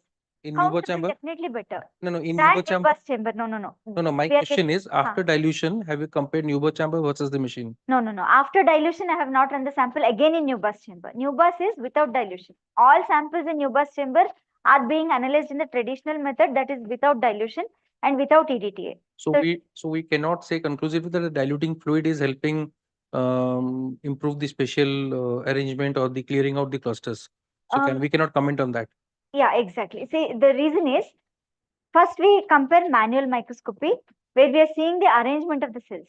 So in my study, I didn't present all the cases this time. Last year, I presented similar cases where cells which were in singles in microscopy, the HFBF count was higher. Only where the cells were in cohesive clusters and sheets, we had these false negative results. So for only those cases, I have run the samples in plain, in dilution, and in manual chamber. And my last question would be, how well do the other pathologists in your department who are more into morphology accepting this technology? See, the result is not yet published. It's like it's almost coming to an end. Probably by this December, I'll be So able you're to not wind up the using it study. in routine reporting. You're not using Routine reporting we are using right now for hemorrhagic CSF samples to give the Only for corrected WBC count, because RBC counting by manual chamber is very cumbersome. It's highly imprecise. We cannot do it. Yes. And we have many traumatic samples CSF. Yes. So for that, we are using it regularly. For other cases, it is still not being used. It is in thesis. Actually, my student is doing a thesis, and I am analyzing the results. So So anything once on the the results are published, definitely we will use it for patient review. Very good. Anything for the QC part? Have you planned anything for the IQC or the? Later, yes, definitely we will plan for it later. But right now, it becomes an internal validation So where anything from the company, anything from Mindray, have they that provided? I'll have to ask. That I'll have to definitely. Yes, sir. Yes, my question is about the high fluorescent cells. Yes, sir. Have you checked the high fluorescent cells in malignancies, in the presence, checking for the presence of cancer cells? Have you seen any added value to the average technicians looking for the body fluids? Sir, actually, right now the technicians just process the samples. They will not look at the smears. Either it is manual or even the analysis part of the body fluid. Okay, in this So case, that analysis is done by pathologists only. and in this case, the pathologists. Have you seen any benefit to use the high fluorescent cells count for the detection of malignant cells? Sorry, sir, I didn't get your point.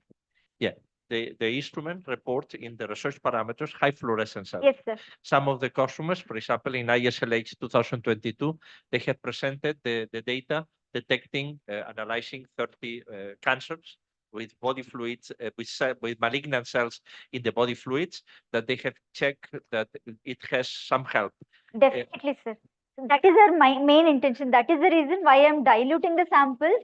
Why I'm diluting the samples and trying to increase the diagnostic accuracy by increasing the cell yield of high fluorescent cells, because that was the main concern.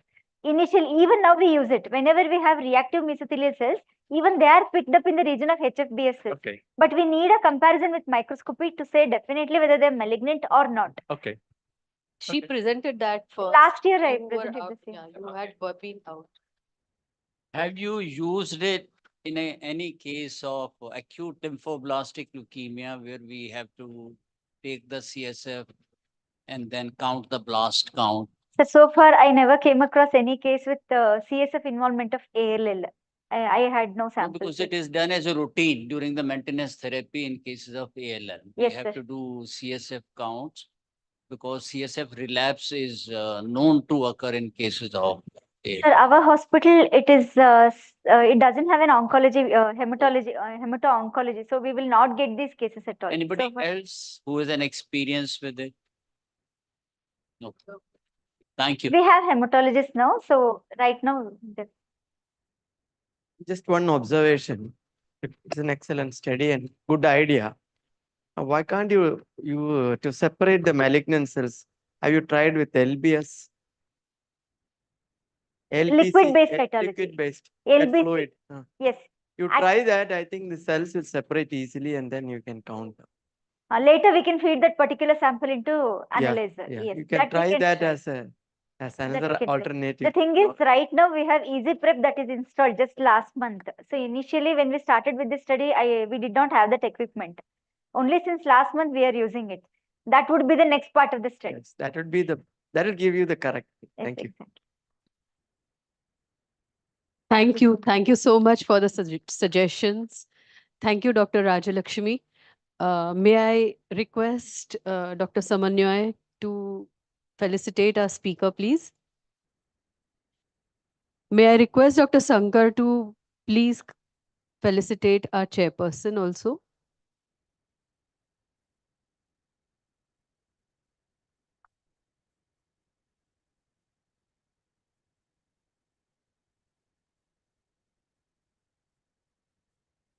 Be on stage, be on stage. No? We'll have a photograph together.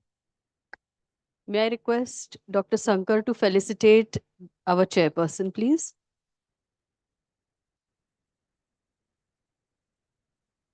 We'll have a photograph together.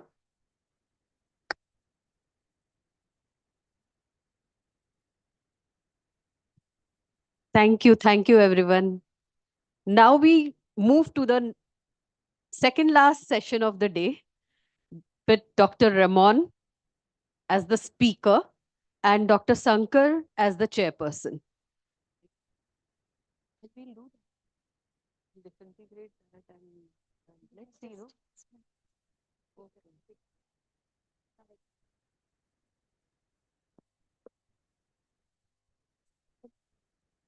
Good afternoon, everyone.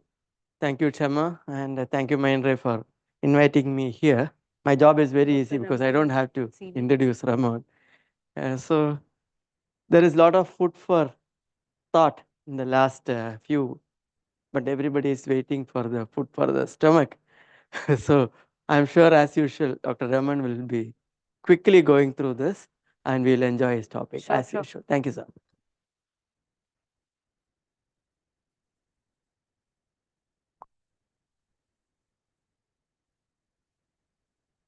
This is for. Okay.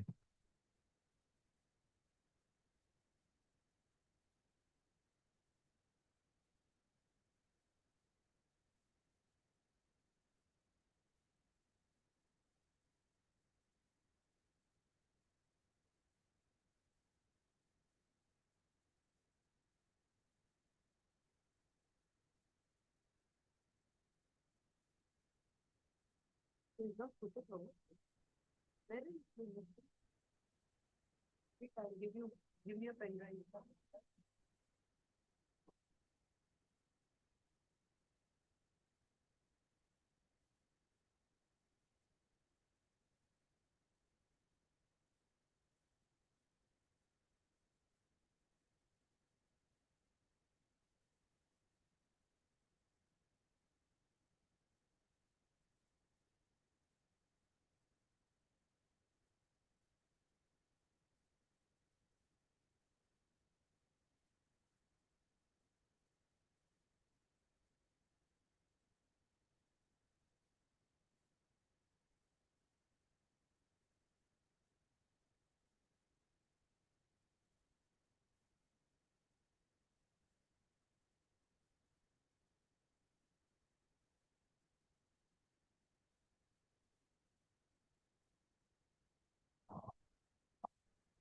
Okay, I have a challenge. People is tired. It's the last session. Many of the things I will talk about has been said, but let me pass the slides quickly. Only I will stop in the slides that really is add something new.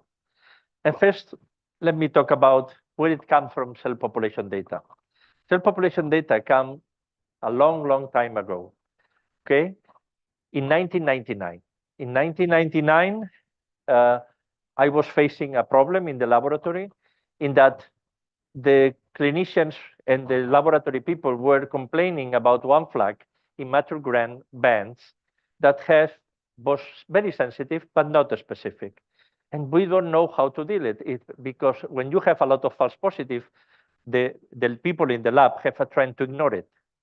For this reason, it was, you can miss left shifts without looking for the smear, because everybody ignores this flag. And what we were doing is to use cell population data. This time, this cell population data was only useful for the service guys to adjust the populations in the plot to be sure that the cells are in the right position, because the flags depend on that and many things. And we were using parameters for technical service, and we saw that, yes, it's true.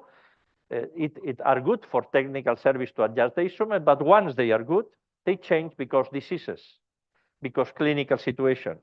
And we found that the CLL have a smaller volume lymphocytes, that the hematogranums were bigger, and we optimized and we presented in blood in blood in 1999 decision rules using the software of the instrument, using CellPD to improve the flag sensitivity. And the rule was, if hematogram's band is positive and the neutrophil volume is more than that, then review a smear. And that was optimizing about 40% of the blood smears per day. And we were using positively this flag in the lab, reducing false positive. Okay. Of course, after that, we did cooperative studies in that we were checking for certain diseases. And that was adding another value. We were collecting chronic lymphocytic leukemias from 4 different hospitals. And we realized that the parameters were different in every instrument, because these parameters are coming from the graph.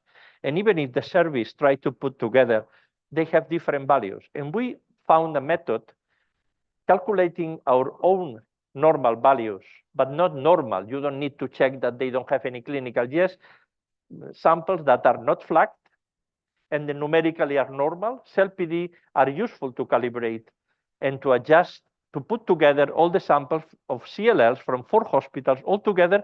You can do it calibrating with the normals.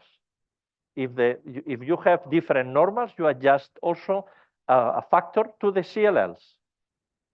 If the normals have different value in hospital A and hospital B, you find a factor and you can apply the same factor to CLL, and it was working. Finally, we did also quality control, stability, because in 2005, I found the first application that was clear, that was malaria. We did a study in France, and after we did a cooperative study between UK and South Africa. In 5 hospitals, we were collecting malaria cases. And we found in 2005, and I patented myself, the monocyte distribution width. The monocyte distribution width that now is used for sepsis, I patented for malaria. And that it comes a very important fact. We have found many applications of CellPD. I mean, monocyte distribution width, neutrophil X, neutrophil Y. But the question that we are asking ourselves before to apply it clinically is to do prospective studies. And that I will insist on that. The first study we did in Valencia, Spain, for myelodysplastic syndromes that we published also in 2007, we found that the neutrophil X was useful for the neutrophil conductivity was useful detecting myelodysplastic syndromes. But what happened if you apply this parameter, this rule, to all the samples in a day? That 10% of the chemotherapeutic patients have also this myelodysplastic CellPD positive. For this reason, from 100 cases we found, only 2 were myelodysplastic syndrome. All of them were chemotherapeutic patients, mainly lymphoma, Hodgkin lymphoma treated with ABVD that provokes a lot of dysplasia.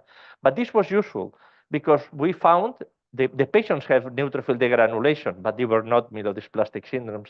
In this case, we were beginning to use the rules combined, not only the neutrophil aspects to detect degranulation, but also hemoglobin, platelets, leukocytes, creating multi-parametric rules that were more specific.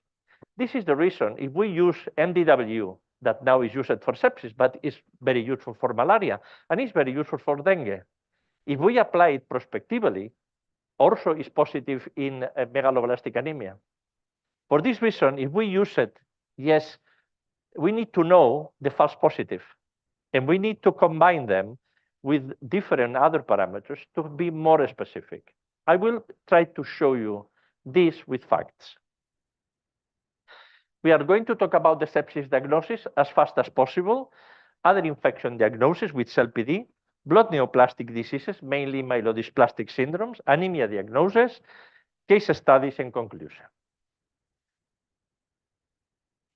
The cell population data I will not enter is data, morphological data of the leukocytes, automated morphology. We have MPV, MCV, RDW, PDW, but we don't have nothing for the neutrophils, the monocytes, and the lymphocytes. And this is pity. This is what we found, and I found in the history of hematology, why we don't have morphology of the leukocytes, if they are very important too. And that was explained. I will not enter on that, how you calculate that. The important point is this article. We need to do that. This is coming from Dr. Hiren Danani. He presented in the ISLH 2022. We have to calculate reference values. And he found also differences in the female and male for these parameters. And that is important that we know. We have to calculate our reference values. And this is important also because doing that, you can apply the cutoffs. This is for Mindray, but you can apply the cutoffs published in the literature. How? Very simple.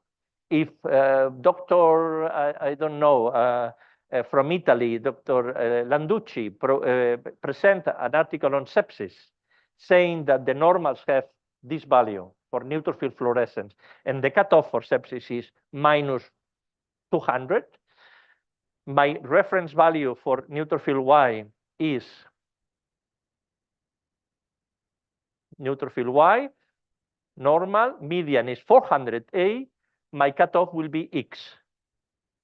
I recommend before to apply a rule in your lab to check, to double check with few cases of sepsis to be sure that you are doing the right thing. But you can apply, if you calculate your reference values of cell-PD, cutoffs are published in the literature. Just do the rule of proportionality, also called the rule of X, that you know how to do it. If for A is B, for C, you know, we can apply this cutoff, and that is important point.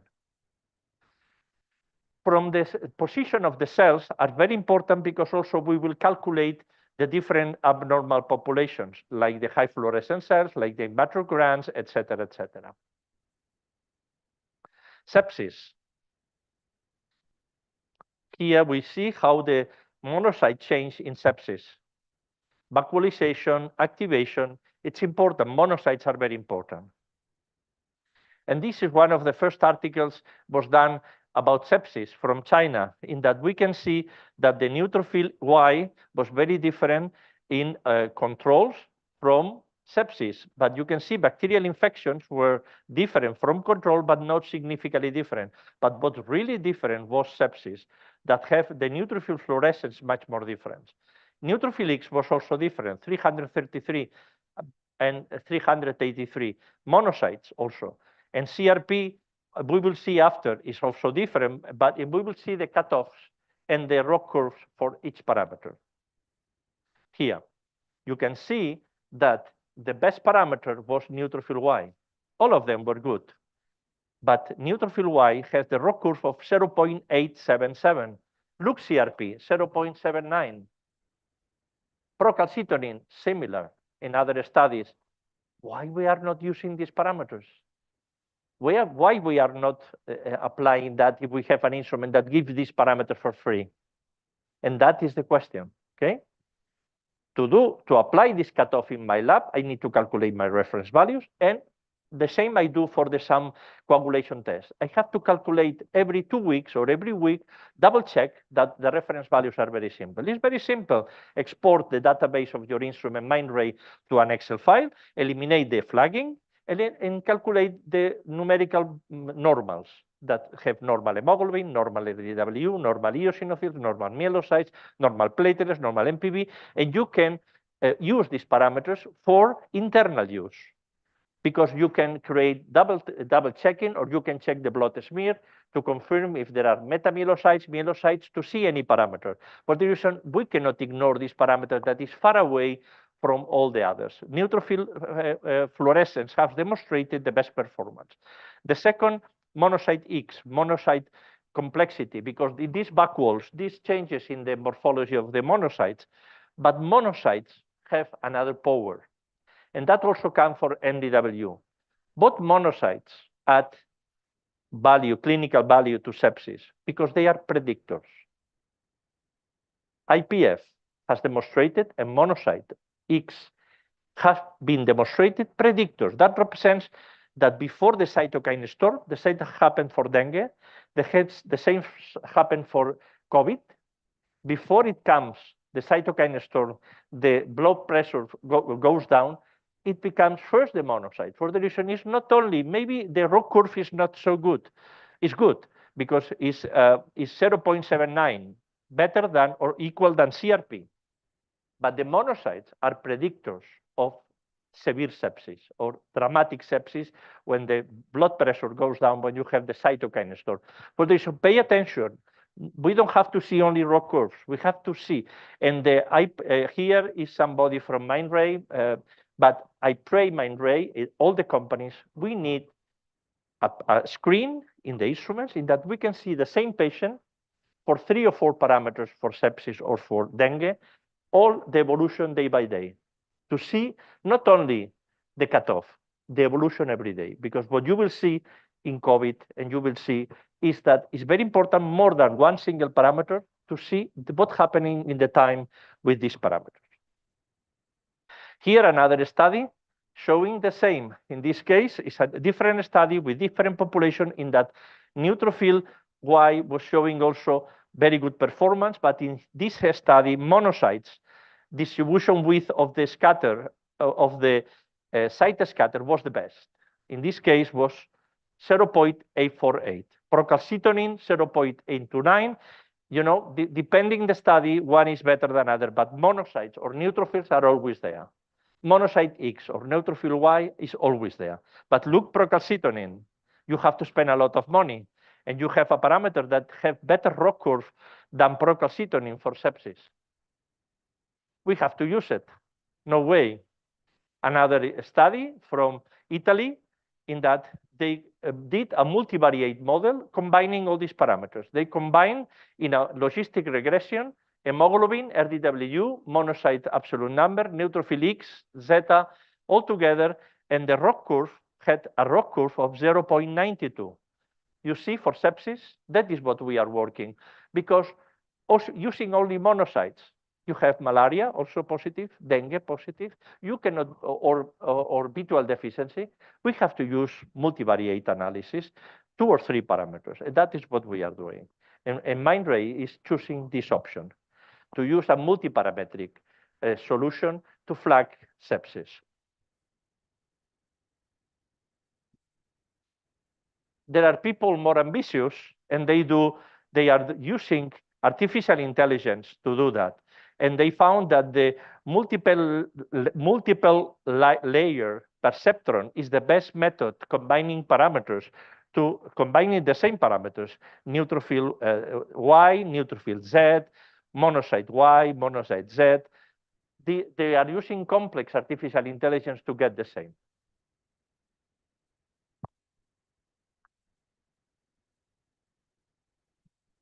This article was published in 2022. I participate with them in the statistics. And this article was also showing the same, neutrophil Y, monocyte X. And look, procalcitonin in this study, 0.65, monocyte X, 0.729, and neutrophil Y, 0.724. Again, monocyte complexity, site scatter, and neutrophil Y. But this study has a lot of clinical value. This is the reason it was published. Why? Because they are not comparing with normals. They are comparing with suspect of sepsis. Patients in that the doctors clinically suspect sepsis. And applying the SOFA score and the hemoculture and all the organ failure, they decide finally that was sepsis, but they were using for comparison, not normals, but clinical suspicious of sepsis. This is the reason you will never find the same rock curves, because you are not comparing with normals, you are comparing with suspicious of sepsis. But here again, cell-PD is better than procalcitonin. Again, we need to use it. We need to calculate our reference values. We need to create flags, minimum create flags that advise possible sepsis or possible bacterial infection. Other studies, Lucia Tripaldi, the same. He discovered that in neutrophil X, neutrophil Y, we have maybe 10 articles showing the same parameters. We have enough data. Highlights: monocyte and neutrophil cell-PD are good predictors of sepsis. Multivariate models with cell-PD show better sensitivity, specificity, and area under the curve than CRP and procalcitonin. ML, artificial intelligence, also show a good performance. Other infections.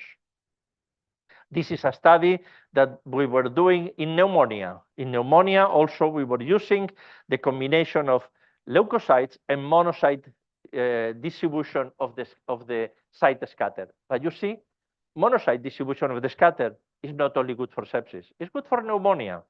It's inspecific. I did it. I patented my first time in the world the monocyte distribution for the application of malaria. But I have to recognize that this is inspecific. When you apply it prospectively in a database and you put the cutoff of monocyte distribution with more than that, or monocyte site scatter distribution with, you will see that there are many false positives. And that is a fact. This is the reason we learn, and now we combine a parameter coming from the red cells, because when you have sepsis, the epsidin blocks the iron, and there is hypochromia. You combine also other parameters, platelets, that is very important for sepsis. You combine other parameters that are much more specific, because patients with pneumonia, normally they don't have thrombopenia. But this is the reason we need to combine the parameters. This is interesting study using cell population data, for example, for the diagnosis of COVID. Then that they were comparing the COVID with other infections. And that you can see that combining cell-PD and using artificial intelligence, they can separate COVID from other infections. This is a study in that they were looking for the COVID patients and looking for special characteristics of the lymphocytes observed in COVID. And again, these are the high fluorescent cells that I am sorry for Dr. Sukesh, but they were hyperbasophilic.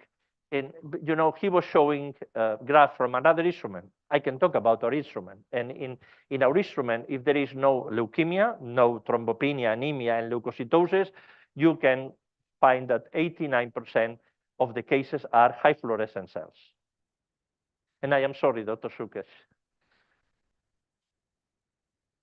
This is also an interesting graph. We are working also in the graphs, not only cell-PD, how the cells are distributed. Here we see the typical pattern of infectious mononucleosis, how the lymphocyte goes up.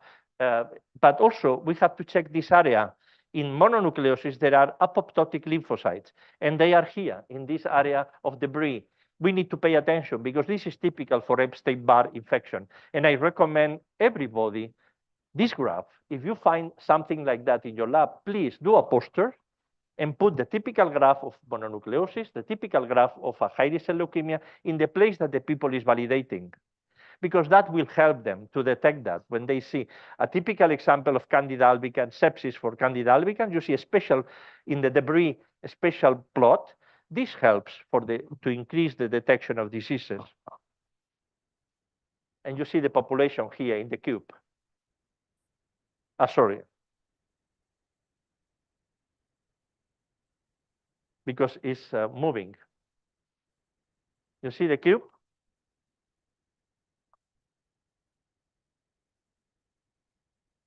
Okay, now I want to show you my study on COVID. And following what you said, Dr. Singh, what can be not only diagnosis of COVID, what can have clinical value of COVID?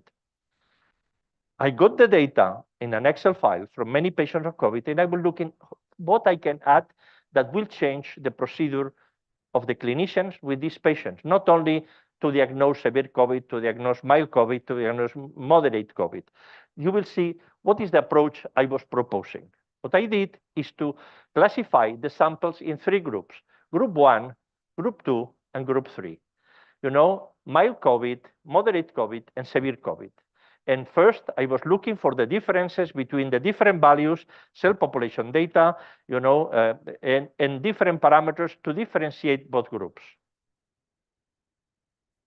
The age was different, the hemoglobin, the hematochrons, the lymphocytes, the RDWSD, the neutrophils, and the NLR.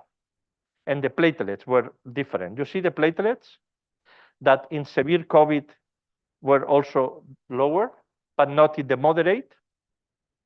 And now cell population data, the same. The monocyte Z, look at monocyte Z. Monocyte Z was different in group 5. I created 2 groups, group 4 and group 5. This is mild COVID, moderate, and severe. I create 2 groups more. Group 4 is the day before a patient with mild COVID become moderate COVID. Group 5 is the blood test of the previous day to have severe COVID, to see which changes we see before it happens. And that is just sorting the data in another way to predict from mild to moderate, what is happening, and from moderate to severe. And what we found is the next. Lymphocytes, look, the evolution of the patients. Lymphocytes decrease in the moderate, dramatically in the moderate group, and much more in the severe group. It's a severe lymphopenia in the patients with severe COVID. But the more important, no changes in the group 4 or 5. Here is the same, but for the neutrophils. The neutrophil increase with the immunodeficiency. In the group 3, the neutrophils increase a lot, maybe for concomitant sepsis.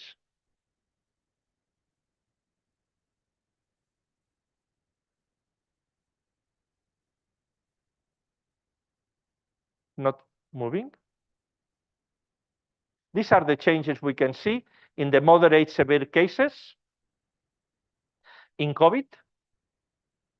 And this is in severe critical. In severe critical cases, we can see echinocytes, we can see target cells, we can see much more dysmorphia of the also some hemolytic cells, etc. Okay. This is the important point. Platelets decrease dramatically in group 3 in severe COVID. But the more important, and that was the fruit of this study, the summary of this study was that monocyte Z increase in the group 5 dramatically. That represents that the monocytes increase before severe COVID. Before the cytokine storm, the monocytes increase the size, are activated. And this happens before it occurs.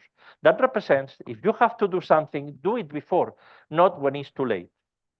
And that is the importance that we follow up the monocyte Z in dengue, in COVID, in sepsis, to see that the monocyte Z MPV also is the IPF is the same, goes up before it happens, the terrible thing. And that is the conclusion. And we are focusing the analysis of the data with the clinical utility of the parameters, not only to assess a diagnosis when it's maybe too late. These are the changes we observe, because I think we need to not only talk about monocyte Z, we need to see the correlation of these parameters with the morphology. And I think it's an exercise for all of us. When you find something with cell PD, please provide the cells. We need to know the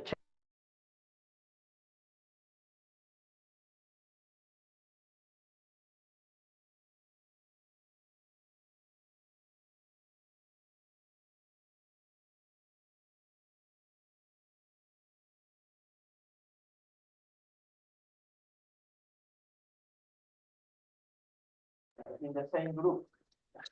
Okay. With morphology, know what we are talking about.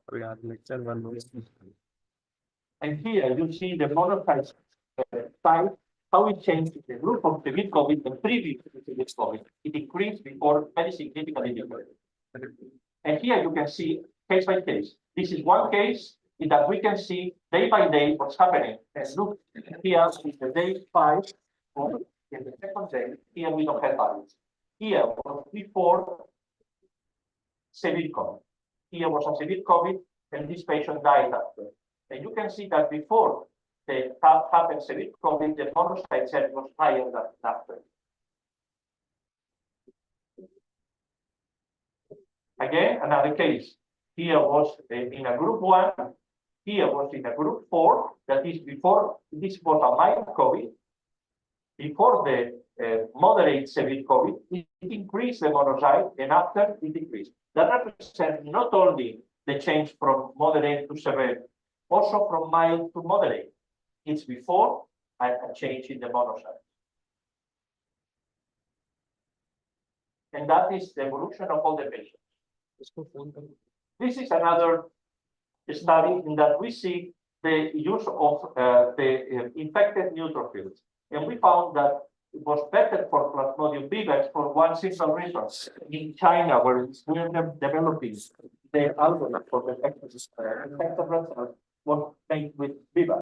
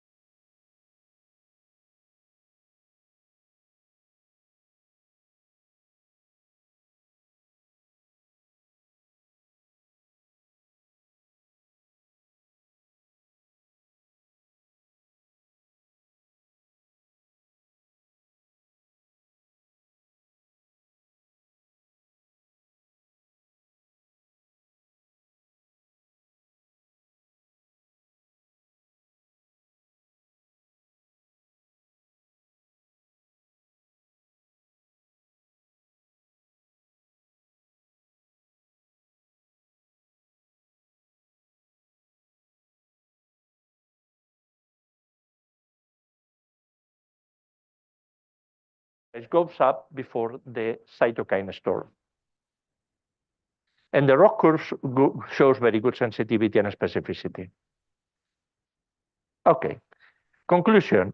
In infections, multivariate and artificial intelligence can help to differentiate SARS-CoV and pneumonia. Scattergram changes in the mononucleosis are very important, and we can use for Plasmodium falciparum also cell-PD to improve the detection of Plasmodium falciparum. Neoplastic disorders will be, I will go directly to the point. That is what we did. This was an article published in the ISLH in 2022, in that we were evaluating the sensitivity for malignant cells for Mindray. Was very good, was 97% of detection of blast. Are you happy with that? Yes, very good.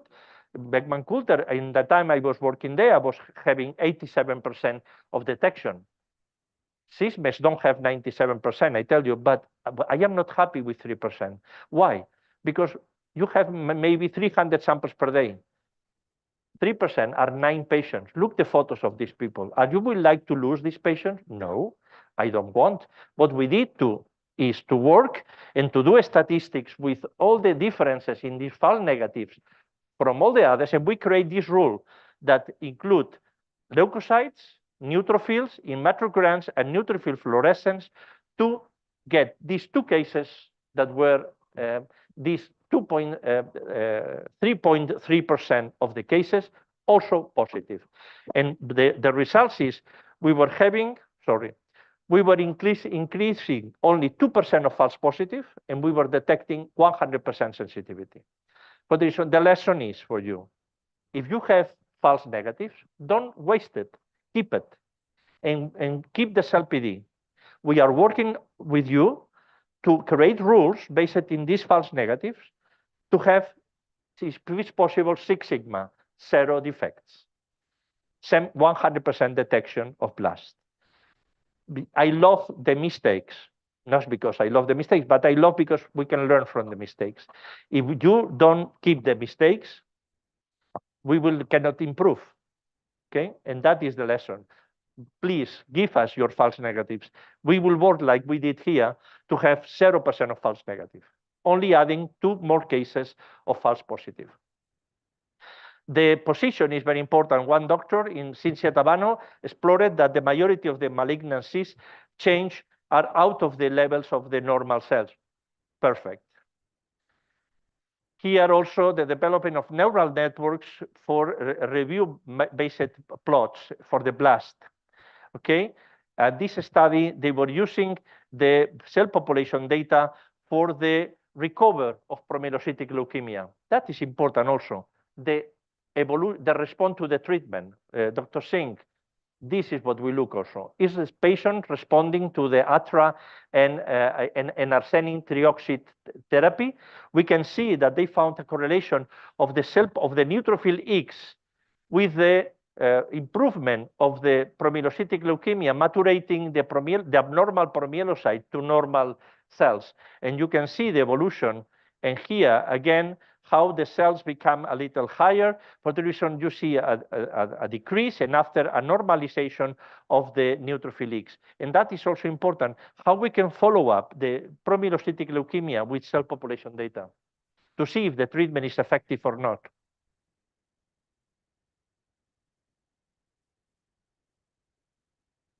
Anemia, I will go fast.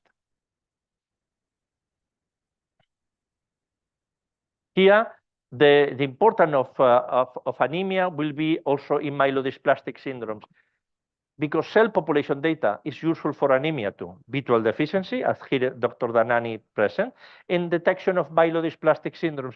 We have found in several studies that the neutrophil X is lower when there are degranulated neutrophils. You cannot say myelodysplastic syndromes, but you can create a flag that says possible degranulated neutrophils. And we know that when that happens, maybe it's good that we review the smear and we review the whole test to see if it's possible that the patient have a myelodysplastic syndrome. For sure, have to have anemia or thrombopenia or all of them. But the use of neutrophil X for anemia is very important to detect myelodysplasia. Okay, and that is the logistic regression using a combination of parameters to detect myelodysplasia using the IPF and neutrophil fluorescence.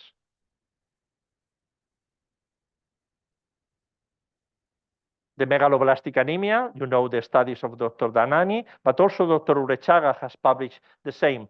Using neutrophils and monocyte Z, they were creating rules to detect megaloblastic anemia.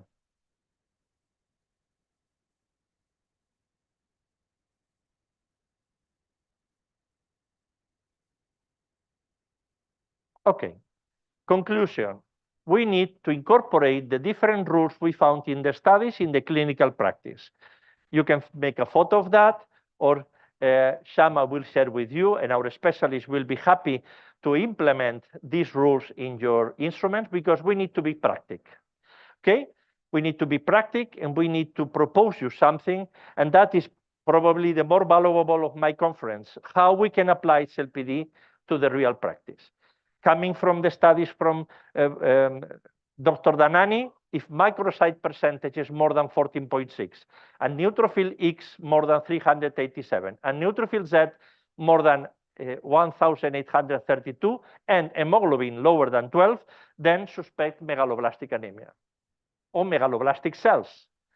We can say megaloblastic cells, okay? The message will be tailored by our need.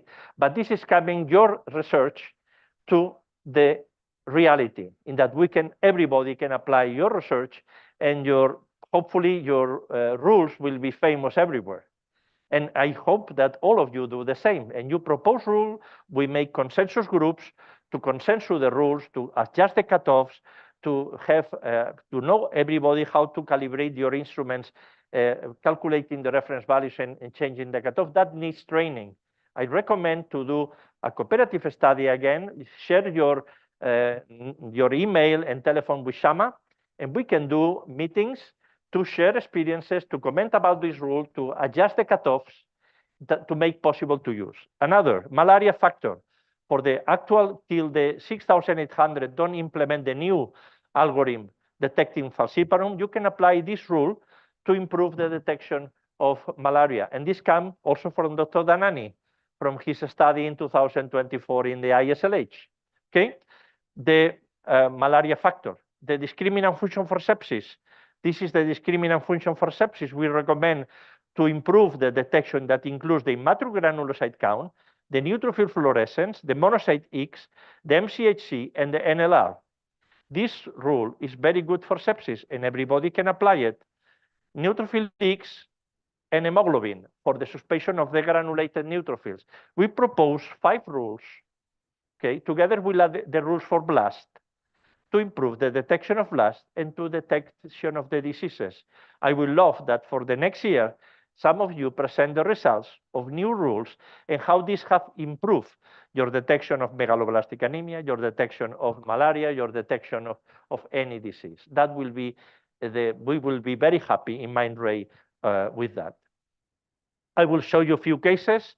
Yes, one case that we don't know what it is. It has anemia, okay? But look, the hematograms were 0.5, and the normal is 0.05. For the reason maybe, and you can see the plot here show hematograms. This was really an infection, in that we can see some band cells, you know, not many, but it was an infection, and some myelo and promyelocytes. For this reason, this was an infection.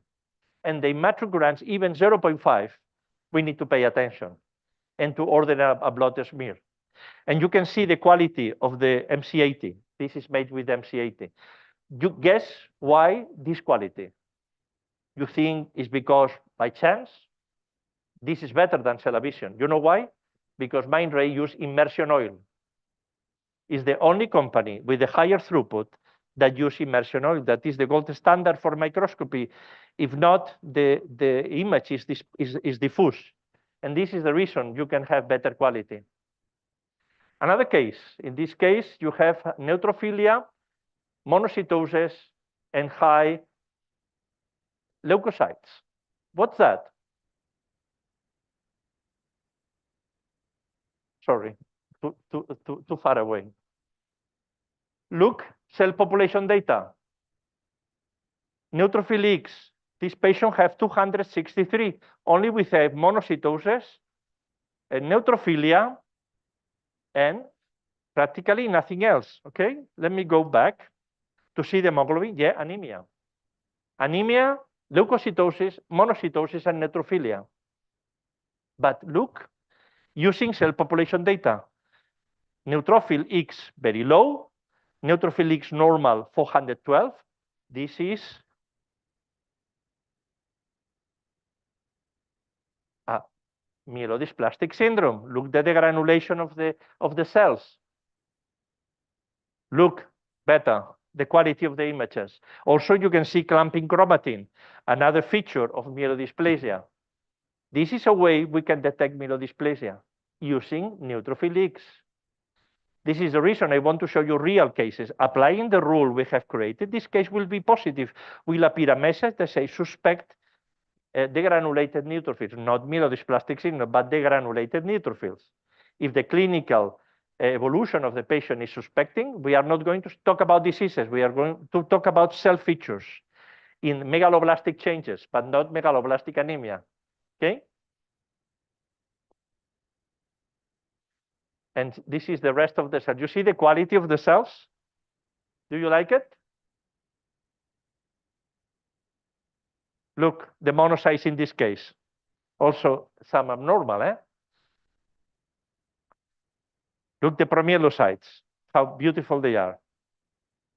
Look the red cells. The instrument, the MC8 is classifying the abnormal cells, schistocytes, echinocytes, elliptocytes, ovalocytes, is classifying automatically for you. And this is a myelodysplastic syndrome with multilineage dysplasia. Another case. In this case, we have what? Anemia. Practically all of that normal, you know. We will see. This is the results of Mindray MC80. It's case with anemia, normal WBC, and some activated lymphocytes. You see the lymphocytes? Okay. One centrocyte, activated lymphocytes.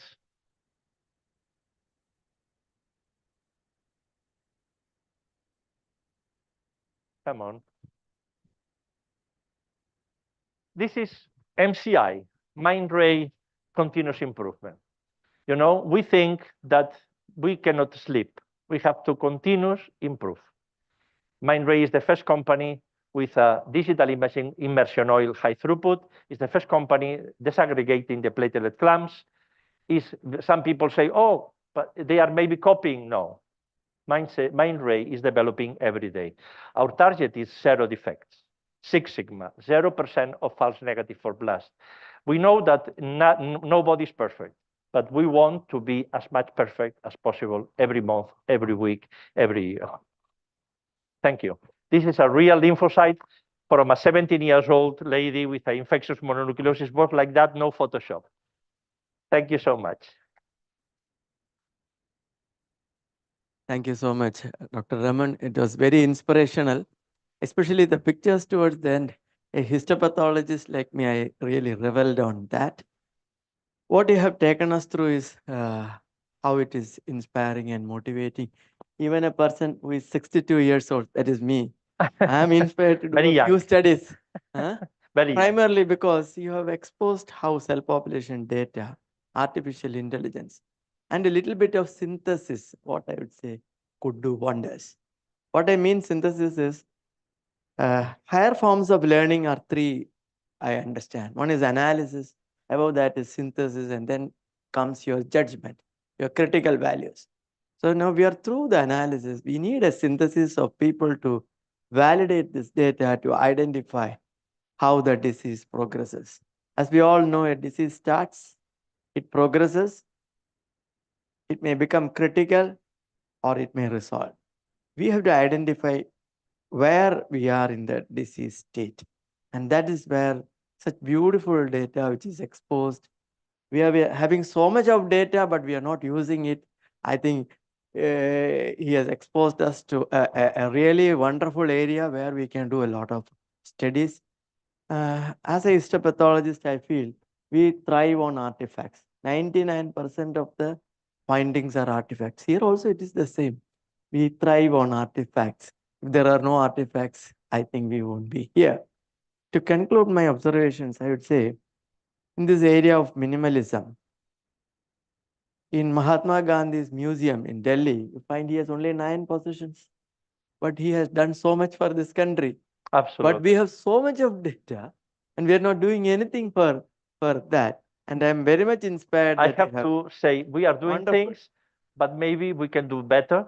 Definitely. That is implemented, because we this is unique, as somebody said here, I think was Sukesh or some of you said, we are doing something that is unique, because we are meeting every year, we are producing a lot of new papers, new things, new studies, but I think we have to finish applying it, not only dreaming, but applying it every day. If not, remains, oh, what a beautiful, Correct. but we need to apply it. And So it's over to the team.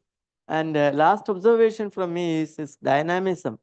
That is following up by repeated smears and repeated investigations and showing it as a chart.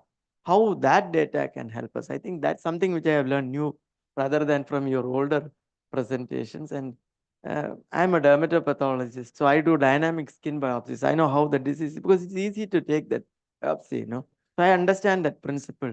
And I think the house, if you have any observations, suggestions, or questions. Any comment or any question?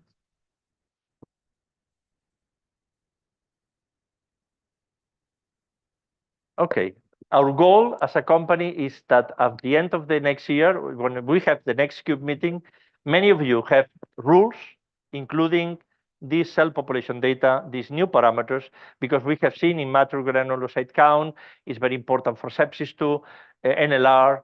We have rules using all these parameters, and we can apply this knowledge to their daily routine to decrease false negative, to improve our detection of disorders. Thank you. Conclude the session. Thank you very much. Thank you very much, Dr. Ramon and Dr. Sankar, again, two legendaries. May I request Dr. Sankar to felicitate our speaker, please?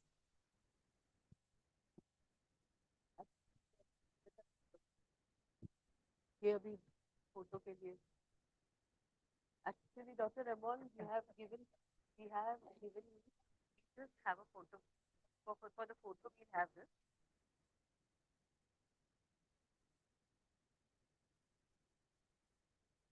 Thank you.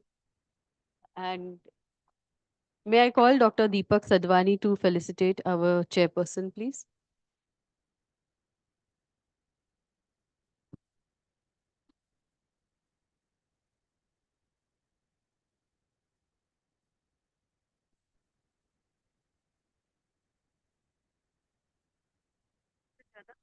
You will be sharing the session.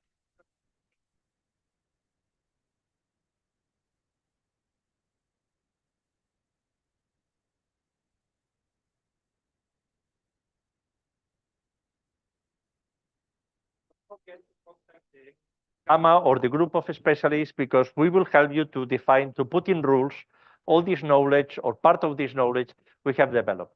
Thank you. Sure, Dr. Ramon. Thank you so much. So the last session of the day, may I request Dr. Bhuvneshwari Das to please come on stage, and the session will be chaired by Dr. Janak.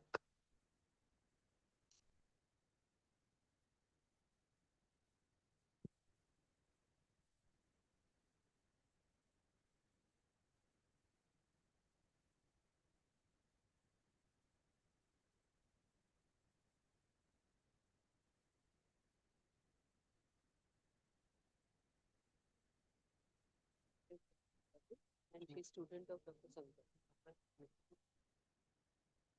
What's her name? She's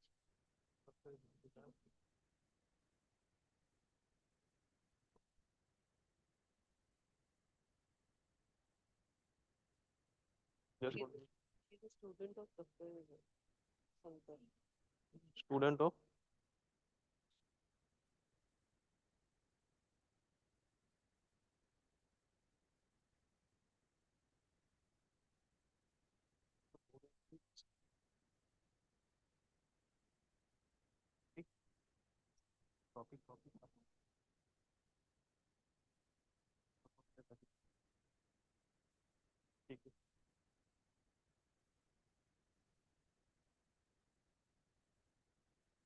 Good afternoon. May I request Dr. Bhuvneshwari Das to present the next speech on automated retic count evaluations. She does his she is MD Path and she is a student of the Dr. Sankar. May I request Dr. Bhuvneshwari to start your speech. Thank you.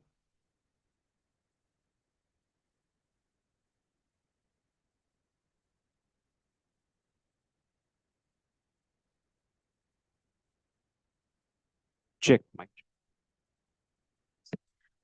Very good afternoon to all. I am Dr. Bhuvneshwari. I'm just a junior resident from Government Medical College, Kottayam.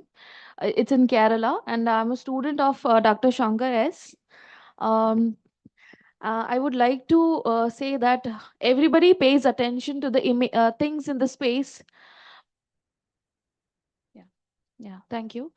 Everybody pays attention to the things in space, but who pays attention to the space itself? This is a picture of me enjoying in the backwaters of Kerala and having some time for myself to think and reconstruct my thoughts. And I cannot emphasize the importance of positive thoughts in life, how miraculously it can change your life. And I have myself experienced that. I'm a living example of that. And as Doctor said earlier in our previous session, that we should think about our wealth also. And I think to gain wealth, we should have that much positive thoughts that we can grow rich in wealth and health, both in both aspects. And there's a book by Dr. Bob Proctor. He wrote Think and Grow Rich, and he was a very poor man who just thought positive things in life, thought highest possible thoughts, and he grew. He had a multi-billionaire company just in the span of 10 years. So coming back to hematology, today my topic is automated reticulocyte evaluation. Um, Reticulocytes are young or juvenile red cells released from the bone marrow into the bloodstream, and that contains remnants of RNA and ribosomes but no nucleus. As they say, face is the index for mind, reticulocyte is the index and a window for diagnostic evaluation of anemia, and it is important to assess erythropoietic activity of the bone marrow.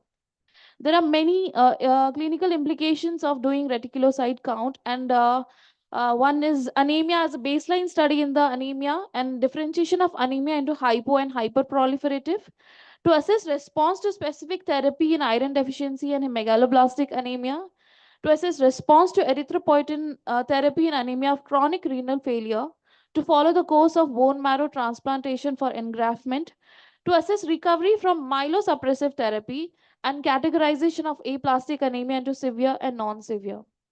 Also, it is used to distinguish cause of increasing anemia in a patient with chronic hemolytic anemia to differentiate between aplastic crisis and hemolytic crisis. The utility of retic count in diagnosis anemia or diagnosis of anemia is paramount.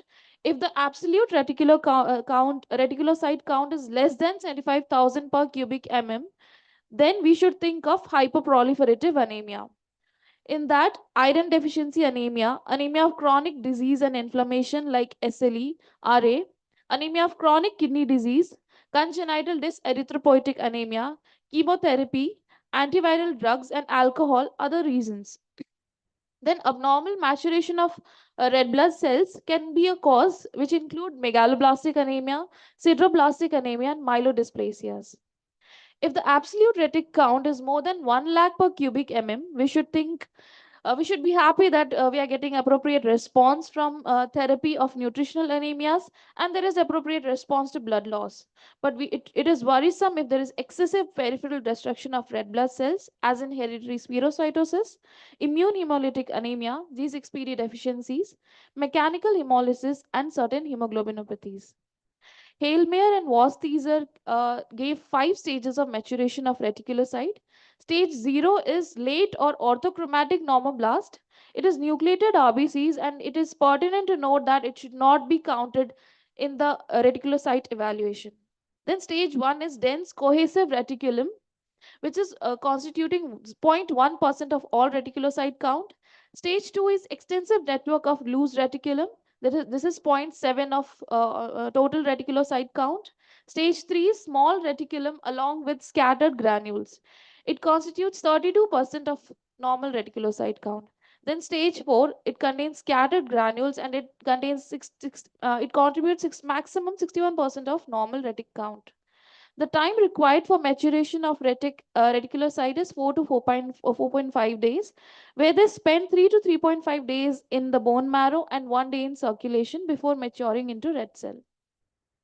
We can report reticulocyte percentage, in which is number of reticulocyte counted upon total number of red cell counted into 100, and the reference range is 0.5 to 2.5% in adults. Then absolute retic count is very, very important, especially when there is severe anemia and PCV value is very low. In those cases, two values are very, very important, like absolute reticulocyte count and corrected reticulocyte count. Absolute retic count is retic percent into total red cell count. The normal value is 50,000 to 85,000 per cubic mm. Then corrected retic count is retic percent into PC with the patient and the normal PCV. Then there's something called as reticulocyte maturation production index, which is corrected retic count upon estimated maturation time in days. Then immature reticulocyte fraction is immature reticulocyte upon total number of reticulocyte. It is a very sensitive index of erythropoiesis which can be assessed on the second and third day of hematinic therapy and deficiency anemias. Then mean reticulocyte evaluation, it is an indirect measure of functional iron available for new RBC production. Mean reticulocyte volume in depleted iron store, this index increases rapidly following iron therapy. Then coming to our main topic, automation and reticulocyte count. Till 1980s, reticulocyte quantification was done, carried out by microscopic evaluation of blood smear stained by supravital stains like new methylene blue and brilliant crescile blue. With the advent of automation, the precision of reticulocyte count has markedly improved. Now, in most of the laboratories across the country and outside India, also manual counting is replaced by automated methods. The principle behind automated analyzers are flow cytometry method using fluorescent dyes binding to the RNA of the reticulocyte. The stained cells are then detected and enumerated on the basis of forward scatter light and lateral fluorescent light. The SF Cube 3D fluorescent analysis technology allows reliable counting and differentiation of abnormal samples. In addition, automated hematology analyzers also provides various reticulocyte parameters apart from retic percentage, including immature reticulocyte fraction, reticulocyte hemoglobin content, mean spherical reticulocyte volume. I, Dr. Bhuvneshwari Das, junior resident from GMC Kottayam, conducted a small cross-sectional study for comparative analysis in reticulocyte counting by manual and automated method in our hematology lab. 40 venous sample bloods were collected, which were received for reticulocyte count and processed by both manual as well as automated methods. Insufficient or grossly hemolyzed samples were excluded, and the test was performed within 4 hours of sample collection. Comparison of both method was done for each sample. In manual method, 2 to 3 drops of brilliant crescile blue was added to equal amount of blood, and it was stored at 37 degrees Celsius for 15 to 20 minutes. The RBCs were resuspended by gentle mixing, and a thin blood film was prepared on a glass slide. After drying, the blood was examined using light microscopy to count reticulocytes in 100 erythrocytes per smear. The result was expressed as reticulocyte percentage. The same sample was analyzed by Mindray automated hematology analyzer BC760. This is the image of the automated analyzer in our department. Using CBC plus retic mode, where forward light scatter and side fluorescence emission was measured. The parameter noted were reticulocyte percentage, absolute reticulocyte count, and immature reticulocyte count. This is the observational table of my study, in which retic count of each sample was compared with manual method and Mindray automated hematology analyzer BC760.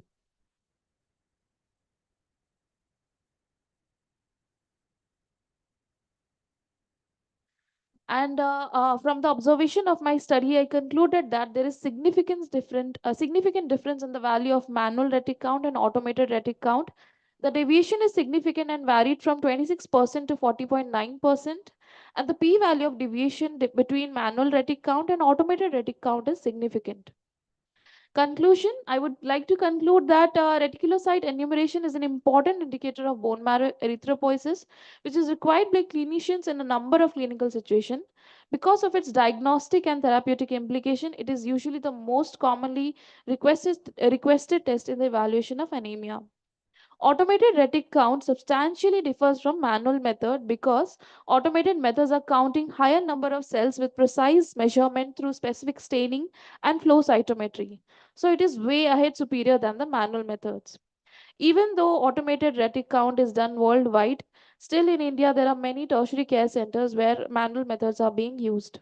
As in my college, now itself we are doing manual method as well as automated, but mostly manual method is given preference. So there are many limitations of manual method, like technical limitations. It is time consuming when there are large number of blood samples coming per day, and there is inter observer variability, intra observer variability. There are sampling errors, staining issues, and lack of automation results in delay in results. So it will impact the clinical outcome of the patient, leading to inaccurate or delayed diagnosis, inadequate monitoring of treatment efficacy, and sometimes it may lead to failure to detect blood disorders or anemia, and there is increased risk of mismanagement or unnecessary interventions. To enumerate the advantages of automated reticulocyte counting, there is increased accuracy and precision, and reduced inter and intra observer variability, faster analysis time, and improved standardization and consistency. There is enhanced detection of abnormal reticulocyte morphology. There are many operational advantages as well, like reduced labor cost and workload, minimum training required for operators, and integration with laboratory information system.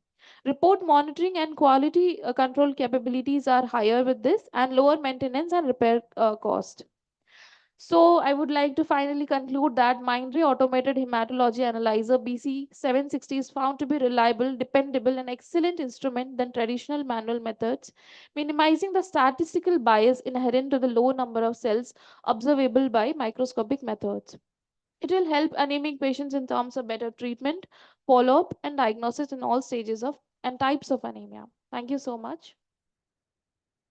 One question, madam. In HBH disease, that is one type of hemoglobinopathies, and in HPLC we found that alpha thalassemia HBH, and sometimes we, as per our interest, we do the retic stains manually, and we found almost all RBCs are converted to golf ball appearance HBS inclusions. So that is a manual staining method. Have you got the chance to run that type of sample in automated retic count, and what the results? Have you any experience? So I have not experienced that case, HPH inclusion, but then in that case, I would think that the morphology would be more important than automated reticulocyte. So my interest is just automated analyzer gives it as a retic counts, or you get the 50-70% retic count. In that case, I think it is required to rule out the HPH inclusions. Yes, sir. As by my Definitely. experience, actually. You're not find any samples like No, this? no, sir. No, sir. Okay. Not okay. in this sample. Okay. I just did a small study Okay. for this purpose itself. Okay. Yeah. Any other questions?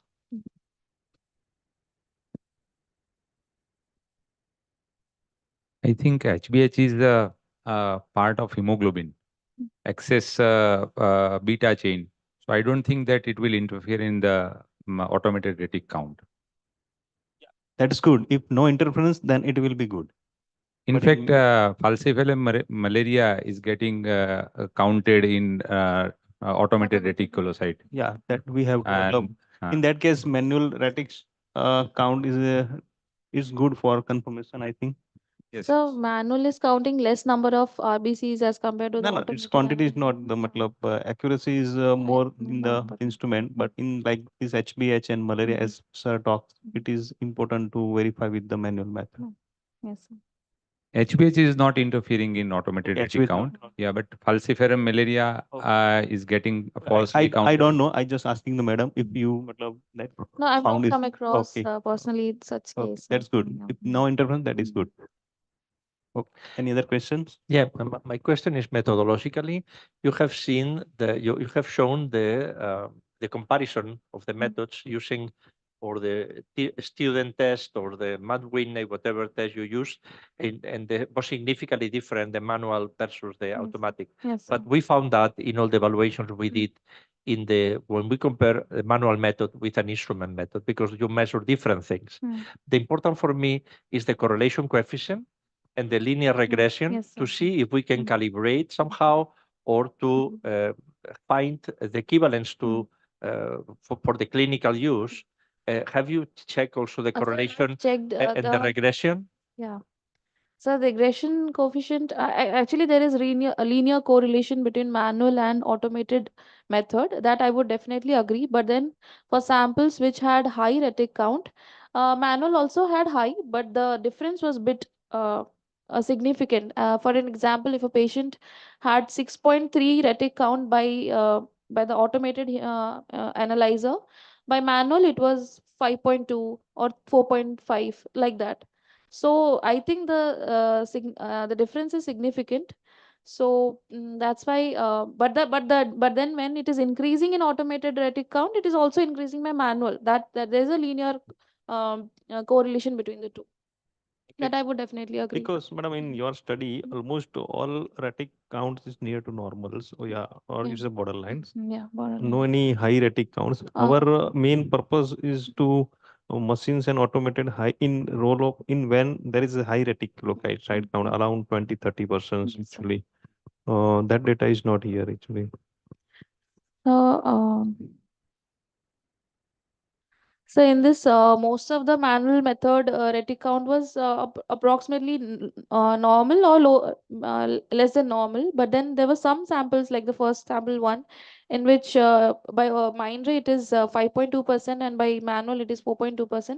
So the graph is going up only. It's not like some is showing very high in automated and it is showing very low in manual. There's no sample like that. But definitely there is less value coming through the manual method as compared to the automated analyzer.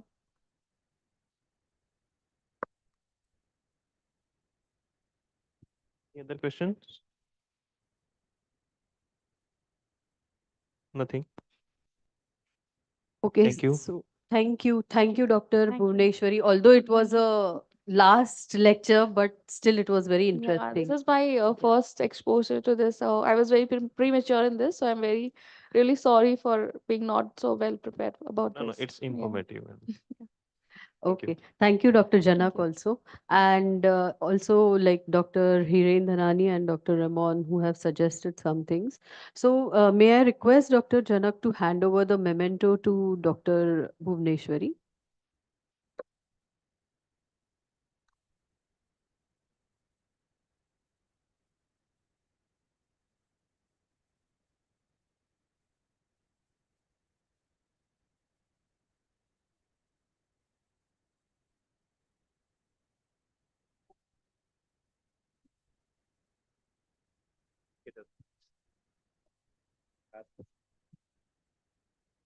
Thank you very much.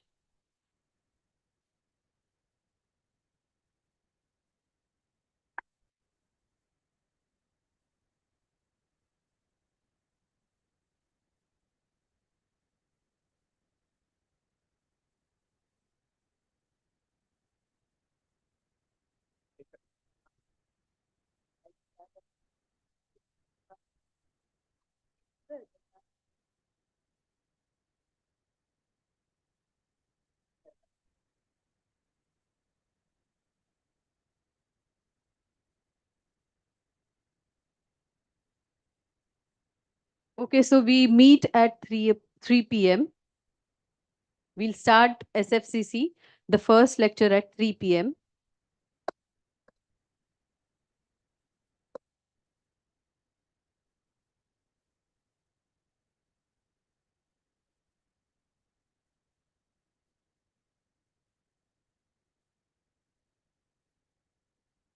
I'll do end with.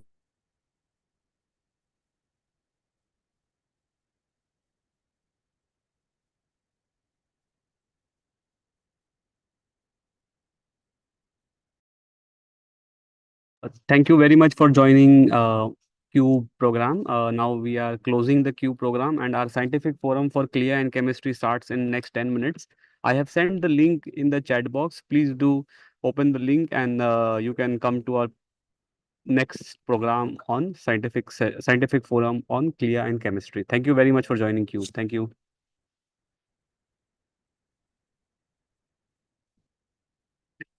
And after you close the session, you get a pop-up for the feedback. So we request you to please share your feedback, valuable feedback for us to improve on the upcoming programs. Thank you very much. Thank you very much for joining CUBE.